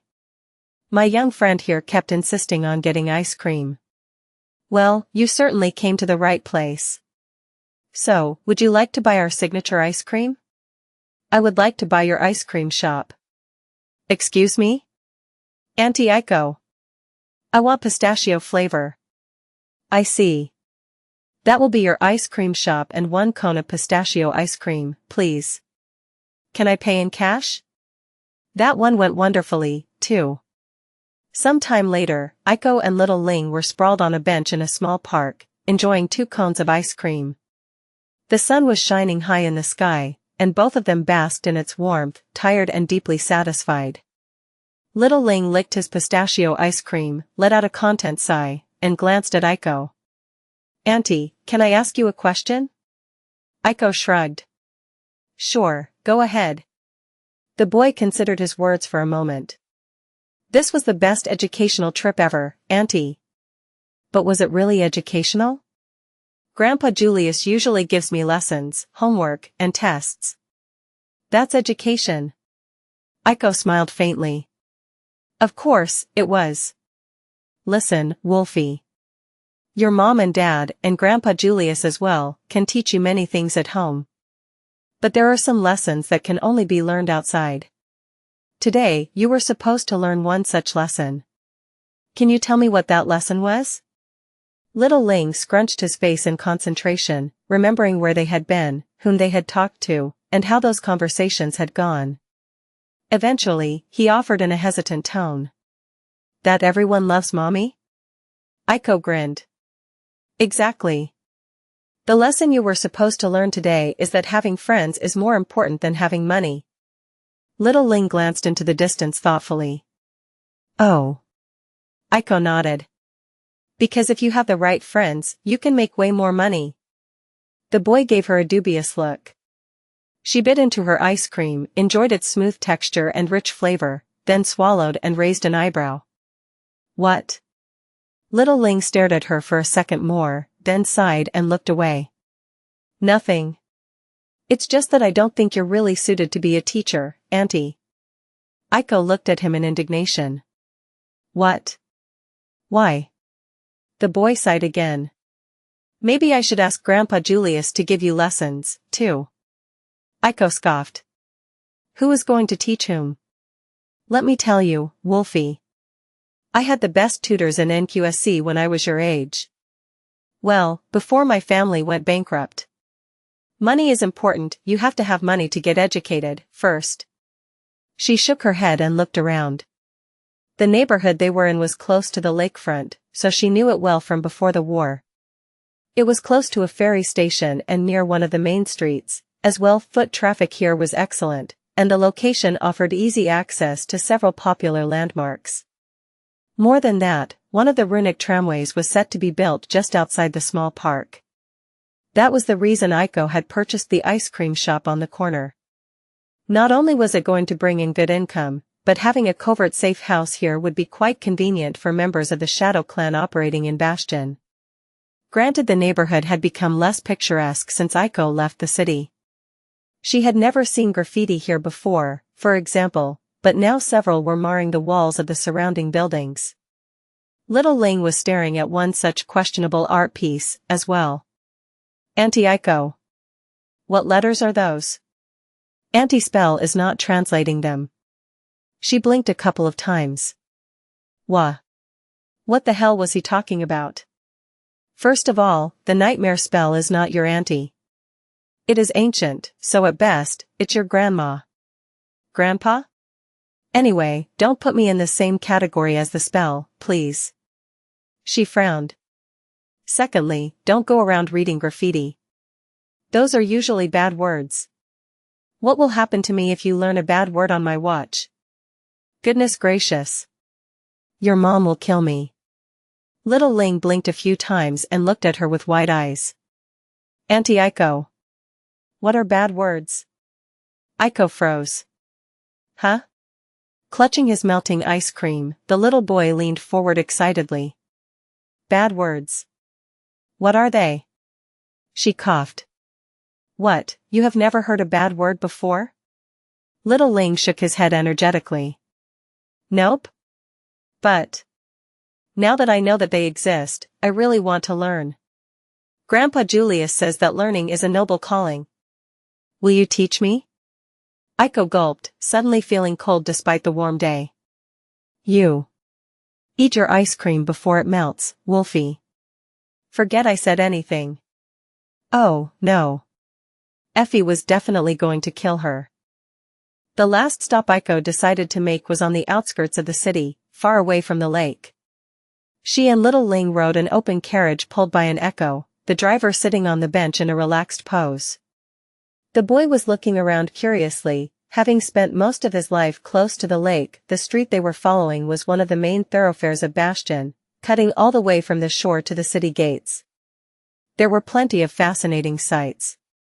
The gates themselves were not very impressive, though, in fact, there was no gate at all, just a wide open space where the departing caravans gathered before embarking on the perilous journey across the dire reaches of the Dream Realm, and where the battered arriving caravan stopped. Some of the caravans carried settlers, some carried cargo. Out of the latter, some were loaded with necessary resources that the domain supplied to periphery cities in the east, while some belonged to entrepreneurial merchants. Servicing the caravans was an industry in and of itself. So, a lively bazaar had grown around the gate, with countless stalls, plentiful inns, and shops of all kinds. In fact, the bazaar was a little town in and of itself, with many people living here on a permanent basis. On both sides of the non-existent gate, tall walls separated Bastion from the wild expanse beyond. The walls were tall, but not very impressive either. In truth, they were barely more than mounds of compressed earth. That was because the construction was still in process, and this was merely a temporary measure. Bastion was a vast domain city, and on top of that, it was situated in the Dream Realm, which might have been settled by humans, but not at all tamed. As a result, securing it was a titanic undertaking. The construction of the city wall was of paramount importance, but it was taking time. Humans were no strangers to constructing great barriers around their cities, but this was not the waking world with its sophisticated technology and expansive infrastructure. Building anything in the Dream Realm was much harder because people did not have powerful machines, automated factories, and enormous smelting plants here. Instead, though, they had awakened, masters, and saints, which was why building a wall around a city as sprawling as Bastion was even possible. No two awakened were the same, though, so the walls of Bastion were a bit peculiar. Some of the sections had been built out of compressed earth, some out of stone, some out of wood or metal. Some were even composed of many trunks of towering trees that had fused together, while some were made of thorns and brambles. A small army of awakened patrolled the walls day and night, and a larger army of builders was still hard at work turning them into an impregnable fortification. Wu. Little Ling took in the lively sight of the bazaar with wide eyes. So many people. And those echoes. Wow. Disembarking from the carriage, Aiko offered him her hand and smiled. Lots of sense, yes? Don't get overwhelmed. The boy sniffed the air a few times and beamed. Yummy. Yummy yummy yummy. Auntie Aiko, can we eat? She nodded seriously. Of course. In a bit. With that, she glanced around the bazaar herself. While little Ling was busy discerning the most delicious scent, Aiko turned to the carriage driver and pointed to one of the buildings nearby. A new inn? Since when was it here? Such a prime spot. The driver shook his head. That one is not an inn. Aiko gave him a strange look. The man was exceedingly handsome and held himself with gallant poise. It was quite strange to see someone so distinguished driving an echo carriage, to say the least. She let out a mental sign. Well, of course the driver was handsome, gallant, and dreamy. He was Master Quentin, after all. Aiko knew that if something happened, little Ling would be able to defend himself better than she could. Nothing really compared with the strength of a transcendent, child or not, while she was a measly awakened. Still, she was not going to take Effie's precious son out on the town without reliable protection. So, Quentin had been demoted to a carriage driver for a day, taking them around Bastion since morning. Of course, the man did not complain. Reminding herself that he was taken, Aiko suppressed the impulse to bat her eyelashes at him and raised an eyebrow. Oh? Quentin nodded. It's a church. She frowned slightly. You mean one of those weird meditation halls where people definitely do not pray to Nephites? He chuckled. No, this one is an actual church. Church of the Moon, or something like that. It's a tiny cult. These guys are mostly harmless, too. They used to be a bunch of wanderers, traveling with caravans and offering blessings for safe journeys. Things seem to be looking up for them, though, considering that they'd been able to buy this building. Aiko blinked a few times. Church of the Moon? As in, they worship Beast God? The dead one? Quentin shook his head. No, they just worship the moon. If you ask me, traveling in guidance is more of a storm god thing. But I am not well versed in inventing religions, so what do I know? Aiko studied the modest church, which did not look any more opulent than the surrounding inns, and pursed her lips. Shame. I had my eyes on that location. Gods, these weirdos really do grow like mushrooms. Where are they all coming from, anyway? I have never even heard about cults being a thing before. Quentin nodded. The government used to be strict about it. Plus, it is not easy to muster religious zeal in a world where gods are dead, and the nightmare spell exists. But things are different now. Lady Nephites was right to share the truth of what fate awaits Earth with the people, but not everyone can bear the weight of truth. So, people are turning to all kinds of things to soothe their fear. Granted. He turned and glanced at the distant silhouette of the Ivory Island drifting high in the sky above the city. Most are turning to immortal flame.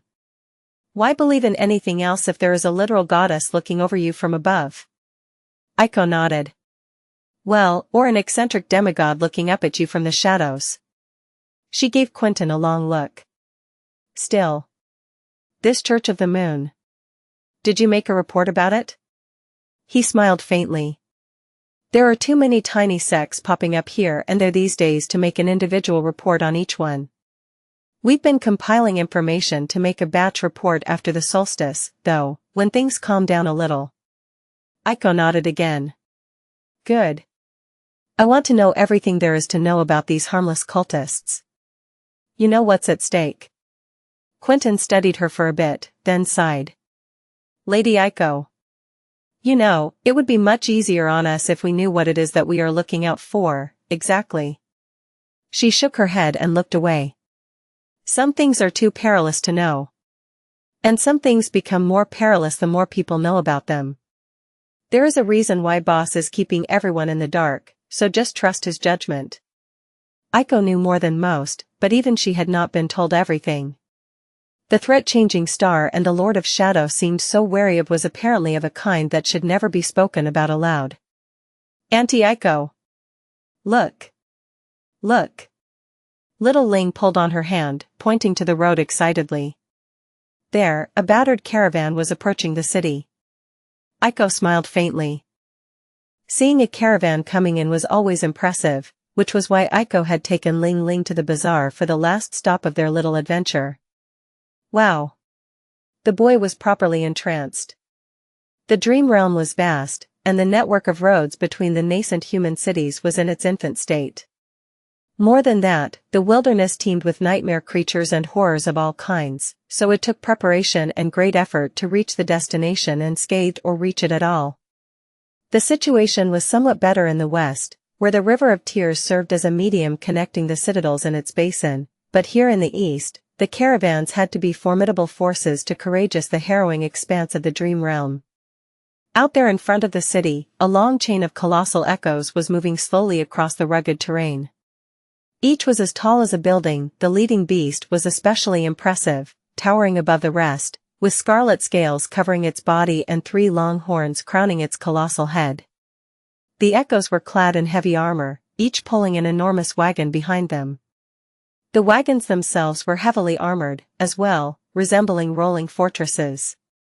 Their great wheels crushed the soil as they turned, and seasoned awakened warriors kept watch on the battlements, bearing scars of innumerable battles. The wagons bore many scars, too, some old, some new. Their armor was bent and battered, torn in some places, with the enchanted wood beneath splintered and charred. The awakened warriors were covered in dust and dirt, their weariness and exhaustion palpable even from a distance. Even the echoes seemed fatigued, the colossal chains connecting them to the wagons rattling dully. Still, it was an amazing sight to behold, especially for a child. Auntie Aiko! These echoes are even bigger than me. Oh. I wonder how heavy those wagons are. Do you think I can pull one? Aiko glanced at little Ling with a smile. Wolfie. Let's not talk about your potential career as a wolf of burden, alright? I doubt that your mom will be happy to learn that her precious baby is dreaming about running away with a caravan to pull wagons. In fact, she might take my head clean off my shoulders if she does. And I want to keep my head firmly attached to my body, thank you very much. Little Ling giggled. Auntie. Mommy doesn't have to know, does she? Aiko stared at him in shock and outrage. What, he knows how to lie now? Who taught him? Which lowlife was being a bad influence on this pure, innocent boy? She was going to bankrupt them. Your mom might not know, but Auntie Cassie will know. She knows everything, so be a good boy and never lie to your mother. Aiko huffed in indigestion. Little Ling glanced at her and grinned. Should I tell her about how we convinced that one uncle to sign an exclusive contract with you today, Auntie? She cleared her throat and turned away. On second thought, what Effie doesn't know can't hurt her. Your mommy is a very busy person, so we shouldn't burden her with every little detail, should we? She raised her hand and hastily pointed forward. Look. They're approaching. The caravan reached the vicinity of the city. The colossal echoes stopped, and the wagons came to a halt. The entire bazaar suddenly boiled, innumerable people rushing forward to witness the arrival. Since everyone here made a living by servicing the caravans, this was the moment they had been waiting for. No one rushed to leave the boundary of the city, though. First, the arriving caravan had to be inspected with the help of special memories and sorceress tools. It did not take very long, though. Eventually, the guards finished their task and let the tired travelers through. The wagons were brought to the empty space in front of the gates, the echoes were dismissed, and the long process of unloading the cargo started. In the chaotic mess that followed, Aiko found an imposing man in monster hide armor and waved elegantly at him. The man was a master and the owner of the returned caravan. He had been discussing something with a few of his subordinates, but shooed them away when Aiko approached. His low, confident voice sounded a little surprised. Miss Aiko? I thought our meeting was not until tomorrow. I did not expect you to meet us personally. She smiled. Well, I happen to be in the neighborhood.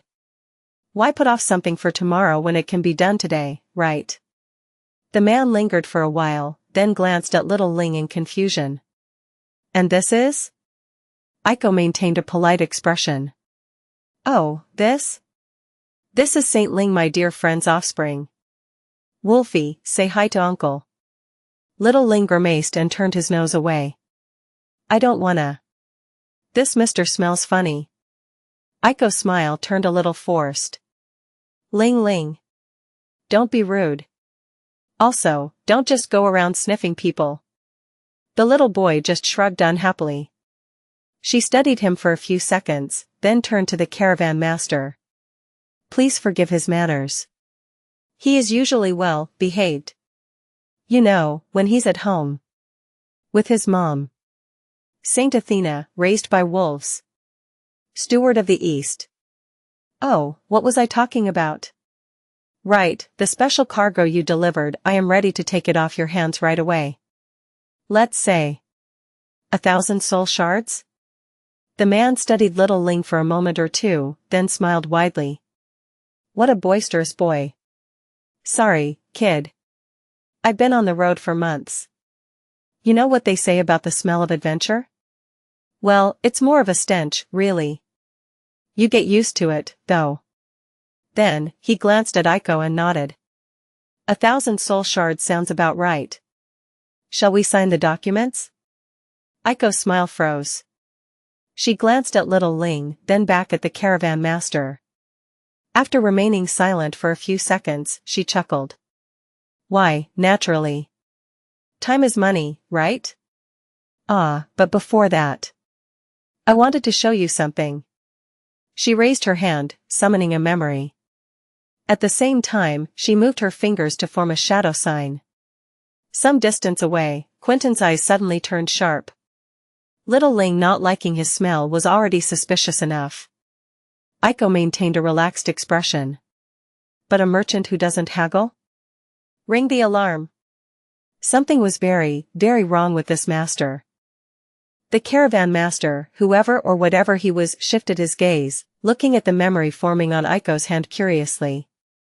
That is an unusual memory, Miss Aiko. Indeed. While most memories formed from sparks of light, some were different. The memories crafted by the spellsmiths of fallen valor, for example, manifested in a whirlwind of scarlet sparks instead. There were stranger ones out there, as well, even among those memories bestowed upon awakened by the spell. Those were usually quite special, albeit not always more potent than the rest. The memories crafted by the Lord of Shadows after his supposed death, however, always appeared like a torrent of darkness. Aiko smiled. Well, you know how the spell is. It likes to be fancy sometimes. The caravan master chuckled and glanced at her with the same curious smile. Indeed I do. We, merchants, have to know these matters by heart. People assign additional value to the strangest things, after all. A flashy memory can cost 10 times the price despite not offering any additional benefits. I prefer my memories powerful rather than flamboyant, personally. But that doesn't mean that I wouldn't want to get my hands on a couple of the latter, and sell them for a fortune. He laughed. Aiko's smile was a little forced by then. The caravan master seemed perfectly human. That was the creepiest part, really. How flawlessly he blended with the crowd, no different from any other person she had met. But Aiko was convinced that he was not, in fact, human. That was what made her skin crawl more than encountering the creature itself did. But what memory are you so eager to show me? You wouldn't be summoning a weapon, would you, Miss Aiko? There was no threat in his voice, and yet, Aiko suddenly felt cold. She raised an eyebrow. A weapon? Goodness gracious, surely not. What am I going to do with a weapon in these heels? She wasn't lying, either.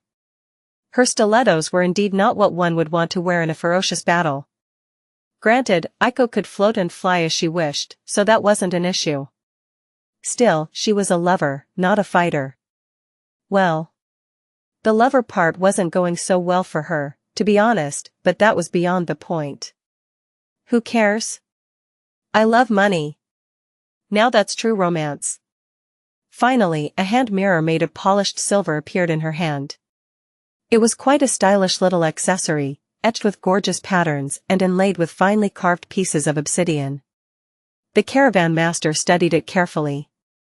Not a weapon, after all. He glanced at her and smiled. Still. It seemed that I'd been discovered. How vexing. I thought I performed the role of this human well. I even came while the star is gone, and the shadow it casts is gone with her. Aiko shivered. Not a human, then. Her suspicion, unfortunately, had turned out to be correct. How did this thing pass the inspection, damn it? What stood in front of her was not the ascended merchant she had been supposed to meet. Instead, it was a vessel of the Great Terror, Skinwalker. The forces of humanity were currently locked in a losing war against the detestable creature in the Eastern Quadrant, where it was supposed to be contained. The fact that a vessel of Skinwalker had made it all the way to Bastion, past every countermeasure put in place to prevent just that eventuality, was concerning. Actually, it was frightening. Aiko forced out a smile. Whatever do you mean? With her other hand, she pulled little Ling closer. The vessel of Skinwalker studied her for a few seconds, then smiled politely. I am curious. How did you see through my charade? Aiko felt an impulse to mock the nightmare creature, even if she was powerless in front of it. She could have told him how little Ling had disliked his scent, and more importantly, how he completely failed to understand what kind of people merchants were. In front of Aiko of the Shadow Clan, of all people. The distressing creature had been steadily improving its ability to mimic human behavior, cunningly making one countermeasure invented to contain it after another meaningless, but it still failed to truly fathom what it meant to be human. It couldn't. All Skinwalker could do was imitate humans while not truly understanding what it was imitating. In a sense, it did the opposite of what the practitioners of shadow dance were supposed to do. Not that there were numerous of those, even with all the training. In any case, Aiko really wanted to gloat. But why would she explain what exactly it was that the Skinwalker had done wrong to the creepy bastard? So that it could learn from its mistakes and perform better next time? Yeah, no. I am not giving this thing a heroic monologue. After all, I am not a hero. I am a babysitter. For today.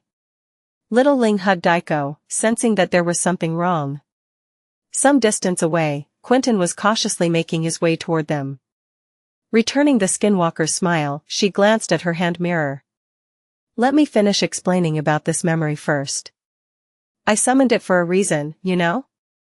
She turned the mirror this way and that, casting bright reflections on the cobblestones.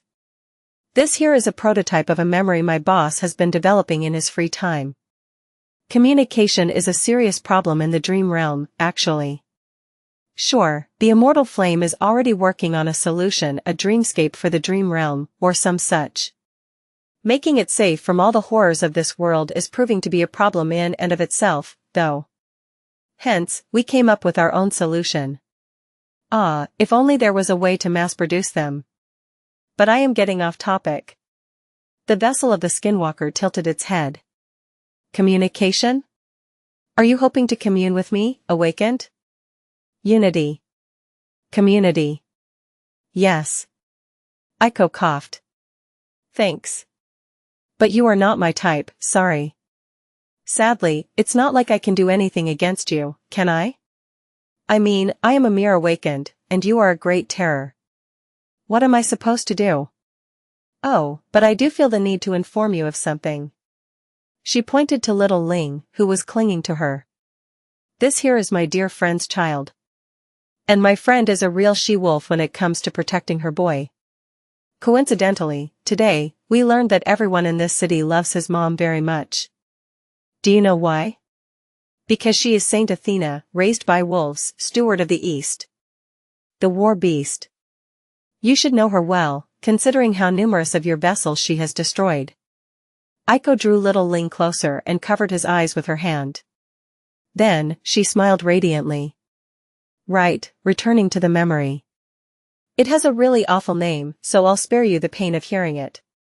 I mean, I am perfectly capable of coming up with an awful name of my own. Today, let's call it. Aiko paused for a moment and then said in a solemn tone. Call Mommy. And just as she did, something thundered in the sky above them. Chapter 24:30 For the terrible price of saving the world plus, turn off reset. Aiko had not been bluffing when she said that she had no use for a weapon. She was neither a warrior nor had any ambition of becoming one, but that did not mean that she was harmless. After all, she was also a former member of the Dreamer Army. She had survived the Forgotten Shore, and it was not by accident. What, did you think that running a gambling den in the damn bright castle was a laid-back occupation? It certainly hadn't. The memory Aiko had summoned was a communication mirror the members of the Shadow Clan used when on missions. It allowed them to talk to each other remotely, or listen in on conversations if the mirror was hidden in some dark place in advance. Not that there weren't better ways of eavesdropping on people. Of course, Aiko did not really need the mirror to get in touch with Effie and inform her of the dire situation they were in. Cassie would already know, which meant that Effie had already been informed. It was a little creepy to know that Cassie could be watching her at any given moment, but in rare cases like this one, it was also comforting. If anything, Aiko could feel honored that she was a high-priority mark among many people the blind seer was using as her eyes. In any case, Aiko needed the silver mirror for a different reason. Apart from allowing those who possessed them to communicate, the mirrors were also able to reflect what was in front of them over a distance. The other person just needed to have a matching memory, which Effie did. Aiko's boss had woven that particular enchantment in a moment of petty vindictiveness, mumbling something about stealing that bastard's tricks in an unhinged tone. She had an inkling of who the aforementioned bastard was, and sometimes wondered what the poor man had done to get on her boss's naughty list. It had to be something major, considering that dropping a cursed demon on his head did not seem to have satisfied Sunny. What mattered at the moment, though, was that Aiko could use the mirror to reflect her surroundings to Effie. In other words, what she wanted to relay was not a warning that they were in trouble. It was targeting data. Countless kilometers away, at the top of the great castle, raised by wolves had turned north and summoned her spear. Then, she took careful aim, and tossed it into the sky with a low roar. A hurricane rose, ripping the flags hoisted above the keep to shreds and making people cower. While Aiko was talking to the vessel of the skinwalker, the spear was ripping up the sky. It crossed the distance a mundane human would have needed days to cross on foot in less than a minute. By the time it arrived, Aiko had already covered little Ling's eyes with a hand. It was not out of fear of the skinwalker. Rather, it was because a little boy had no business seeing what would happen next. As something thundered above them, the vessel of the Great Terror glanced up. That was the last thing it ever did. When the spear fell from the sky, striking the former caravan master with flawless precision, it did not simply pierce his body. Instead, his body was simply pulverized, turning into a cloud of fine crimson haze. The spear pierced the cobblestones next, causing a small earthquake to rattle the bazaar and sending a deep fracture running from the point where its tip struck the ground to the great wagons of the battered caravan. One of them tilted when its armored wheel exploded into a storm of splinters, and then toppled with a deafening groan. The walls of the little church Quentin had mentioned cracked. Far away, above the lake, rapid figures were already leaping from the emerald meadows of the Ivory Island. Those were the fire keepers, rushing to the city gates. Of course, Effie was probably going to arrive much sooner. There was no telling if this vessel of the Skinwalker was the only one that had avoided detection, after all. Any member of the caravan could be a disguised nightmare creature. No. Actually, the Skinwalker had accidentally revealed its ability to dodge the sorcery that had been keeping it out of human citadels so far, which meant that anyone in Bastion could be a vessel. Anyone in any of the human cities in the Dream Realm could, in fact. So, every human city was going to undergo a period of instability. Martial law would have to be enforced until a new form of sorcery was developed. Then, the cities had to be swept, and any vessel discovered as a result would have to be eliminated. All because Aiko had decided to take Ling Ling on a little adventure. And although she did not know it yet, in the coming weeks, several hidden skinwalker infestations would indeed be discovered in remote citadels of the eastern reaches of the Dream Realm. Luckily, they would be eradicated before the malignant terror could really grow, thus preventing a terrible calamity. Aiko might not have stumbled into saving the world, but what she had done was not that far off from such a feat. Damn it. I just wanted to have fun on my day off. She glanced down in dejection. Then, her eyes widened in horror. Oh, no. Her breathtaking shoes. Some of the pulverized skinwalker vessel had splattered on them. They were ruined. Damnation. It was a terrible loss. Still unable to see anything because his eyes were covered, little Ling stirred. Huh? What's a damnation, Auntie? She bit her lip, then said in a teary tone. What? And nothing. Forget you heard anything. Little Ling grew quiet for a moment, then shifted, trying to get out of her embrace. Is damnation one of those bad words? It is, isn't it? Aiko paled. I said forget it, Wolfie. You didn't hear anything. He dropped his shoulder. All right, Auntie. I already forgot it. As she pulled him away toward the carriage and gave Quentin a poignant look, little Ling sighed and added. I really can't remember. Damnation. My memory has gone bad. Remembering something he already knew was a peculiar experience, but Sunny was more rattled by learning all over again what Aiko had done at the gates of Bastion. He gritted his teeth. Aiko. Taught little Ling a curse word? What was she thinking about? Granted, she had also uncovered a dire truth about the skinwalker, plunged the entire human domain into the jaws of martial law for a couple of weeks, and prevented multiple cities from either sustaining awful losses or falling entirely. But that was beside the point. He's only 6, for spell's sake. What kind of vulgar good-for-nothings is she hanging around with, to use strong language in front of a child? He seethed for a few seconds, then took a deep breath and shook his head. No, it doesn't matter. I'll deal with Aiko later, there are more urgent matters I must attend to at the moment. Grimacing, Sunny nodded with determination and continued on his way. He only took a few steps, though, when another memory came to the surface of his mind. Sunny froze. Nephi's did warehouse actually, never mind. That is exactly what Nephi's would do. Why am I even surprised? Letting out a hollow chuckle, Sunny glanced up and then resumed walking. So, she went fishing in the lake without me, huh? How heartless. Several weeks earlier, Nephi's was sitting at the edge of the Ivory Island, watching a sea of stars shimmer in the dark sky above Bastion. Tonight, just like the previous night, parts of the city were illuminated by the glow of electric street lights. She was glad to see her people taking another step toward prosperity here in the Dream Realm. But because of it, the stars seemed dimmer than they had been before. That filled her with a faint sense of regret. The stars might have become more distant, but the pale disk of the full moon slowly traveling across the surface of the tranquil lake looked closer than it had ever been before. Tonight was the third and last night when the full moon would rise above Bastion this month. For these 3 nights, sailing on the lake was forbidden, and people were kept away from its shore.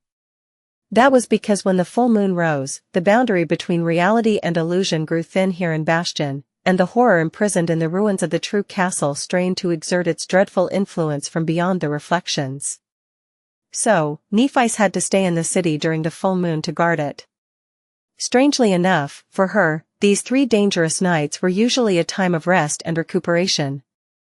She spent most of her time on the battlefield, leading the forces of humanity against the tide of nightmares threatening to swallow them all. Despite the hidden presence of a cursed demon, the sight of a full moon promised peace and serenity. Granted. She wasn't used to spending these moonlit nights alone. Sunny was usually with her, either by her side or hiding in her shadow. Nephi's had grown used to his presence without even knowing it. Now that he was gone, his absence felt strangely unnatural. She was surprised to find herself missing him, even if he had only been gone for a day. Who would have thought I'd find myself feeling these emotions one day? It was peculiar, indeed. Not at all like her. But it wasn't an unwelcome feeling. In fact, the sweet pain of missing someone made her feel hopeful. It made her believe that there was some life left, still, in her scorched and arid heart. So, she tried to enjoy the unfamiliar sense of faint melancholy. Sunny had been forced to leave because of unforeseen, albeit not entirely unexpected, complications in Ravenheart. The incarnation he had sent there, as well as Kai, was now missing. More than that, a cursed tyrant and 2 beasts had escaped a prison made for them by the demon of dread. Only to end up in another seconds later, thanks to Saishan's quick thinking. Nobody knew what would escape the eerie Jade board next, though, so the sovereigns had to make their way to the Jade Palace. Sunny had gone first, taking Cassie with him. Nephis herself was going to join them once the full moon was over. Tomorrow, she would see him again. Looking at the reflection of the moon shining on the surface of the lake, Nephis wondered if she would feel something then. Would she be happy? Or simply pleased? Would she feel nothing at all? Would the peculiar sorrow in her heart go away? At that moment, the waters below rippled. The pale disk suddenly seemed distorted and eerie, gazing at her from below like a round eye plagued by a white cataract. The lake stirred, and a series of waves rolled outward, climbing higher and higher up the shore. Nephis tilted her head, watching it all transpire somberly. So, it chose tonight to show its hand. What an unfortunate coincidence it was. So unfortunate, in fact, that Nephis was inclined to believe that it was no coincidence at all.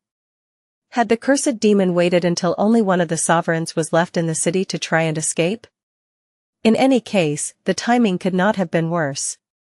Humanity was drowning in calamities, surrounded by peril and enemies on all sides. In the waking world, more and more gates were opening each month, and the population centers were barely holding on against the flood of nightmare creatures. The eastern quadrant was balancing on the verge of an utter disaster. The war against the Skinwalker was not going well, the infection was spreading, and humans had to retreat further and further, abandoning their land, settlements, and entire cities. In the dream realm, the hunt for new citadels was proving to be less fruitful than she had hoped. Legions of Awakened were clearing the interior of the 2 vast enclaves from abominations while simultaneously exploring the far reaches to the east, the frozen hells to the west, and the dreadful waters of the misty ocean to the south. While in the north, a legion of shadows was doing the same in the scorched tangle of a burned forest. Mordred's location was still unknown. Asterion still remained a worrisome mystery. And now, this. All of this was pressing down on Nephis, pushing her to the ground. The weight of the entire world. 2 worlds, even. Was resting on her shoulders, making her struggle to keep herself from falling to her knees. And then there were the quiet whispers of the many souls burning like stars in the vast expanse of her domain. Their longing washed over her day and night, its pressure even more overwhelming. Unbearable, at times. Nephis pursed her lips. Sunny was not by her side. Neither was Cassie. Kai was missing, and Effie had gone to the western quadrant to deal with the Category 4 gate crisis there. There was no one Nephis could trust to have her back in a battle against a cursed demon here in Bastion. Not tonight, at least. So. She would have to face it alone. She would have to carry the weight and keep walking forward, one arduous step at a time. Letting out a quiet sigh, Nephi slowly stood up and glanced at the dark lake with white flames dancing in her eyes. 2 breathtaking white wings manifested behind her, chasing away the darkness of the night. It is just a cursed demon. What was there to worry about? An aloof, distant smile twisted her lips. Summoning the blessing, she took a step forward and plunged into the darkness. A bright star ignited in the dark sky above Bastion. The people, those of them who were still on the streets, busy with fruitful endeavors or simply being festive after a hard day of work, glanced up in surprise, their eyes igniting with wonder. The star fell from the sky, growing bigger and brighter. Soon enough, it was like a flaming white meteor plummeting from the lightless heavens to the ground. Its light illuminated the night, chasing the darkness away and making the full moon shining high above seem pale in comparison. The silver radiance of the moon could not compete with the incinerating white glow of the falling star. The night could not compete with it either. For a moment, it was as if the sun had risen above Bastion in the middle of the night, bringing with itself the stark beauty of daylight. Then, before people had the time to get scared, the flaming white meteor struck the surface of the lake. There was a blinding flash, and a gigantic fountain of boiling water rose into the air, evaporating into a vast cloud as it did. The entire lake shone for a moment, as if illuminated from within, and then grew dark once more. Just like that, the falling star disappeared without a trace. The waters of the lake surged and rippled, its surface growing restless. The perfect disk of the full moon reflected on its surface was shattered and erased, replaced by scattered fragments of silver light. On the other side of the reflection, Nephi shot out from the dark abyss of the lake and soared into the eerie sky of the true Bastion, her radiant wings unfolding to shine blindingly in the pale radiance of the shattered moon. She rose high above the vast ruins of the great castle, looking down as white flames danced in her eyes, suffused her skin, and licked her hair. Her fiery gaze felt cold and ruthless. There was no mercy in that gaze, no hesitation, no doubt, no hope of salvation. Just a firm and inescapable promise of being burned to ash by the boundless tide of purifying flames. She regarded the ruins of true Bastion dispassionately. The broken castle had been reduced to rubble by the battle between Morgan and Mordred. The lake, which had run dry as a result of their drawn-out confrontation, was full of water once again, shimmering eerily in the silver light of the shattered moon. Deep cracks ran through the mountain on which the ruins of the castle lay, full of stagnant water and overgrown with scarlet moss. There was a creature waiting for her in the heart of the ruins. A shapeless mountain of gray flesh towered above the rubble, covered by moss and brimming with 100 revolting limbs that rose from it like a harrowing forest. A frightening, eerie presence emanated from the grotesque creatures, making the light of the moon seem reluctant to touch it. As a result, the creature was surrounded by a shroud of darkness. The winds avoided it, as well, so nothing disturbed the dead silence enveloping the ruins. It was as if the world itself was trying to escape it, revolted and frightened by the ancient fiend. As Nephi looked, innumerable grotesque eyes suddenly revealed themselves on the grey mass of the cursed demon, opening to look back at her with a dreadful, frighteningly alien lack of emotion. She held its gaze for a few long seconds, then folded her wings and dove to the ground. Landing on the edge of the water, some distance away from the nightmare creature, Nephi took a deep breath and then headed in its direction with steady steps. Something peculiar happened then, though. There was a rustle, as if the ruins themselves let out a long sigh, and then, a distant voice resounded from the depths of the crumbling castle. "I had a dream." The voice spoke in a long-forgotten language, sounding eerily human despite its low and otherworldly timbre. Nephi continued to walk, her expression never changing. The voice spoke again, full of indescribable, faint emotion. "I dreamt of being whole again." The innumerable appalling eyes moved faintly, peering into her soul. "I dreamt of the sun being kind again." An eerie note found its way into the distant voice, making the world shiver. "I dreamt of having wings again." The harrowing forest of skeletal limbs stirred, blackened and charred. "You are not the one who forced that hateful dream upon me. You are not the one who stole it from me, either. Are you?" Nephi continued to walk, offering no answer. "And yet, I cannot forgive you. Those wings of yours, so beautiful." The appalling eyes of the cursed demon grew darker, and its voice grew cold and insidious, full of malice so vast that it made Nephi halt for a moment. "Blood of the sun. Have you come to burn me?" The mountain of grey flesh moved, rippling as pieces of ancient stone turned to dust under its enormous weight. A hollow, mad, frightening laughter resounded above the ruins. "Shall I extinguish you, then? Or shall I curse you? Shall I tell you how the sun was destroyed, how our heavens burned, how the land of the moon was swallowed by ash, how we all fell, one after another? Shall I help you become everlasting, ever-changing?" The voice whispered then, growing feeble and faint. "Like me." Walking forward with a sword in her hand, Nephi answered evenly. "I am not interested in talking to you, nightmare creature. Why waste our breaths? The blade of the blessing shone with a blinding light, turning white-hot and luminous. All I am interested in is ending you. So, prepare to die. Raising her sword, Nephis pointed it at the cursed demon. She was a supreme titan whose domain encompassed billions of souls. This creature was an old, broken, fallen god. What right did it have to curse her? A bitter smile twisted her lips. Yes, I have come to burn you. I've come to destroy you. Unlike mine, your pain will be rapid. Be thankful. Nephis had grown vastly more powerful after attaining supremacy. However, there was nuance to that newfound power. Not all of it came easily, and not all of it could be used freely in any situation. Take her supreme aspect ability, for example. Sunny had gained the ability to summon the shades that rested within him into existence, thus becoming a walking army, an army of indestructible shadows that grew with each living being he slayed, no less, which made him a truly frightening existence. Nephis had gained an immensely powerful ability, as well. However, her supreme ability did nothing to strengthen Nephis herself. Instead, it strengthened the subjects of her domain, allowing her to heal and strengthen them with her flames from a distance. Which was why it was truly unfortunate that she had to face the cursed demon alone. Not that there were numerous people out there who could have assisted her in a battle against a cursed nightmare creature.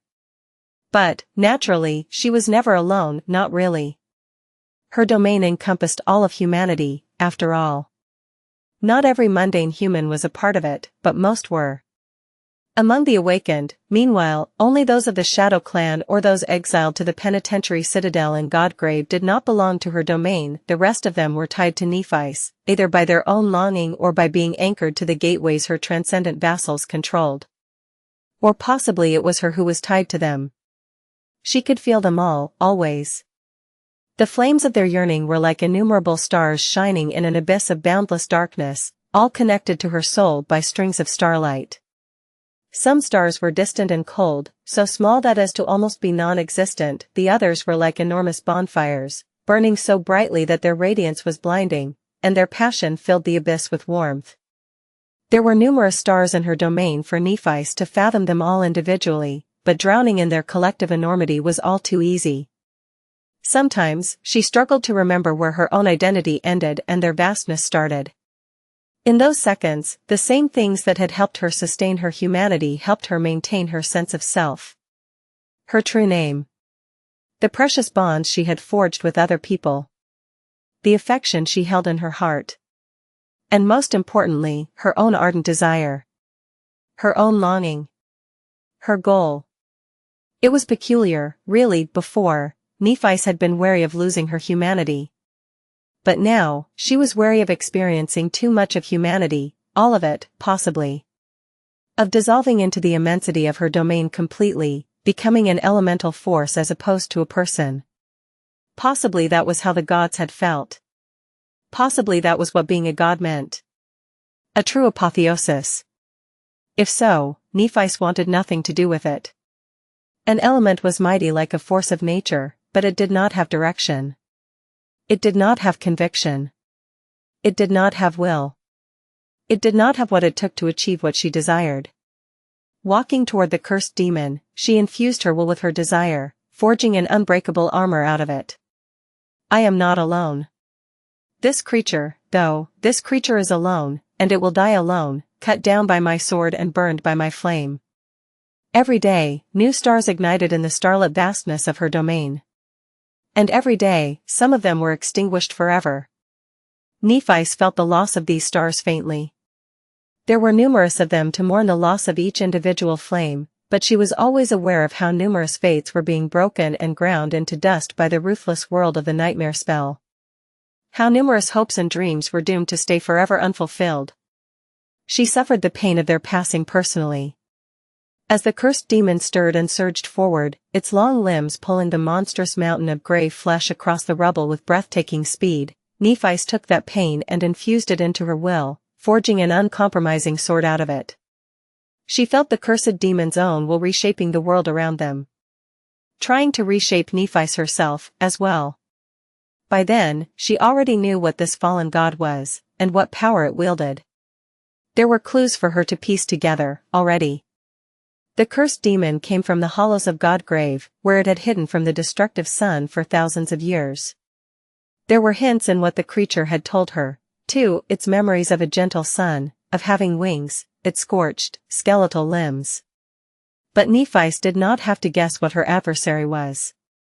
Because one of the brightest stars in her domain was Cassie, and while the two of them were far apart, her friend was still with her, seeing things that no other human could. The cursed demon could be called abjuration. It wielded the power of rejection, renouncement, and negation.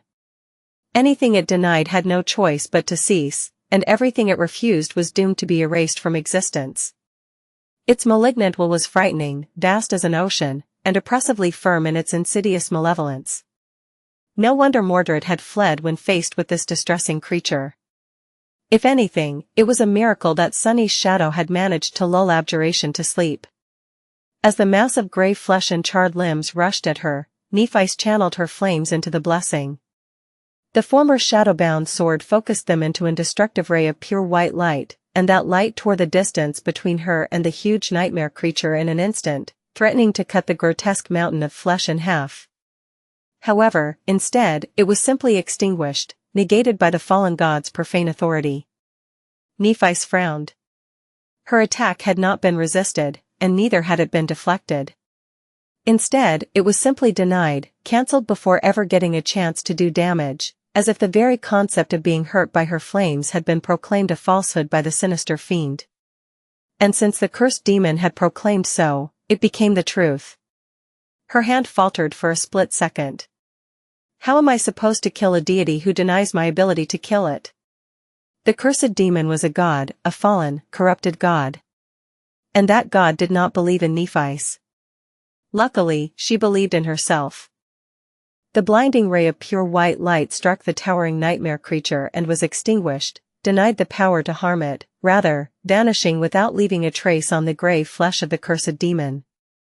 Time and space themselves bent, allowing its enormous mass to draw near Nephis far more rapidly than it should have been able to. Her wings raised a hurricane, sending her flying back, out of the way of innumerable skeletal limbs that stretched forward, aiming to grab her into a deadly grip. The world that had let the cursed demon pass so rapidly resisted her movement, sapping her momentum and slowing her down. If not for the armor of the will Nephis had forged for herself, she might not have been able to move at all. As it was, she barely avoided the harrowing forest of charred hands, slipping away between the cursed demon's fingers. Flying backward, she gritted her teeth. The nightmare creature had 100 hands, but Nephis only had one sword. And even that sword had proven ineffective against the authority of the fallen god. The authority it possessed was too absolute in its ability to deny her. The ancient horror wielded it both as a shield and as a weapon, both as the lure and as the trap, as well, preventing the adversary from harming it while simultaneously refusing their ability to escape. Nephis frowned. No, her adversary was not simply wielding the authority of abjuration. It personified abjuration, the very concept of forswearing something, thus negating its power and its very existence. That was what will could accomplish when elevated to the very edge of being absolute. How would one fight against an absolute will? Although Nephis did not know it yet, the technique Sunny would use in Ariel's game was to channel and personify a concept that directly opposed the power of his adversary. However, the two of them were entirely different people, and what Sunny could achieve was not what Nephis could or should be striving to emulate. She had her own path to forge. Just then, the cursed demon's innumerable eyes locked on Neph's fleeting figure, their unfathomable depths gleaming with a distressing notion. And a moment later, she felt her very existence beginning to grow faint. Because abjuration was done playing with its food. Instead of resisting her attacks, the fiend simply chose to deny Nephis herself, to reject her existence, forcing the world into erasing her completely. How do I resist a deity's will? It was a complicated question, a question that only a handful of people had been forced to ask themselves ever since the nightmare spell descended upon the world. To Nephis, though, the answer was easy. She simply had to break it with her own. She simply had to crush it. If the nightmare creature refused to burn, she had to burn it with more powerful flames. If it refused to be cut, she had to slash it with a sharper blade. If it refused to die, she simply had to convince death to take it. Hey, nightmare creature. Nephi's landed on the rubble and slid back, pushed almost to the edge of the water. Her eyes flared with distressing white radiance. Do you think you can snuff me out that easily? Her presence, which had grown faint, suddenly seemed clear, vast, and unfathomable. Abjuration might have been able to negate the existence of a saint, of a weaker sovereign, possibly. But Nephis ruled over and inspired all of humanity. To deny her existence, the creature would have had to erase all of mankind from existence first. To extinguish all of the innumerable stars that illuminated the vast heaven of her soul in an instant.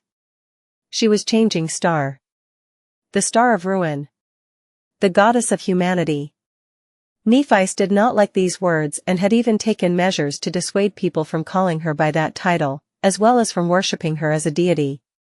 But while she had not undergone apotheosis yet, to some degree, there was truth to what some were saying. For all intents and purposes, she had become the personification of humanity.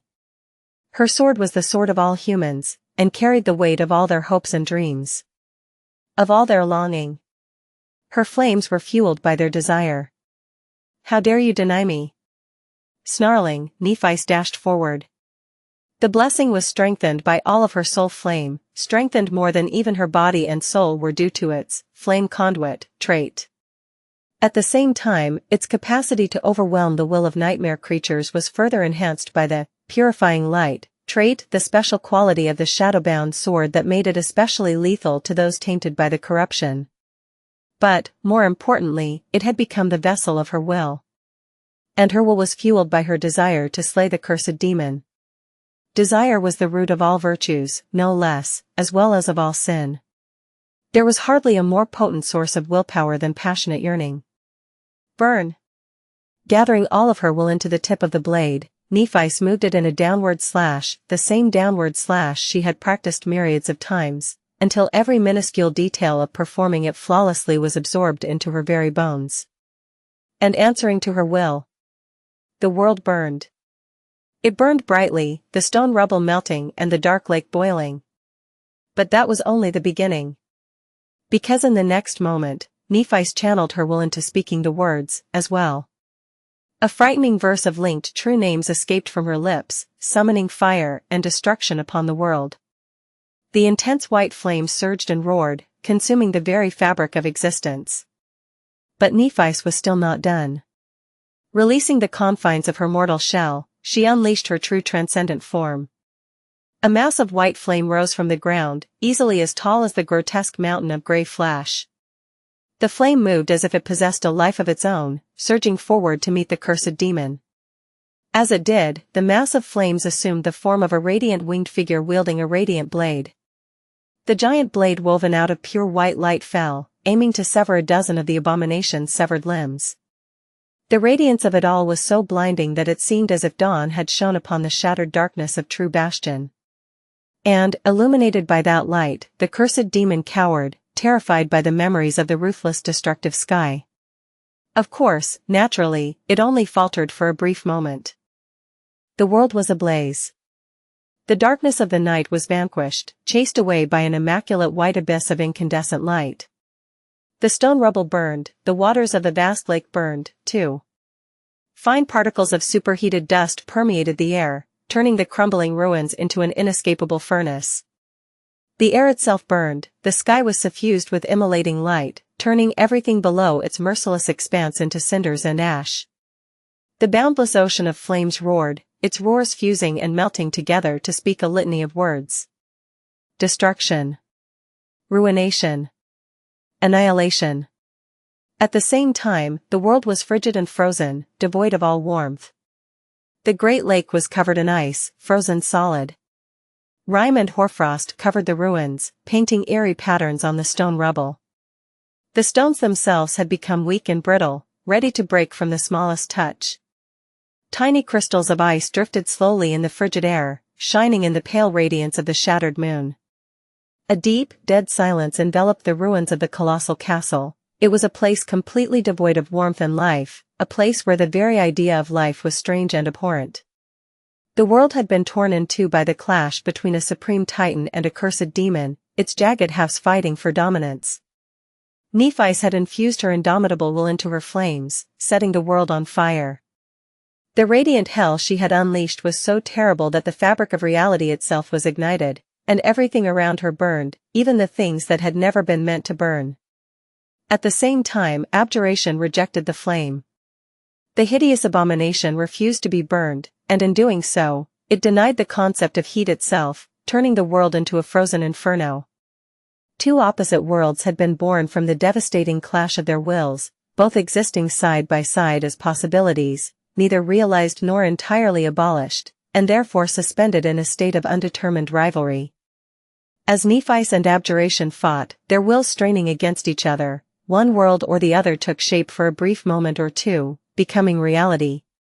Then, the cursed demon would be scorched and burned, a heartbeat later, the flames devouring its hideous body would be extinguished, and Nephi would suddenly find herself being strangled by unbearable cold. This vile thing. She reeled under the pressure of fighting the fallen deity's unfathomable will and authority, of its insidious mastery over the concept of refusal that threatened to deny her very existence, let alone her ability to do the cursed demon harm. At the same time, she had to fight the abomination itself. The dreadful forest of skeletal limbs wreaked havoc across the ruins, exerting such furious might that countless tons of stone rubble were turning into fine dust every moment. Nephi had severed dozens of abjuration's arms already, the blade woven from light sliced the cursed one's flesh and bones easily, setting the bleeding stumps aflame. But the hideous abomination was too powerful and too vast, its ability to twist the absolute laws in its favor too tyrannical. So, she had not escaped from their furious clash unscathed either. Every time Nephi managed to land a strike, abjuration's hands would tear at her fiery form. The long fingers of the abomination blackened, and its claws cracked the moment it touched the white flames, but every time, some warmth was sapped from Nephi's, making her flame a little more feeble, a little less scathing. With each blow she received, her claim to existence became a little fainter. And there was something much more terrifying happening, as well. There were billions of little flames connected to Neph's soul, tied to it by the bonds of longing. They were like tethers that anchored her to the world and reinforced her existence, they were the subjects of her domain. With each blow she received, those flames seemed to grow a little fainter, as well. It was when Nephi realized the fact that she felt something she had not felt in a long, long time. She felt fear. At the start of her battle against abjuration, she had regarded it with derision, assured that the terrifying fiend would not be able to negate her existence, because it would have to negate the existence of all of humanity with her, as well. But now, the cursed demon was doing just that. Billions of people were connected to Nephi and her domain of longing, bestowing her with great power and a nearly inexhaustible ocean of spirit essence. But that connection was a blade that cut both ways. Because Nephi was connected to humanity, an especially insidious enemy could reach across the dark void through her, and follow the rays of beautiful starlight to their source. To humans who had been inspired by her, and whom she was supposed to protect. Abjuration was one such enemy. This cursed demon was old, powerful, and terrifying. It had soared in the boundless heaven as one of the spirits of Sun God's realm before falling into the vile depths of corruption. It had survived the Doom War, outlived the Lord of Light, and spent thousands of years hiding from the merciless radiance of the orphaned sky in the sweltering darkness of Godgrave. And now, it was here, in the hidden remains of True Bastion. Liberated from under the incandescent abyss that had imprisoned it, and free to spread its appalling influence as it wished. There was only one obstacle standing in its way. Two obstacles, really. Changing Star and the Lord of Shadows. And only one of them was here to face the cursed demon now. Nephi bathed in the agony of her flaw, allowing it to purify her mind and steel her resolve. She gathered her flame, she was the flame. Her soul contained the fire. I need to end it now. In this battle of will, she needed to want to end the cursed demon here and now, want to end it so fiercely that her scorching desire could not be denied. So, Nephi's reached deep into her heart, remembering every reason she had to want to kill the enemy, and every reason she had to want to prevent the enemy from killing her. To be the last one standing. And then, she spoke a name that she had not been able to invoke before. She invoked the name of passion. Invoking the name of passion was far more difficult than any other Nephis had ever invoked. Perhaps it was because, unlike the other names, the source of this one was Nephis herself. Her own longing, her own desire, her own yearning, her own passion, she had to know them, to burn with them, to admit them starkly without pretense or falsehood. Then, she had to infuse them into the name, and channel that name with her soul. Shaping the world in accordance with the melody of her heart, and forcing the two to resonate with each other. The act itself was an immensely difficult one. After all, what human was completely honest with themselves? Completely honest about themselves? Who wasn't scared of bearing themselves and laying the truth of who they were out in the open for the world to see? For them themselves to see? The first step was difficult, but the second one was arduous. Invoking the name of passion meant drawing it out of herself, and channeling it put more strain on Neff's soul and willpower than she had ever felt before while shaping. But she endured. She endured the cruelly honest moment of self-reflection, with all her selfishness and weakness put on display, and she endured the strain of channeling the name of passion too. She invoked it. She finally succeeded. And when she did, it was as if blinders had been removed from her eyes. Nephis heard the spell whispering into her ear, but she did not have to listen to its loathsome voice to know that she had mastered another branch of her aspect legacy, the memory of light. She had mastered the knowledge of passion. Just as it had happened with the knowledge of fire and the knowledge of destruction, she could enjoy the fruit of her labor, a torrent of information poured into her mind, as if a seal had been broken, completing and complementing what she had already intuitively understood. An underlying understanding of a multitude of matters, an instinctual grasp of subtle secrets and intricate techniques, a collection of names related to passion and desire.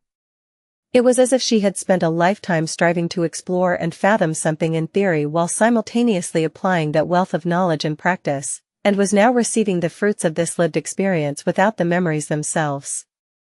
But that was not important at the moment.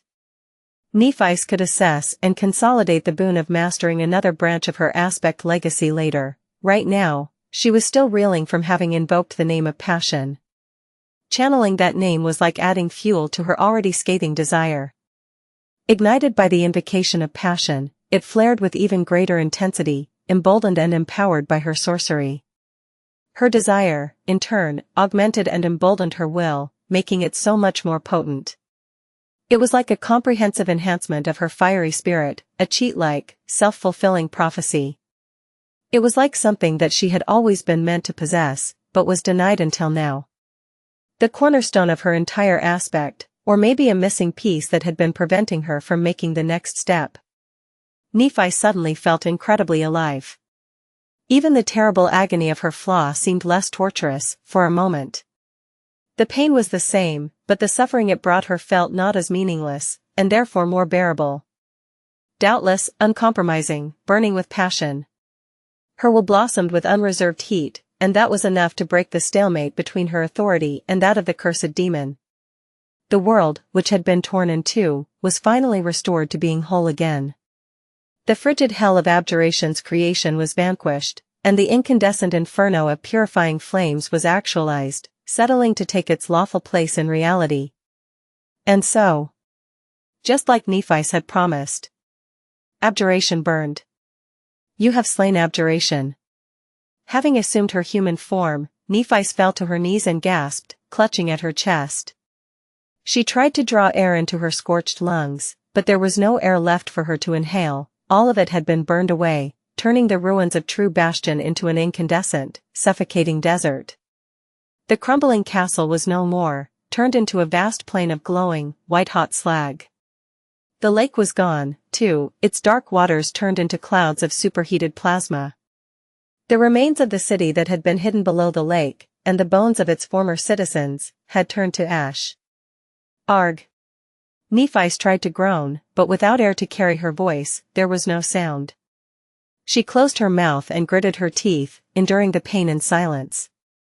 Even after she had overpowered the will of the cursed demon by invoking the name of passion, their battle lasted for a long while.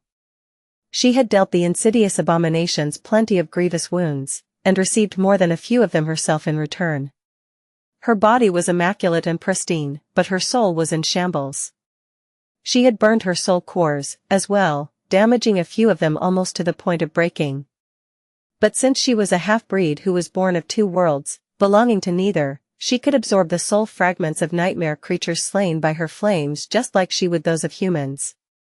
Abjuration had been a cursed demon, and an ancient one at that, so, her cores were now rebuilding themselves, having received a generous infusion of soul fragments after the abomination's death. Just abjuration, huh? It seemed like the spell did not deem it worthy to even mention the rank and class of cursed nightmare creatures when announcing their deaths. It made sense, really. After all, there had been only one abjuration in the world. It was one of a kind, so no one would confuse it with some other horror bearing the same name. Nephice looked around, drowning in the heat of the brilliant hell of her own creation. It was going to take a long time for True Bastion to cool off. And there was no reason for her to remain here anymore. On the contrary, there were plenty of reasons for her to leave as soon as possible. Even though she was not channeling the name of passion anymore, she could still feel its after effects. Usually, she would be drained of all feelings and emotions after abusing her aspect so thoroughly, but today, Nephice was full of them instead. She wanted to return to illusory Bastion. She wanted to revel in delicious food, to satiate her thirst with fragrant wine, to soothe her tired body with the cold caress of water and luxuriate in its embrace. She wanted to meet Sunny. She longed for him with such intensity that it felt a little frightening. Let's go. Holding her breath, she had no choice but to. Nephice rose to her feet and looked around one last time. The corpse of abjuration had turned to ash. There were no soul shards left to collect since she had already absorbed the soul fragments. She was standing near one of the deep cracks formed on the mountain during the siege of Bastion. It was dark and seemingly bottomless, leading far down. There was nothing left for her to do here. Nephice turned, intending to return. But then, something scraped beneath her feet. Frowning, she bent down and picked up a small piece of broken glass that had been laying on the edge of the fissure, the only cold thing in the white-hot furnace of the annihilated ruins. The piece of glass was blackened by soot, but when she scraped it with a nail, a fiery white eye looked back at her from beneath. It was the reflection of her own eye, and the white flame dancing in its depths. A mirror? Nephice threw one last look into the dark fissure, her frown growing deeper. Then, she tossed the fragment of the shattered mirror away and turned around. It was time for her to leave. Ravenheart awaited. Sunny shook his head as he continued on his way. The memories of learning what Nephice had done in Bastion were followed by the memories of reuniting with her in Ravenheart. At that point, he finally reached his destination. Having spent several weeks surrounded by billowing clouds of ash and cursed abominations, fighting one desperate battle after another, he was truly a pitiful sight to behold. His body might have been rebuilt and perfected by flesh weave, but he still could not wait to take a shower, lower himself into a bath, or better yet, rest his weary self in a steam room, followed by a plunge into ice-cold water. It just so happened that he could really use a cold plunge at the moment. Leaving his battered incarnation to tend to itself, Sunny shifted his focus to the avatar who remained in the council room.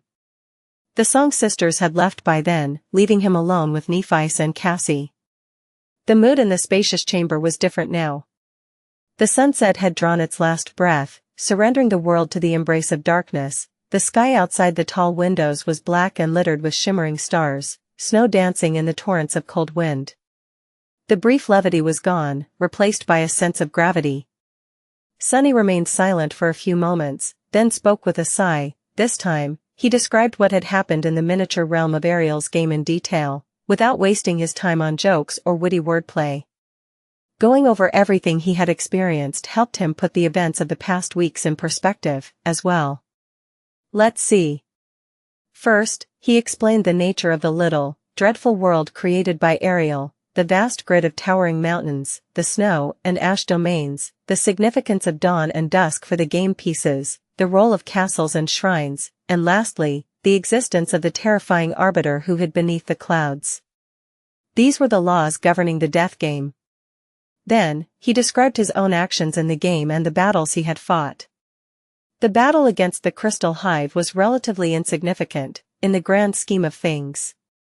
At best, it was a valuable exercise in fighting a powerful adversary while being suppressed by a hostile domain, which wasn't really that new of an experience for Sunny or for Nephice, who suffered a much worse version of the same suppression every time they entered the waking world. Next was the battle against abundance. That one was a much more valuable lesson, a priceless one even, since it was the first time Sunny had fought a cursed abomination. He had learned about how lesser deities embodied concepts and weaponized them to twist the absolute laws of existence in their favor from that clash, as well as understood the natural affinity of his own will better. In the end, Sunny had defeated abundance by utilizing sorcery to counter and restrain the beast's authority, then slowly poisoning its soul with death will. Nephi smiled faintly when he described crushing the infinite worm under his boot. What an elegant solution. Sunny chuckled. Thank you. Killing abundance was the pebble that began an avalanche. With a sacred shade in my service, I could tackle more powerful foes and slowly build an advantage over the snow tyrant. Plus, it was quite satisfying. He continued, describing the race to the Shrine of Truth and its first siege, his battle against the wolf, the grand spell he had woven, and the eventual annihilation of the volcano. The details of how he had held off a cursed demon while fueling his trap with the demon's own strength had a greater effect on Nephice and Cassie. Cassie especially seemed stunned. So, you channeled an opposite concept to that of the wolf? Sunny nodded. When you fight deities, the battle itself is only the tip of the iceberg. There is a clash of wills happening at the same time, hidden from view. It influences the cadence of combat, deciding who will gain the decisive advantage. Gods reshape the world around them according to what they are, and in order to defeat them, you have to break that vision of reality first. One would ideally achieve that with overwhelming strength, but since we are weaker than the cursed ones, I had to get inventive. Cassie smiled. Amazing. Nephice, meanwhile, contemplated his words deeply. Eventually, a sigh escaped from her lips, and she gave Sunny a long look. It was sort of boastful? Satisfied? A little prideful? However, Nephice did not seem proud of herself. Rather, she seemed to be proud of Sunny, and satisfied with herself as a result. What has gotten into her? It is an incredible technique, Sunny. Sadly, I don't think anyone except you can make use of it. Your aspect and aspect legacy make you supremely adaptable, and this arcane ability to channel foreign concepts is their culmination. No one else would have been able to do something like that. Sunny remained silent for a few moments. Well, she wasn't wrong. Granted, he did not explain how he had almost killed Kai after taking this technique a step further in the battle against the puppeteer yet, but that could wait a little longer. After all, who didn't like being praised by their girlfriend and receiving these kinds of looks from her? Sunny wanted to enjoy the second a little longer. He sighed. The spell I created takes most credit for the deaths of the wolf and the brass giant. It was a significant breakthrough in and of itself, made possible by the lessons I had learned while creating a bow for Kai. Actually, out of everything I gained in Ariel's game, this one might be the most immediately impactful. Nephice gave him an intense look. Do you mean? Sunny nodded. Yes. It opens an entirely new horizon of possibilities for us. I can further develop and expand this new branch of weaving, then, I'll be able to create more intricate spells. Even with 7 bodies, I won't be able to enchant every citadel of humanity, but doing so for our most important strongholds in the dream realm might be possible, as long as there are enough sacred soul shards to fuel the spells. Nephice looked to Cassie. Cassie, do you think you can help Sunny integrate his enchantments into the fortifications of human citadels with runic sorcery? The blind seer considered her words seriously for a while, then gave her a hesitant shrug. It is not impossible. Fusing two schools of sorcery won't make the result greater, but it might hasten the process and make it easier for the saints in charge of the citadels to operate and maintain the arrays. Sunny and I will have to spend a lot of time side by side to work out the framework, though. I've never considered large-scale runic arrays thoroughly before, but it should not be entirely different from the sorcery of the Ivory Island and the Chainbreaker. Nephi sighed. Time, it all comes down to time, doesn't it? She fell silent for a moment. Still, that is something worth investing time in. Our cities will come under siege eventually. When that happens, there has to be a way to keep the population safe while the champions repel the enemy. Sunny, I would be grateful if you and Cassie made that project a priority. Sunny smiled. Sure. I can spare an incarnation or two. In fact, he was glad to receive this opportunity. Sunny did not pursue fame or recognition. Being forced into the shadows by the revelation of why Weaver's lineage had been forbidden by the gods suited him fine, if not for the fact that he could not exert as much influence from the shadows freely as he would have wanted to. Humanity was protected by two sovereigns, but one of them was severely constrained in what he could do to actually help people. So, working on fortifying human cities in the dream realm was a good way to apply his power for the benefit of all in a secretive, but efficient manner.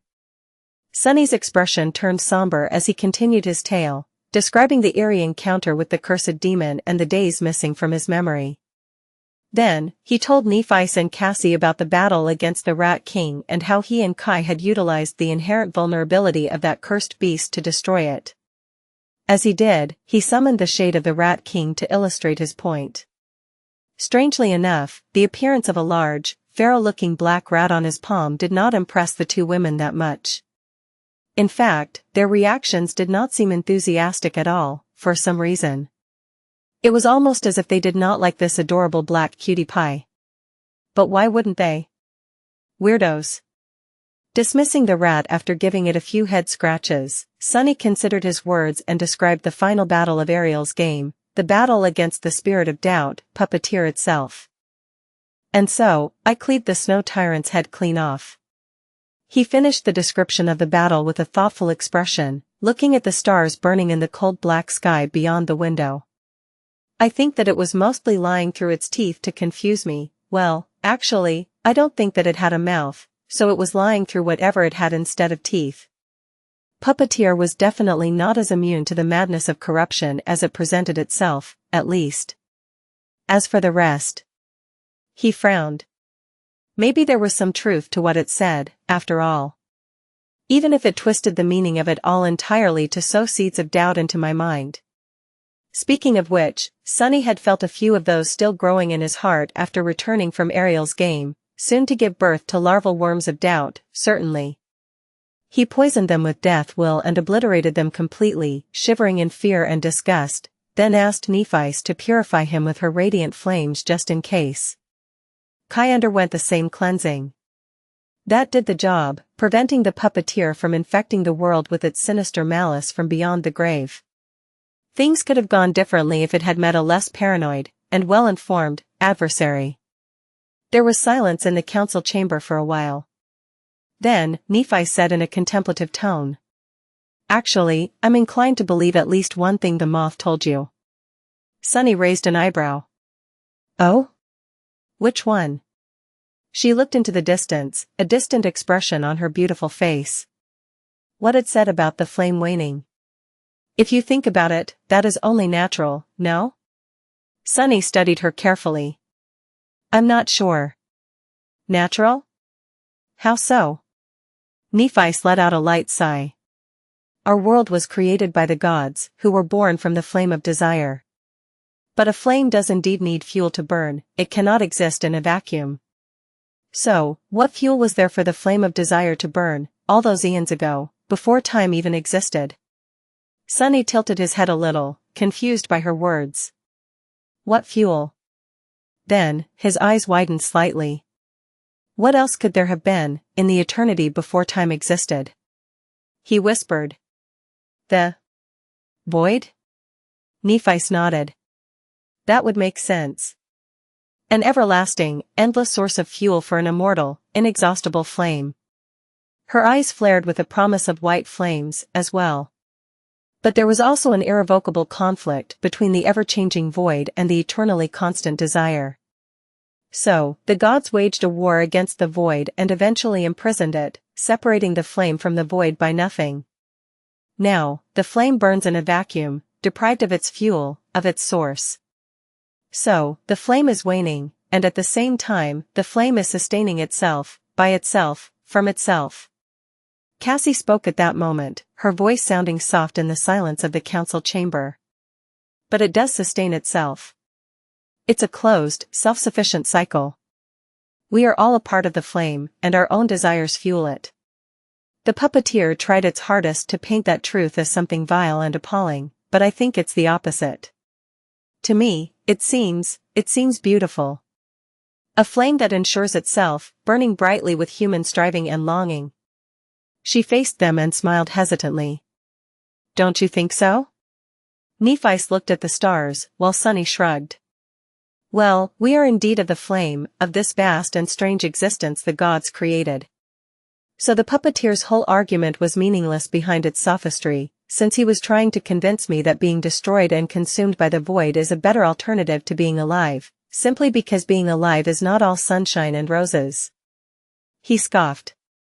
I don't know about you, but sunshine is overrated. I'd much rather relax in the shade. And as far as roses go, most of the flowers I encountered in my life had tried to either eat me, shred me to pieces with their thorns, or get their pollen into my body to use it as fertilizer, none of which is conducive to being alive, as it happens. Sunny smiled. Yes, life was cruel at times, life was a constant struggle, and for some people like him, it was more often bitter than sweet. But it was, after all, sweet. Life was also beautiful, joyful, and exciting, full of precious things like affection, contentment, accomplishment, fun. It contained friendship, camaraderie, love, passion. There was beauty, intellectual pursuits, challenge, and thrill. Even though Sunny's life had not been an easy one, it had also been a life full of great pleasure and joy.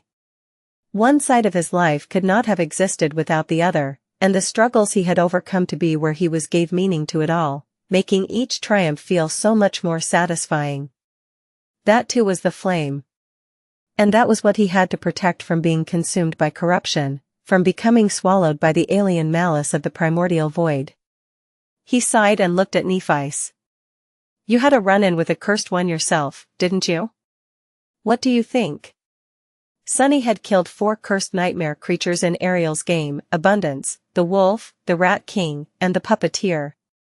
The brass giant had perished as a result of his actions, as well, while 3 more fallen deities had died in a mysterious way. It was a breathtaking achievement, no doubt, and yet, Sunny did not feel a lot of confidence at the moment. In fact, he was left properly shaken by his experiences in the death game. In truth, while Sunny had been at a great disadvantage in the dreadful world of Ariel's creation, its laws had also worked in his favor. The cursed ones had been restrained in how they could move and what they could do, for one. The nature of the Ash domain made the battle for the Shrine of Truth easier, while the shrine itself had empowered his companions tremendously. And even then, he had just barely survived. If Sunny had met the same cursed ones in the wild reaches of the dream realm, who knew how things would have turned out? Nephice remained silent for a while, then said in a somber tone.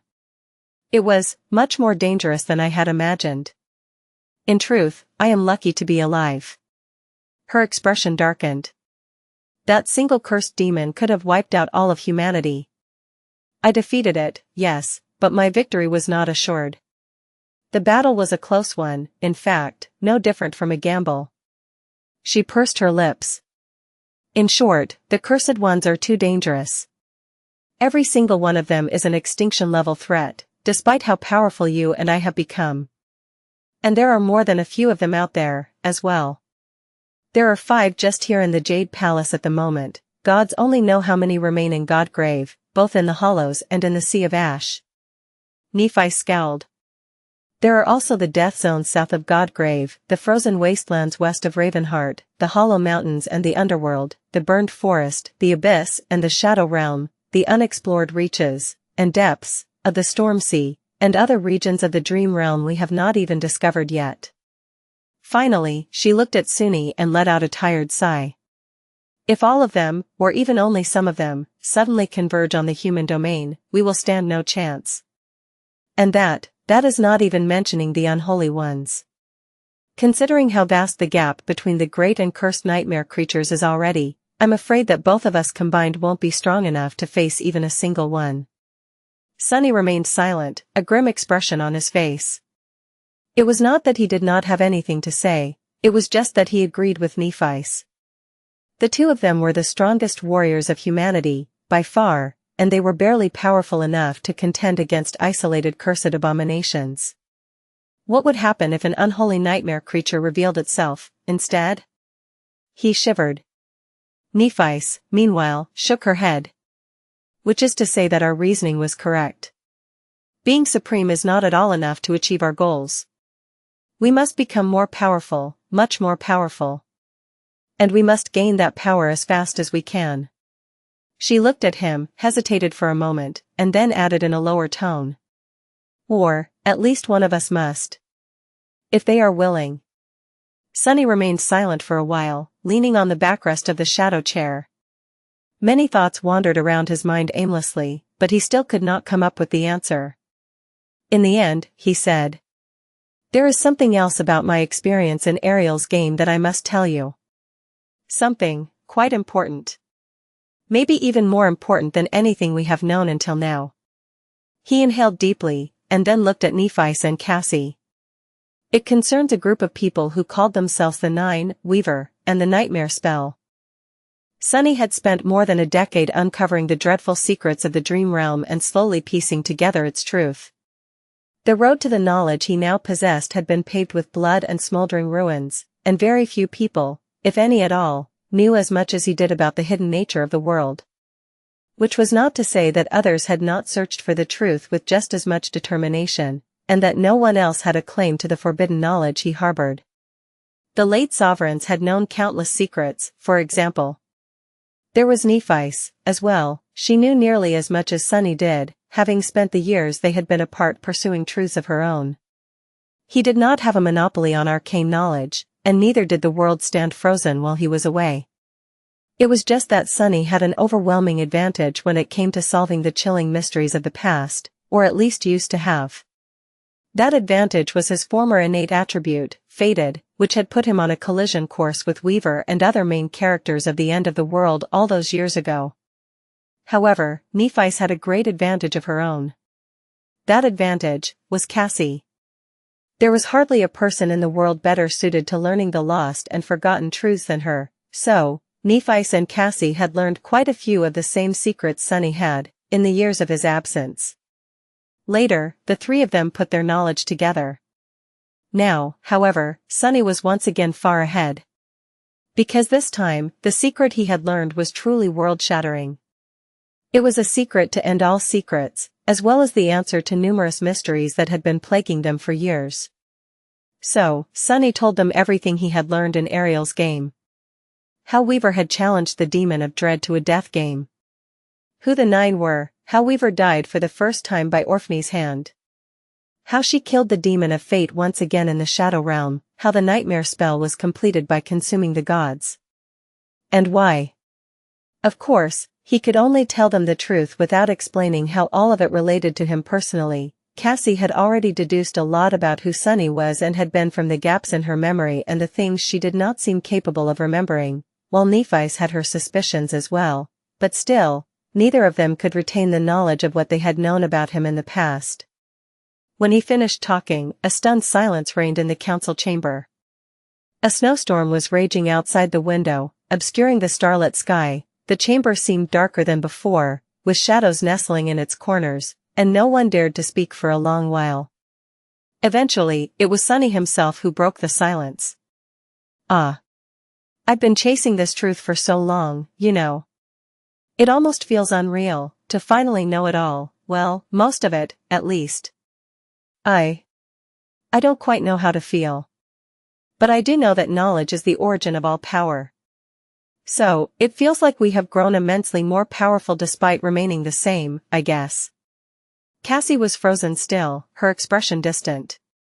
She seemed to be thinking about something feverishly, thousands of thoughts swarming behind her beautiful, unseeing eyes. Sunny shuddered to imagine what was happening in the little, devious head of hers. Neepies, meanwhile, was somber and focused, looking at Sunny with silent, but scathing intensity. After a while, she inhaled slowly, and then spoke quietly. So, let me get this straight. She stood up and walked to the window, watching the snowstorm rage behind the transparent crystal pane. Her voice sounded just as aloof as usual, but there was a wealth of hidden emotion in it now. A long time ago, at the dusk of the Golden Age, the gods had grown distant and indifferent, neglecting their duties, what people considered to be their duties, at least. In their neglectful absence, an empire founded by war god and presumably enjoying his patronage launched a series of bloody conquests, slowly spreading across the mortal realms like a plague. That conquest continued until they encountered a small, peaceful nation, a culture that worshipped no gods, but instead built temples to fate itself. She turned and looked at Sunny with a frown. That culture was conquered and wiped out, but not before sending out 9 fated heroes, or monsters, depending on how you look at it, on a quest to avenge their people. Avenge their people by slaying the gods. Sunny nodded and continued. But how can mortals hope to defeat the gods? The 9 were no match for them, and so, they set out to ignite a war between the demons and the gods, knowing that it would bring the empire of war, and all of existence with it, to ruin. In that way, they became the architects of the doom that swallowed the world. Nephi smiled darkly. Only there was one demon who refused to participate in the doom war.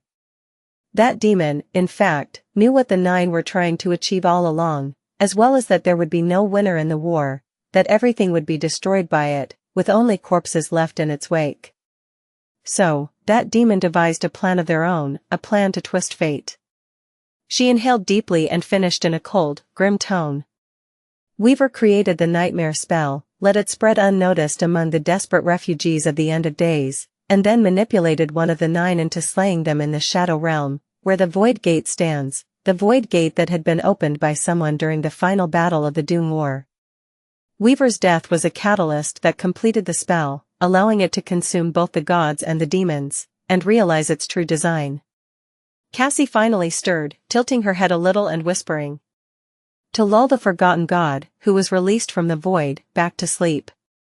And then infect the humans who found shelter in the orphaned divine realms in an attempt to nurture new gods, gods who were taught to defy fate, and would therefore be able to destroy the Forgotten One once and for all in the depths of the 7th nightmare.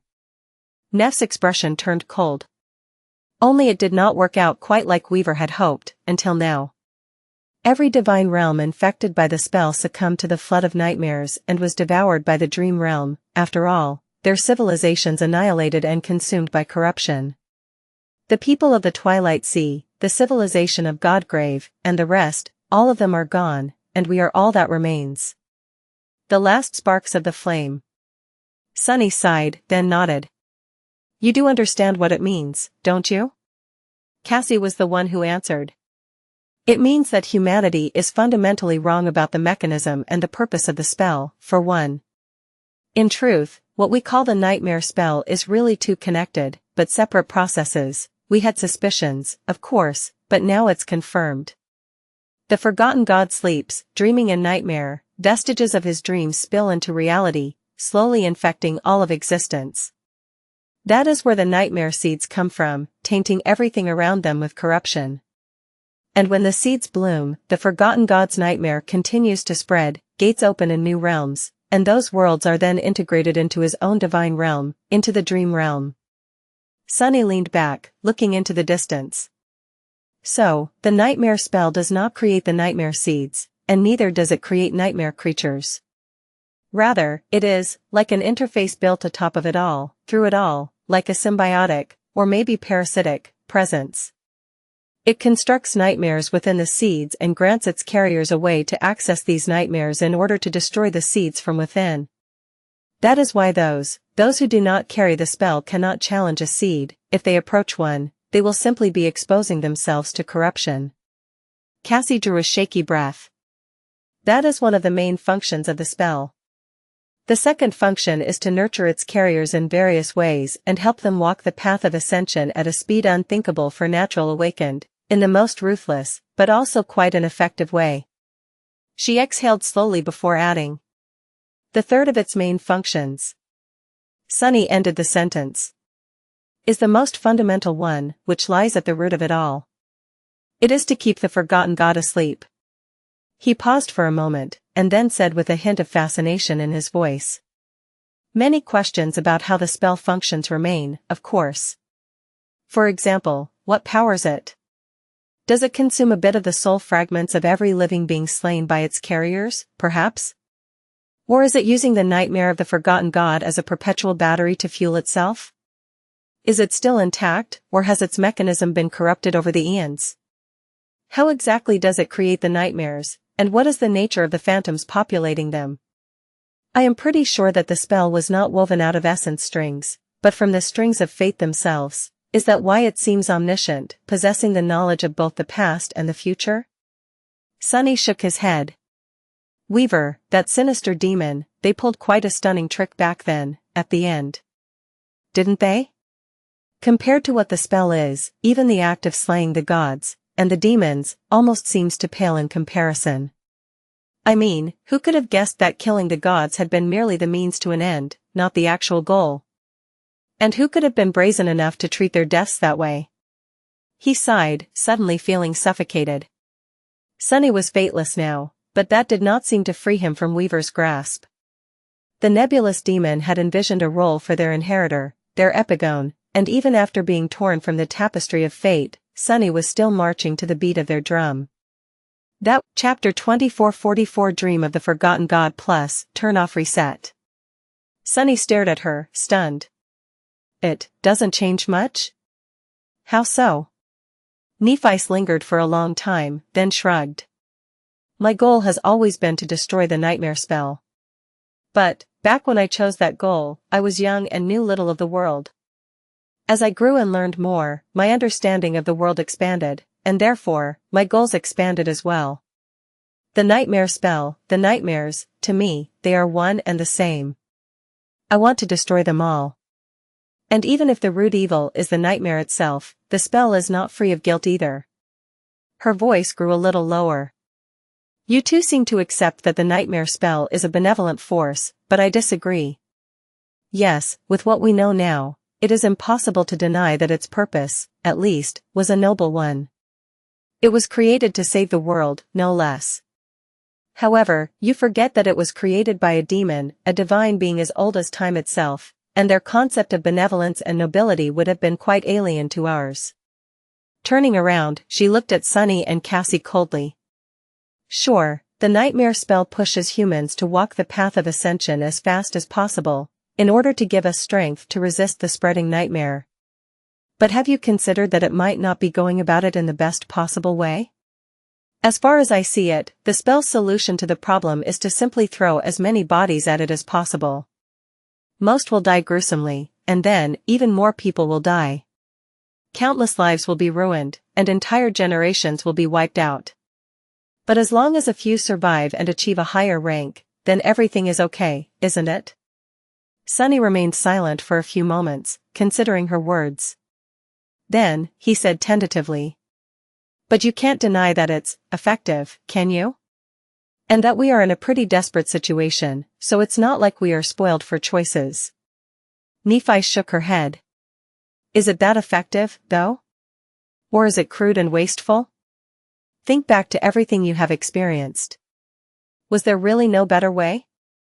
We are the strongest champions of humanity, you and I. But is it because we were the best, or is it because we were lucky? Would things have been different if the spell had been different? All those lost lives, all that wasted potential. How would the world have turned out if the first lord of the Bright Castle had not been sent into a death trap by the spell, for example? How far could he and his cohort have gone? What about Dayron the Serpent King? If the spell had not sent him into a nightmare that only someone immune to corruption could have conquered, what would have happened to the people of the Twilight Sea? She shook her head and gritted her teeth. You can only see the spell in a positive light because you are its beneficiary, not its victim. No matter its purpose, the spell is ruthless, inhuman, and vile. All this great power, all that startling potential, and you tell me that the great demon of fate could not come up with anything better than forcing children into the jaws of the nightmare? Do you know how many aspirants die every year without ever becoming sleepers? I know, because I can feel their flames being snuffed out day and night. Was there really no better way? White flames ignited in Neff's eyes, and she grimaced. You can convince me that the nightmare spell is a necessary evil that we are stuck with, but you can't convince me that it is benign.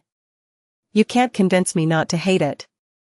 Then, suddenly, her expression eased, turning cold and impassive once again. Nephi's remained silent for a few moments, then sighed and turned back to the window. Well, it doesn't matter, anyway. I meant it when I said that this new knowledge doesn't change much, in any case of how I feel about the spell. A long time ago, I told someone that I intended to conquer all the nightmares, and destroy the spell. And I still do. It is just that now, I know that there will be a 7th nightmare after the 6th, and that I will have to end the forgotten god first before dismantling the spell. She chuckled bitterly. There would be no need for it by then anymore, anyway. So this entire argument is moot. Sunny frowned, then leaned forward a little. But that is just the thing, Neff. It is not moot. Have you forgotten what our goal is? It is to prevent the destruction of humanity. Killing the forgotten god is what Weavers wanted to achieve, not us. Who cares what that treacherous demon wanted? Weaver is dead, so we are free to do what we want. And to achieve that, we don't need to risk ourselves in a battle against a being that neither the gods nor the demons were able to stop. He clenched his fists. We don't need to conquer the 7 nightmares and destroy the forgotten god. We don't need to destroy the spell, either. The spell can continue keeping that thing asleep. It has contained him for eons, and it can contain him for a few eons more. We just need to become strong enough to contend against the creatures that are threatening humanity here and now. We just need to become divine. Others would have called him a fool or a coward for thinking like that, but Sunny did not care.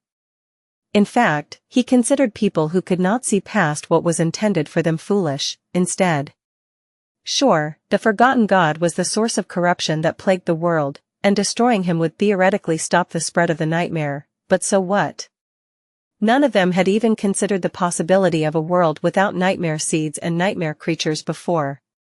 These were merely inalienable facts of life until just a few days ago, and rather than fantasizing about some kind of heavenly paradise, they had been busy planning how to ensure the survival and prosperity of mankind in reality. As long as its safe resettlement into the dream realm could be ensured, and as long as there were champions powerful enough to keep the cursed and unholy nightmare creatures at bay, humanity could not only survive, but thrive in this world they lived in. There were already vast cities like Bastion and Ravenheart here. In the dream realm, there were electric street lights and fertile fields, roads were being built across the wilderness, trade caravans were traveling between human strongholds, and new settlers were arriving every day. Sure, there were also nightmare creatures and horrors beyond description, but that was just life. He had never known anything different, and most of humanity had not either. And yet, that did not stop people from living their lives, from struggling, striving, and thriving in this dangerous, but generous and stunning world. That was what Sunny wanted to protect. That was why he had returned from his journey to the edge of the world, resolving to change it. Slaying some ancient god of corruption had nothing to do with it. Sunny could sleep peacefully even knowing that the forgotten god was dreaming about him somewhere out there, imprisoned in a nightmare by the spell. Sure, there was a possibility that the spell would fail one day and that its prisoner would awaken, but that was not an unfamiliar reality, either. After all, even before the nightmare spell descended, people knew that the sun would die one day, and that the entire universe was moving toward eventual demise. But nobody threw themselves into the sun because of it. The world had always been meant to end one day, probably long after humanity had already destroyed itself 10 times over. The awakening of the forgotten god was no different from the heat death of the universe, in that regard. Only destroying the forgotten god would probably be far more difficult and deadly than destroying the universe. After all, He was older than the universe, having participated in its creation. And that was whom Weaver wanted them to kill? Sunny shook his head. Becoming divine is already impossible enough. Sure, I understand that we are indoctrinated to count and do everything in sevens, and that it feels wrong to ignore the logical conclusion of the path laid out for us by Weaver, but our goal has been to become gods in order to protect humanity. Not to challenge the final nightmare and correct an error made by the true gods when designing the world. Not to eliminate the flaw of existence. A perfect world is a dead world, anyway, so why would we want to throw ourselves into something entirely fatal and meaningless on top of that? Nephi's looked at him with a deep scowl. To prevent numerous people from having their choice robbed from them by the nightmare spell. To save countless lives from dying in the nightmares. To ensure that the end of the world never comes. To destroy the spell once and for all. Why can't you see it? Sunny did not respond for a while, looking at her silently. He knew that deep down, Nephis was a selfish person. That she did what she wanted, and it was merely a happy coincidence that what she wanted was to be a righteous and decent person, according to her own harsh understanding of righteousness and decency, of course. But what she really wanted was to destroy the spell, which she hated, and do so in a way she would not be ashamed of. To avenge herself upon the world. The nightmare gates, the nightmare spell, it was indeed all the same to her. She would not be able to let go of her most ardent desire easily. But Sunny was a selfish person, too. I see it. But I simply don't want you to throw your life away, Neph. Not in an attempt to create some kind of flawless Garden of Eden, of all things. I need you. About a month later, just before the full moon, Sunny returned to Bastion. Or rather, another of his incarnations did. The first had actually returned to Bastion weeks ago, but this one took a detour to the frozen wastelands west of Ravenheart first. There were scouting parties of the human domain prowling there in search of citadels. Granted, they neither dared nor could survive going deep into the hellish cold, and only the saints ventured beyond the outer reaches of the seemingly boundless expanse of ice. So, Sunny had employed Silent Stalker as a guide, well, more so informed her of the fact that she would be his guide, and the two of them spent several unforgettable weeks together, shivering in the cold and eluding the strange, fearsome nightmare creatures who reigned in that frozen hell. That was how Sunny learned that Silent Stalker was not, in fact, mute. As it turned out, she could talk after all, or, at least, she could hiss and curse like a sailor. Whatever made the usually taciturn song princess so expressive all of a sudden, he had no idea. It was probably the cold. In any case, eventually, when it became too dangerous for Silent Stalker to follow him, he left her in a shelter he had dug in the ice and continued west on his own. A few days later, a pale and shaken Sunny returned, and the two of them started on the way back to Ravenheart. From there, Sunny passed through the Dream Gate to Bastion. It opened regularly, connecting the two largest human cities in the Dream Realm at set intervals. And here he was. A mass of people were flowing out of the towering Dream Gate, and he was safely hidden in its middle. Sunny was wearing a ragged robe atop the nebulous mantle, having already changed his facial features. Members of the Shadow Clan used special memories for that, but he simply reshaped his avatar a little for the sake of anonymity. Masking his appearance had become much easier after he learned how to grant manifested shadows color in Ariel's game. Making himself less handsome felt like a crime against humanity, but what could he do? Such was life, plus, he was a taken man now, so drawing admiring gazes would do him no good. There was a long, narrow object wrapped in cloth tied to his back, protruding high above his head. Sunny walked as if it was as light as a feather, but in fact, it took all of his supreme strength not to stagger under the weight of the damn thing. Even the wild shadow he had attached to his feet and controlled to mimic his movements seemed to be sweating from the burden of the object's shadow. Holy hell, why is this thing so heavy?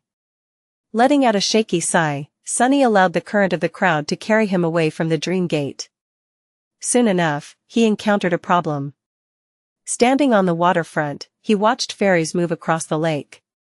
He had to cross the lake, as well, but no ferry would be able to support his weight.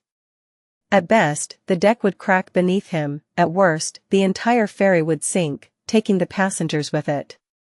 In fact, the only reason why the ground was not fracturing beneath his feet already was that he was in the castle, where the cobblestones were made from the same mystical stone as the walls of the great fortress itself. Sunny scratched the back of his head. Should I just shadow step to my destination? Failing to come up with a better idea, he went to find a dark alley where no one would notice him vanishing into thin air. It would do no one any good if he was seen using powers similar to those of the Lord of Shadows. Being dead was such a hassle sometimes. As Sunny walked, he thought about what had transpired in the past month. Many things had happened while his incarnation was enduring the cold of the frozen hellscape. Early winter was the busiest time for the human domain, after all, because of the winter solstice. By now, most of the sleepers who had been infected by the nightmare spell last year were either awakened, or dead. Others were still somewhere out there, in the dream realm, making their way to human citadels. Some had awakened long before the solstice, having passed through the dream gate in advance. In fact, there were many of them, significantly reducing the death toll. This winter solstice in particular was especially important because it served as proof of concept. It was the second solstice of Nef's reign, but the first one she was able to prepare for. The previous one had happened too soon after the end of the domain war, when everything was in chaos.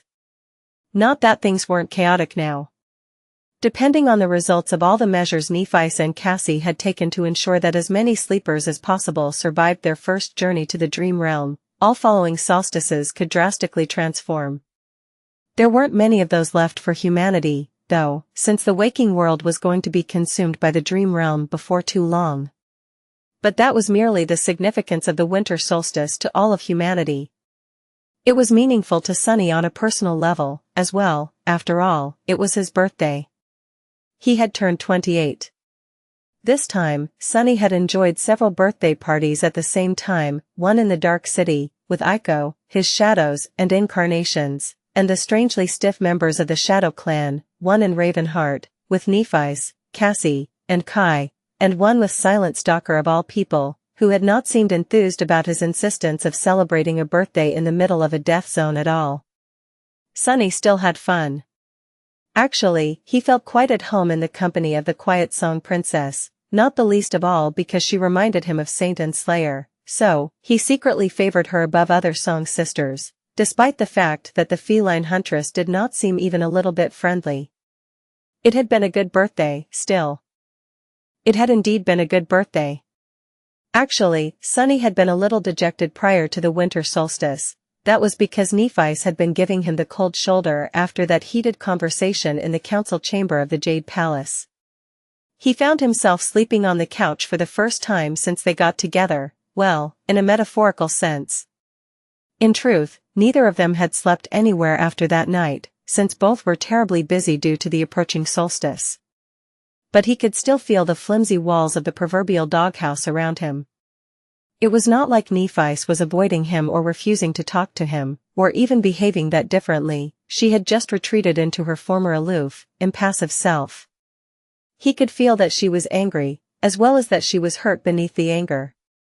They talked again after that night, trying to express their feelings and thoughts better. But that calmer discussion only managed to define where they stood better, not resolve the fundamental difference in their opinions. So, there was an awkward distance between them for a few days. Sunny was saddened by that fact, but in a strange way, he was also happy. To him, it seemed like a good sign. This was the first fight they had gotten into as a couple. Usually, Sunny was too accommodating, and Nephi was too casual about most things. The fact that she was angry this time showed that she cared about him deeply enough to get angry, at least, which was not at all bad. In fact, it was reassuring. Sunny would have been much more bitter if she had remained unperturbed and indifferent, instead. As for how he himself felt, he was tense and anxious. He knew Nephi, and he knew that she would throw herself into the jaws of the forgotten god without hesitation in pursuit of her goal, of her unquenchable desire. So, he was afraid to lose her. That was why the two of them were angry at each other, and that was why they had spent several days apart. But then, the solstice arrived. And despite how Nephi's felt, she suppressed her stubborn nature and made an effort to make the day as pleasant as he could for Sunny. Their conflict did not magically disappear after that, but the awkwardness dissipated somewhat. And yet, even though things once again seemed normal, some distance still remained between them. That gap was narrow and seemingly insignificant, but Sunny had no idea how to breach it. Damnation. Why are all my friends single? He desperately needed relationship advice, but there were few people he could ask for it, not that fighting ancient gods of corruption was something many couples encountered as a stumbling block in their relationships. There was Kim and Lester, but he would be mad to ask for advice from either Lester or the woman who had married Lester. Which, basically, only left one candidate. Effie. Yeah, no. I'd rather ask Nether for relationship advice. And that guy was someone whose failed relationship destroyed the universe, no less. Finally finding a narrow and desolate alley, Sunny scratched the back of his head. Come to think of it, how come almost all my friends are single? The answer was both obvious and sad, they were all workaholics. But how was humanity going to survive if the cream of the crop of its adult population were not busy making hordes of kids? Shaking his head and chastising his friends mentally, Sunny dove into the shadows, dragging his unbearably heavy baggage with him. Apart from the solstice, his birthday, and his first quarrel with Nephi's, well, his first quarrel with Nephi's after they became a couple, at least, other things had happened, as well. The world kept spinning, not waiting for anyone. Far north, in the burned forest, an ocean of rats was currently besieging an endless legion of appalling millipedes, getting closer and closer to their nests. In the ruined cathedral of the Dark City, one of his incarnations was maniacally altering the design of his future shadowbound memory to integrate his recent attainments in weaving into the theoretical spellweave. Another abandoned the forgotten shore and was establishing a base in Ravenheart. His experience in Ariel's game had proven that having almost all his avatars in the north was highly inconvenient during emergencies, so Sunny wanted to enhance his presence south of the Hollow Mountains. Plus, someone had to guard the jade board and the dollhouse at all times. They had not figured out what to do with these time bombs yet, but keeping them in the Jade Palace was definitely not an option. Sunny had half the mind of tossing at least one of Ariel's creations into the seal containing the Dark Sea, but was not at all sure that it was a good idea. Cassie, meanwhile, had taken a good look at Kai after the charming archer rested from his experiences in Ariel's game. Just as Sunny had expected, the rings of ash empowering his friends had disappeared as soon as the game was over. However, they had not disappeared without leaving a trace. Kai had a new attribute now, Mark of Ash. This attribute granted him affinity to ash, whatever that meant. Among other things, it increased his already immense resistance to fire, as well as granted him a minor, but scaling enhancement when near intense heat or surrounded by it. It was nice to know that knowledge and experience, as well as an awesome custom-made bow and a quiver of masterwork enchanted arrows, were not the only things Kai had brought back with him from Ariel's game. Still, Sunny was of the opinion that his friend deserved way more. After all, where else would one find a saint who had slain a cursed beast? Emerging from the shadows on a quiet street, Sunny smiled and headed for a particular manor situated there. Now that the solstice was behind them, Sunny and Nephi's were going to get even busier. He had the new project of enchanting human strongholds in the dream realm on his plate, which meant that he and Cassie would be busy with researching sorcery for the foreseeable future, while Nephi's was needed on numerous battlefields. Now that the cursed demon was dead and she wasn't tethered to Bastion anymore, she would probably take the Ivory Island on a lengthy journey. The death zone south of Godgrave had remained an impregnable wall and a source of worry for them until now. Nephi's wanted to conduct a proper reconnaissance of them first. Before that, though, they had to receive a lengthy report from the agents of the Shadow Clan scattered across the two worlds. It had been put off because of the solstice, so now was the time. Aiko seemed to think that things were fishier than usual, as well. They needed to determine if she was correct with haste. But that was for his other incarnations to worry about. This one, meanwhile, had a different task. Sunny was going to search for the fifth fragment of Weaver's lineage here in Bastion, in the true version of Bastion, to be precise. Leaving behind a few cracked cobblestones, Sunny arrived at a particular gate and waited for a while, expecting a giant wolf to come barreling out to engulf him in a hurricane of excitement, enthusiasm, and slobbery puppy love. However, nothing of the sort happened. Sunny had been preparing himself to act annoyed, but now, he was strangely disappointed. Ling Ling, that brat, does he not smell his favorite uncle standing at the door? Sunny waited a bit more, then sighed and raised his hand to knock at the gate. Before he could, however, it opened, revealing the sight of a toned, shapely, and sculpted torso. Sunny studied it for a few moments, then looked up, and then, with a sigh, a little higher still. Effie was standing on the gravel road barefoot, wearing well-worn, comfy sweatpants and a makeshift crop top with a faded Nightingale logo that heroically held back her ample figure. Her hair was disheveled, and she was rubbing her eyes while yawning. Seeing her in such a mundane set of clothes felt a little strange, considering who she was and where they were. But then again, Effie had never been one to care about her exalted status. Looking over Sunny's head, she gave the street a dubious look. Huh? No one is here? God damn it. He gritted his teeth. Hey! Stop pretending that you can't see me. Effie raised her eyebrows and slowly lowered her gaze. Then, she lowered it some more and smiled brilliantly. Oh. It's you, Shadow Boy. Sorry, didn't notice you there, and by there, I mean down there. Sunny furrowed his brow in annoyance. How does it even make sense? Sure, let's say you didn't notice me. What about that huge bundle on my back? The one that is 3 meters long? Only a blind person would fail to notice that. Effie looked at the bundled item protruding high above his left shoulder, then scratched her head in embarrassment. Well, fine. You got me there, anyway, come in. I was warned that you'd be showing up, so I've been waiting. This is officially my first day of vacation.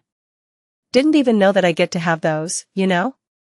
Granted, since you are involved, it will probably be a work trip at best. Now that I think about it, I think I was swindled out of taking a break. Sunny followed Effie past the gate and looked around. Huh? Where's little Ling? And his dad? I was hoping to catch up. She gave him the side eye. Ling Ling is punished and is helping his dad around the farm. Also, I find it weird that you are friends with my husband. Really weird. Sunny blinked a few times, aghast and dismayed. What? Why? Let me tell you, I'm an awesome friend. Effie nodded energetically. Exactly. You are way too awesome. In the literal sense of the word, I mean. You are a sovereign, for spell's sake. What business does my husband have being pals with a sovereign? Sunny scoffed. That guy is married to a saint and is raising another. I think he can handle being buddies with a supreme. Don't sell that guy short, he is just that kind of impressive. Effie glanced at him, then looked away with a soft smile. Okay, that's true. He is indeed a little impressive, isn't he? Before they entered the house, Sunny gestured for her to stop and took the bundled item off his back with an audible sigh of relief. Wait a bit. I'm not sure that we can take that thing inside. The grounds of Effie's manor had been treated to be able to support the titanic weight of her transcendent form, as well as survive little Ling's overabundant energy, but he wasn't sure about the house. Her husband had built it from the mystical wood from the woods around Bastion, but they were dealing with something truly special here. Resting the bottom of the bundled item on the ground, Sunny supported its weight with one hand and used the other to massage his hurting shoulder. Ah. That's better. Effie studied the narrow object with a curious expression. Sunny grinned. This is a little gift from me to you. He lowered it to the ground carefully and then knelt to remove the straps. Of course, both the cloth the item was wrapped in and the straps were made from manifested shadows, so he could have simply dismissed them, but where was the theater in that? Plus, the more Sunny became akin to a deity, the more he learned to appreciate these small, human moments. Sure, he could teleport around and make the shadows do everything for him so that he never needed to lift a finger, but walking where he needed to go on his own 2 feet and doing what he wanted to do with his own pair of hands was its own small pleasure. As he was unbundling the item, he gave Effie a mischievous smile. "It's nothing too crazy. I just thought of you when I saw it." From within the cloth, an imposing spear was revealed. It was around 3 meters in length, devoid of frivolous adornments but beautiful in design. The great spear was both solemn and resplendent, seemingly forged from pure gold. Despite that, it emanated a sense of indescribable fierceness and crushing gravity, inspiring awe and reverence in anyone who glimpsed it. The spearhead was long, capable of both piercing and severing, while the shaft was flawlessly straight and seemingly indestructible. As soon as the spear was revealed, the air suddenly smelled of a lightning storm, and sparks of electricity arced across the grass. It felt ancient, unfathomably powerful, and holy. The world itself seemed to react to the presence of the golden weapon, becoming brighter and solemn around it. Effie looked at the great spear, enthralled. "What?" At that moment, Sunny beamed. "A beanpole for a beanpole."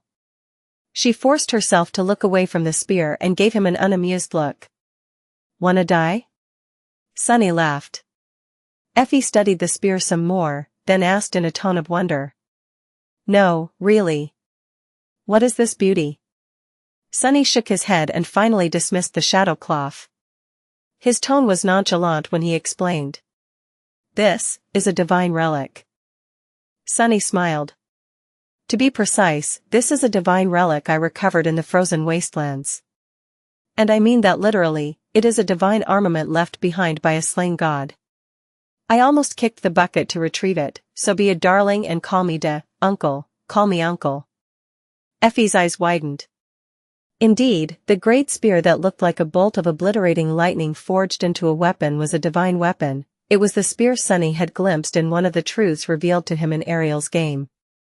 That truth had shown him Weaver challenging Ariel to a death game on a blood-soaked battlefield in a frozen hell, with Ariel inhabiting the body of a dying divine. Sunny could remember every detail of that scene vividly.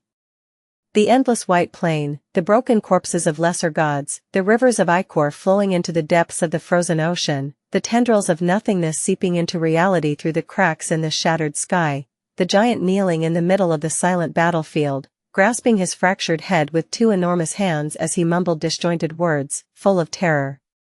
And a great spear laying on the broken ice, forgotten, still brimming with the echoes of annihilating lightning. The giant might have forgotten about his spear before dying, his body swallowed by the imprisoned ocean, but Sunny had not. So, he ventured into frozen wastelands hoping to find it. Luckily, discovering the battlefield from his vision had not been too difficult, at least not for Sunny, who could cast his shadow sense across numerous kilometers and move with breathtaking speed. After all, there were not a lot of places where the sky was shattered and tendrils of nothingness seeped into reality, even in the dream realm. Surviving that harrowing place, however, that was an entirely different matter.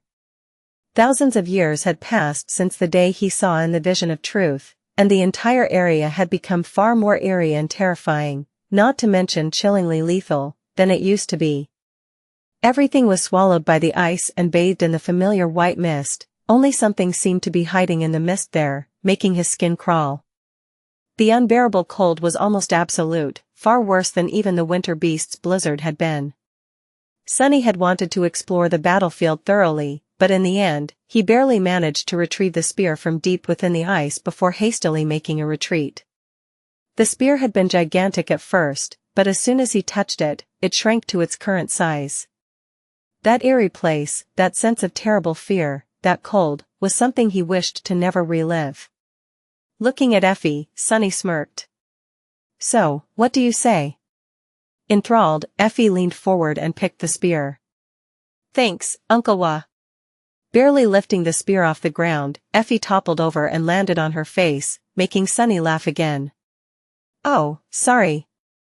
I forgot to mention, it's quite heavy." Effie herself was also a top-heavy person. So, it was no wonder that she had lost balance and ended up falling down. Laying on the ground, she gave him a glare, then stood up and reached for the great spear once again. With a grunt, Effie lifted it after all. Lean muscles rolled under her dewy olive skin, and beads of sweat glistened on her face.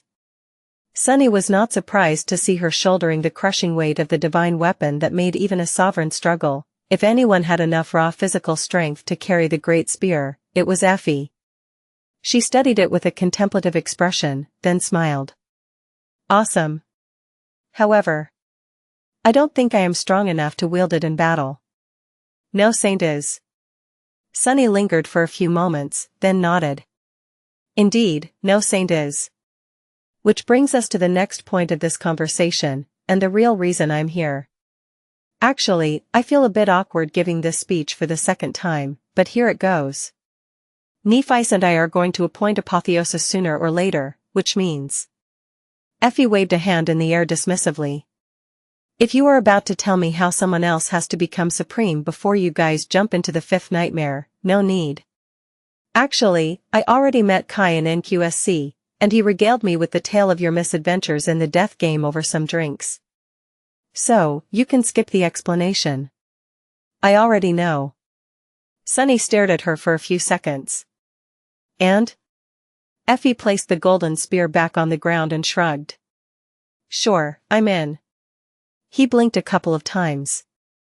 You know that we are talking about you challenging the fourth nightmare, right?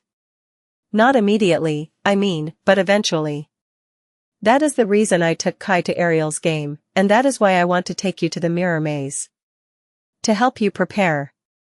Effie yawned again, then let out a groan. Damn it, all this talk of attaining supremacy, and I haven't even had my morning coffee yet. I said sure, didn't I? Let's do it. Let's get me ready to challenge the fourth nightmare, eventually.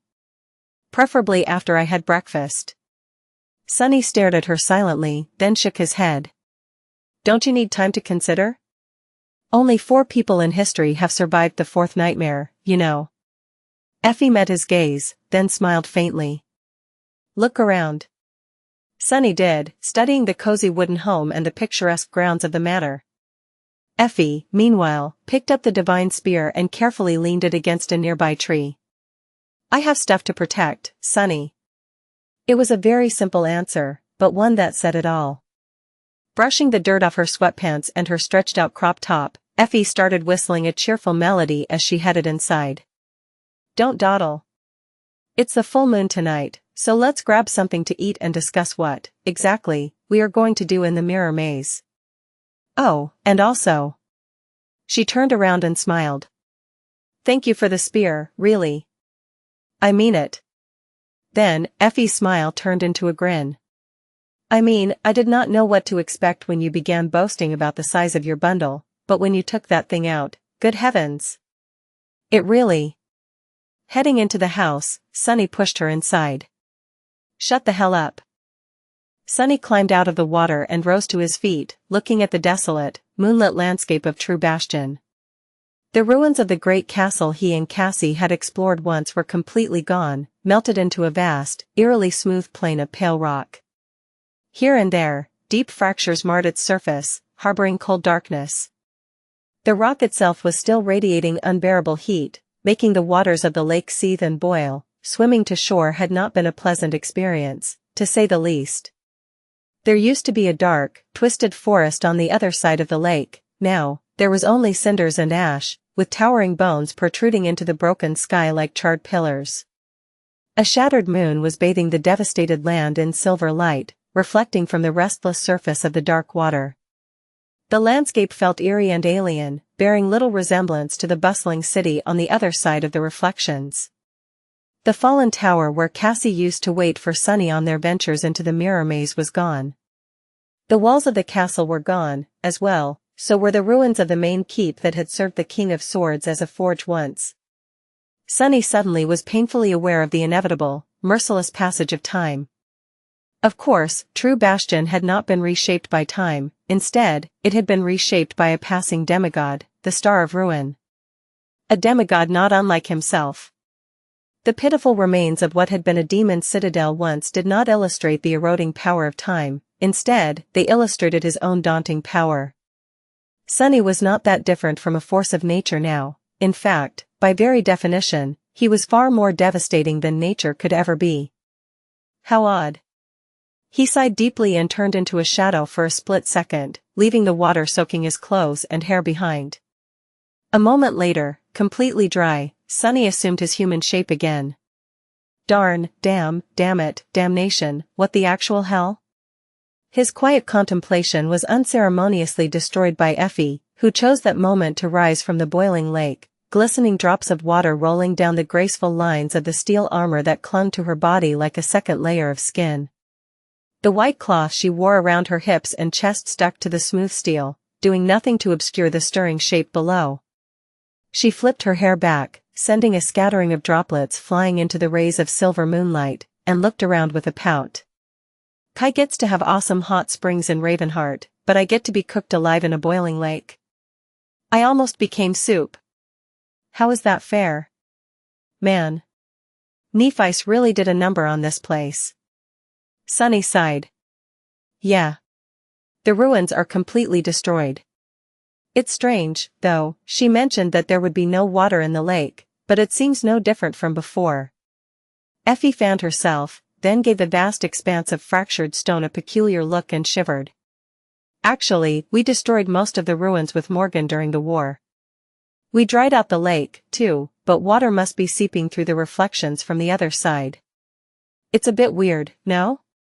Water flowing from an illusory lake into the real one. Can it even be called an illusion, then?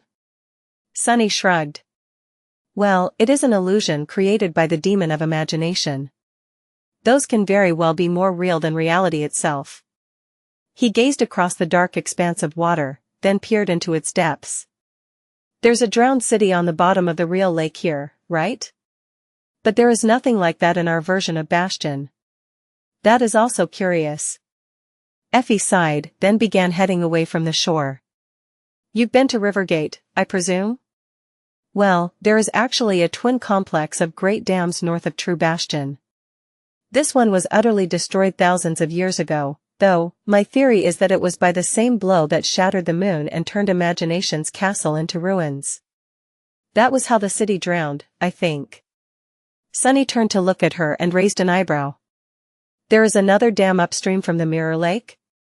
Effie nodded. There is in True Bastion, but not in the illusory one. I think both dams were built by the demon Imagination, and that they had something to do with the Mirror Lake. She seems to have been fond of playing with water, for some reason. It's such an ancient past that there is no way to know for sure, of course. Sunny's second eyebrow rose, as well. Huh? Since when are you interested in exploring ancient history? Effie chuckled. Since I was put in charge of Bastion? I need to know the background of the city I am meant to rule to avoid unpleasant surprises. Ancient past tends to become present problems quite often here in the dream realm. Sunny sighed. I couldn't have put it better myself. He lingered for a moment, then looked up at the shattered moon and asked. Have you ever reached the boundary of this reflection? Effie shook her head. No, because when we fought here, Morgan had drawn True Bastion into reality to protect the illusory version. It just bordered the surrounding regions of the dream realm seamlessly, as if it had always been there. But I imagine that there's just nothing at the edges, something like the boundary of the beast farm. By then, they reached the deepest of the fractures that broke the surface of the mountain. The dark fissure led all the way to the mirror maze. The piece of mirror Nephice had discarded was still laying on its edge, covered in soot. Sunny picked it up, studied it for a moment, then crushed it in his fist.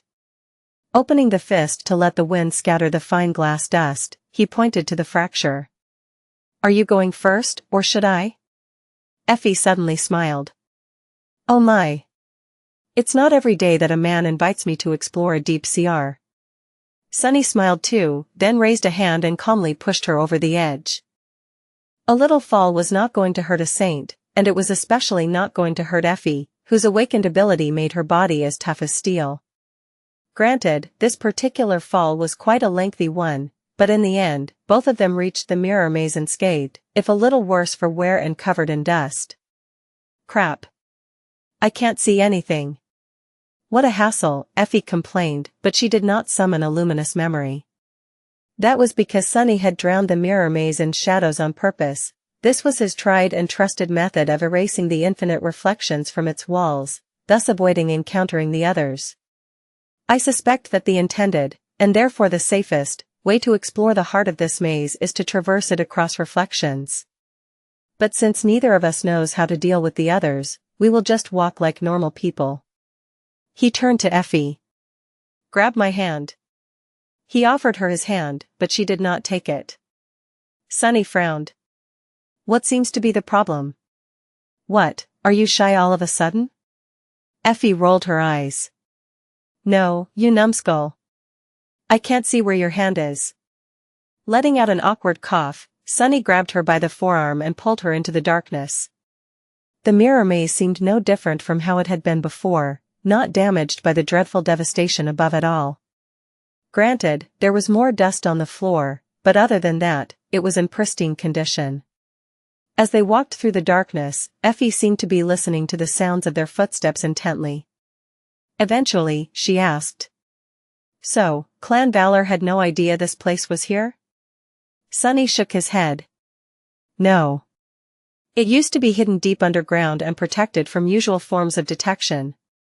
I barely found it myself, so, neither Warden nor his son knew about the existence of the mirror maze, despite spending decades right above it. Effie remained silent for a bit, then said suddenly. But Mordred must have known. Sunny gave her a guarded look. Yes, that was the conclusion he had drawn, as well. Mordred could gaze through the mirrors around him and even travel through them, those were his dormant and awakened abilities. So, when young Mordred first returned into the cold embrace of Clan Valor, he would have definitely felt the presence of a vast mass of mirrors beneath True Bastion. He must have known that the mirror maze was here, maybe he had even been the first human to explore it. Was he hiding somewhere in the complicated web of twisting tunnels right now? Sunny did not think so, he did not think that Mordred was in any of the tunnels, that was. If he's here, he is probably in the Hall of Imagination. That is where we are heading, as well. Effie tensed a little. Remind me why we are going there, again? Sunny collected his thoughts before speaking. Well, you are the master of Bastion, so you know better than anyone what the Great Mirror is. It is situated deep below the castle, its illusory version, that is, in a great underground hall hidden in the heart of the mountain. It is also the nexus of the component of your citadel, the one that allows the true and false versions of Bastion to swap places. One stays in reality, while the other one is safely contained within the Great Mirror. Effie pursed her lips. And it also allows the others to crawl into reality from True Bastion if someone forgets to cover it.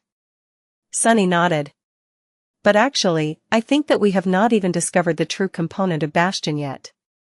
Effie tilted her head a little. Huh? Sunny considered his words for a moment. Think about it. There is an underground chamber with the Great Mirror below the illusory castle, connected to it by secret passages. But what about True Bastion? There are no passages. Instead, there is the mirror maze, and the underground chamber at its heart. The Hall of Imagination, which makes things you imagine real, or at least creates illusions of those things that are seemingly no different from real. He paused for a moment, then added in a somber tone. I did not dare to explore the Hall of Imagination before, so I don't know what is hidden in its center. But if theory is correct, then there is another Great Mirror there, the true Great Mirror, not an illusion of it that stands below the false Bastion. Effie frowned in the darkness, just as stunned as the first time he had shared this theory with her. This time, however, she had a question. The Great Mirror, the supposedly illusory Great Mirror leads to True Bastion. Then, where does the true Great Mirror lead?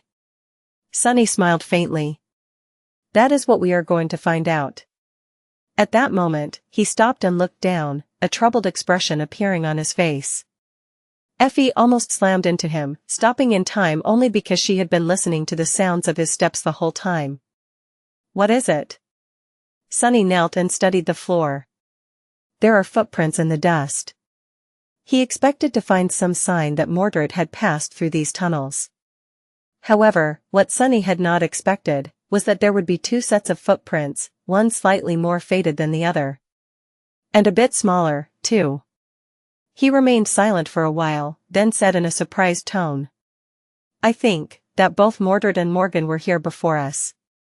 The former Princess of Valor had vanished without a trace a few months after the war. Some were convinced that her brother had killed her, after all, while some simply assumed that she had left to start a new life somewhere, in complete anonymity. After all, being the last heir of a fallen, infamous great clan was not the easiest fate. Some, meanwhile, believed that Morgan had challenged the fourth nightmare. As it turned out, though, she was here, in the mirror maze, instead.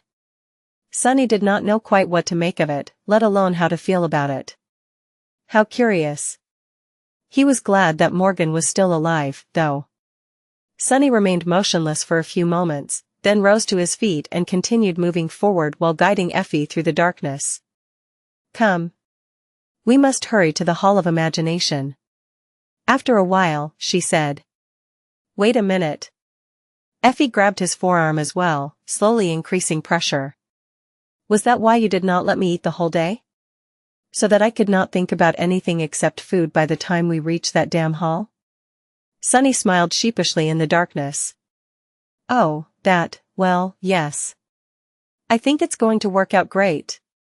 As for Sunny himself, he had a far simpler way of getting to the heart of the Hall of Imagination without summoning the illusion of some unholy titan into existence. He was going to release control of his incarnation and let his shadow enter in his stead, then retake control at the last moment.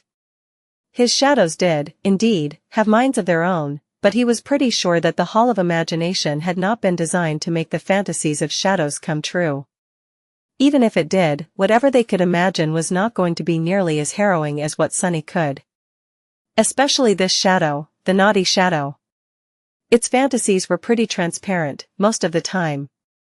There was only one way to find out for sure, though. Effie was earnestly trying to crush his forearm in a vice grip, but Sunny simply ignored her. Now that he had both the bone weave and the flesh weave, not to mention the jade shell, enduring such pressure was not a big problem. It still hurt like hell, though. Effie growled in the darkness. Hey, shadow boy. If you don't feed me right this moment, I'll eat you, instead? Her voice grew quieter and then fell silent, because at that moment, they reached the boundary of the Hall of Imagination. The walls of the tunnel spread out, opening into a vast open space. It was full of darkness, and neither Sunny's sight nor his shadow sense could penetrate it. They froze for a while, preparing themselves for the trial of the Hall of Imagination warily. In the end, he sighed and pulled Effie forward.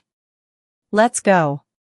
The sooner we do, the sooner we can get into some kind of insane trouble, barely survive it, and return victorious with scary stories to tell.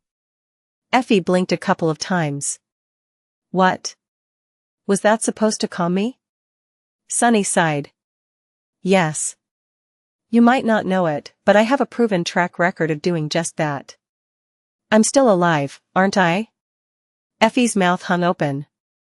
No, you're not. You are literally dead. 2 entire armies saw you kill yourself, and then get killed by Nephites immediately after that.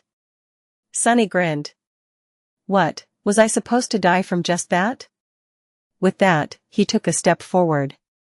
They had already discussed the plan earlier, so there was not much left to say. Sunny positioned himself in the middle of the entrance to the Hall of Imagination, then concentrated and summoned Saint. Having at least one shadow covering for them was probably a wise move, and she was the best choice for this particular trial. The taciturn knight emerged from the darkness and glanced at him with her usual indifference. This time, however, Saint's gaze lingered on him for a while longer, as if sensing remnant traces of the Jade Titan persona he had assumed in the death game. Eventually, Saint took her place to his left, while Effie stood to his right. Ah. I don't like it. She raised a hand to grab his shoulder. Sunny got ready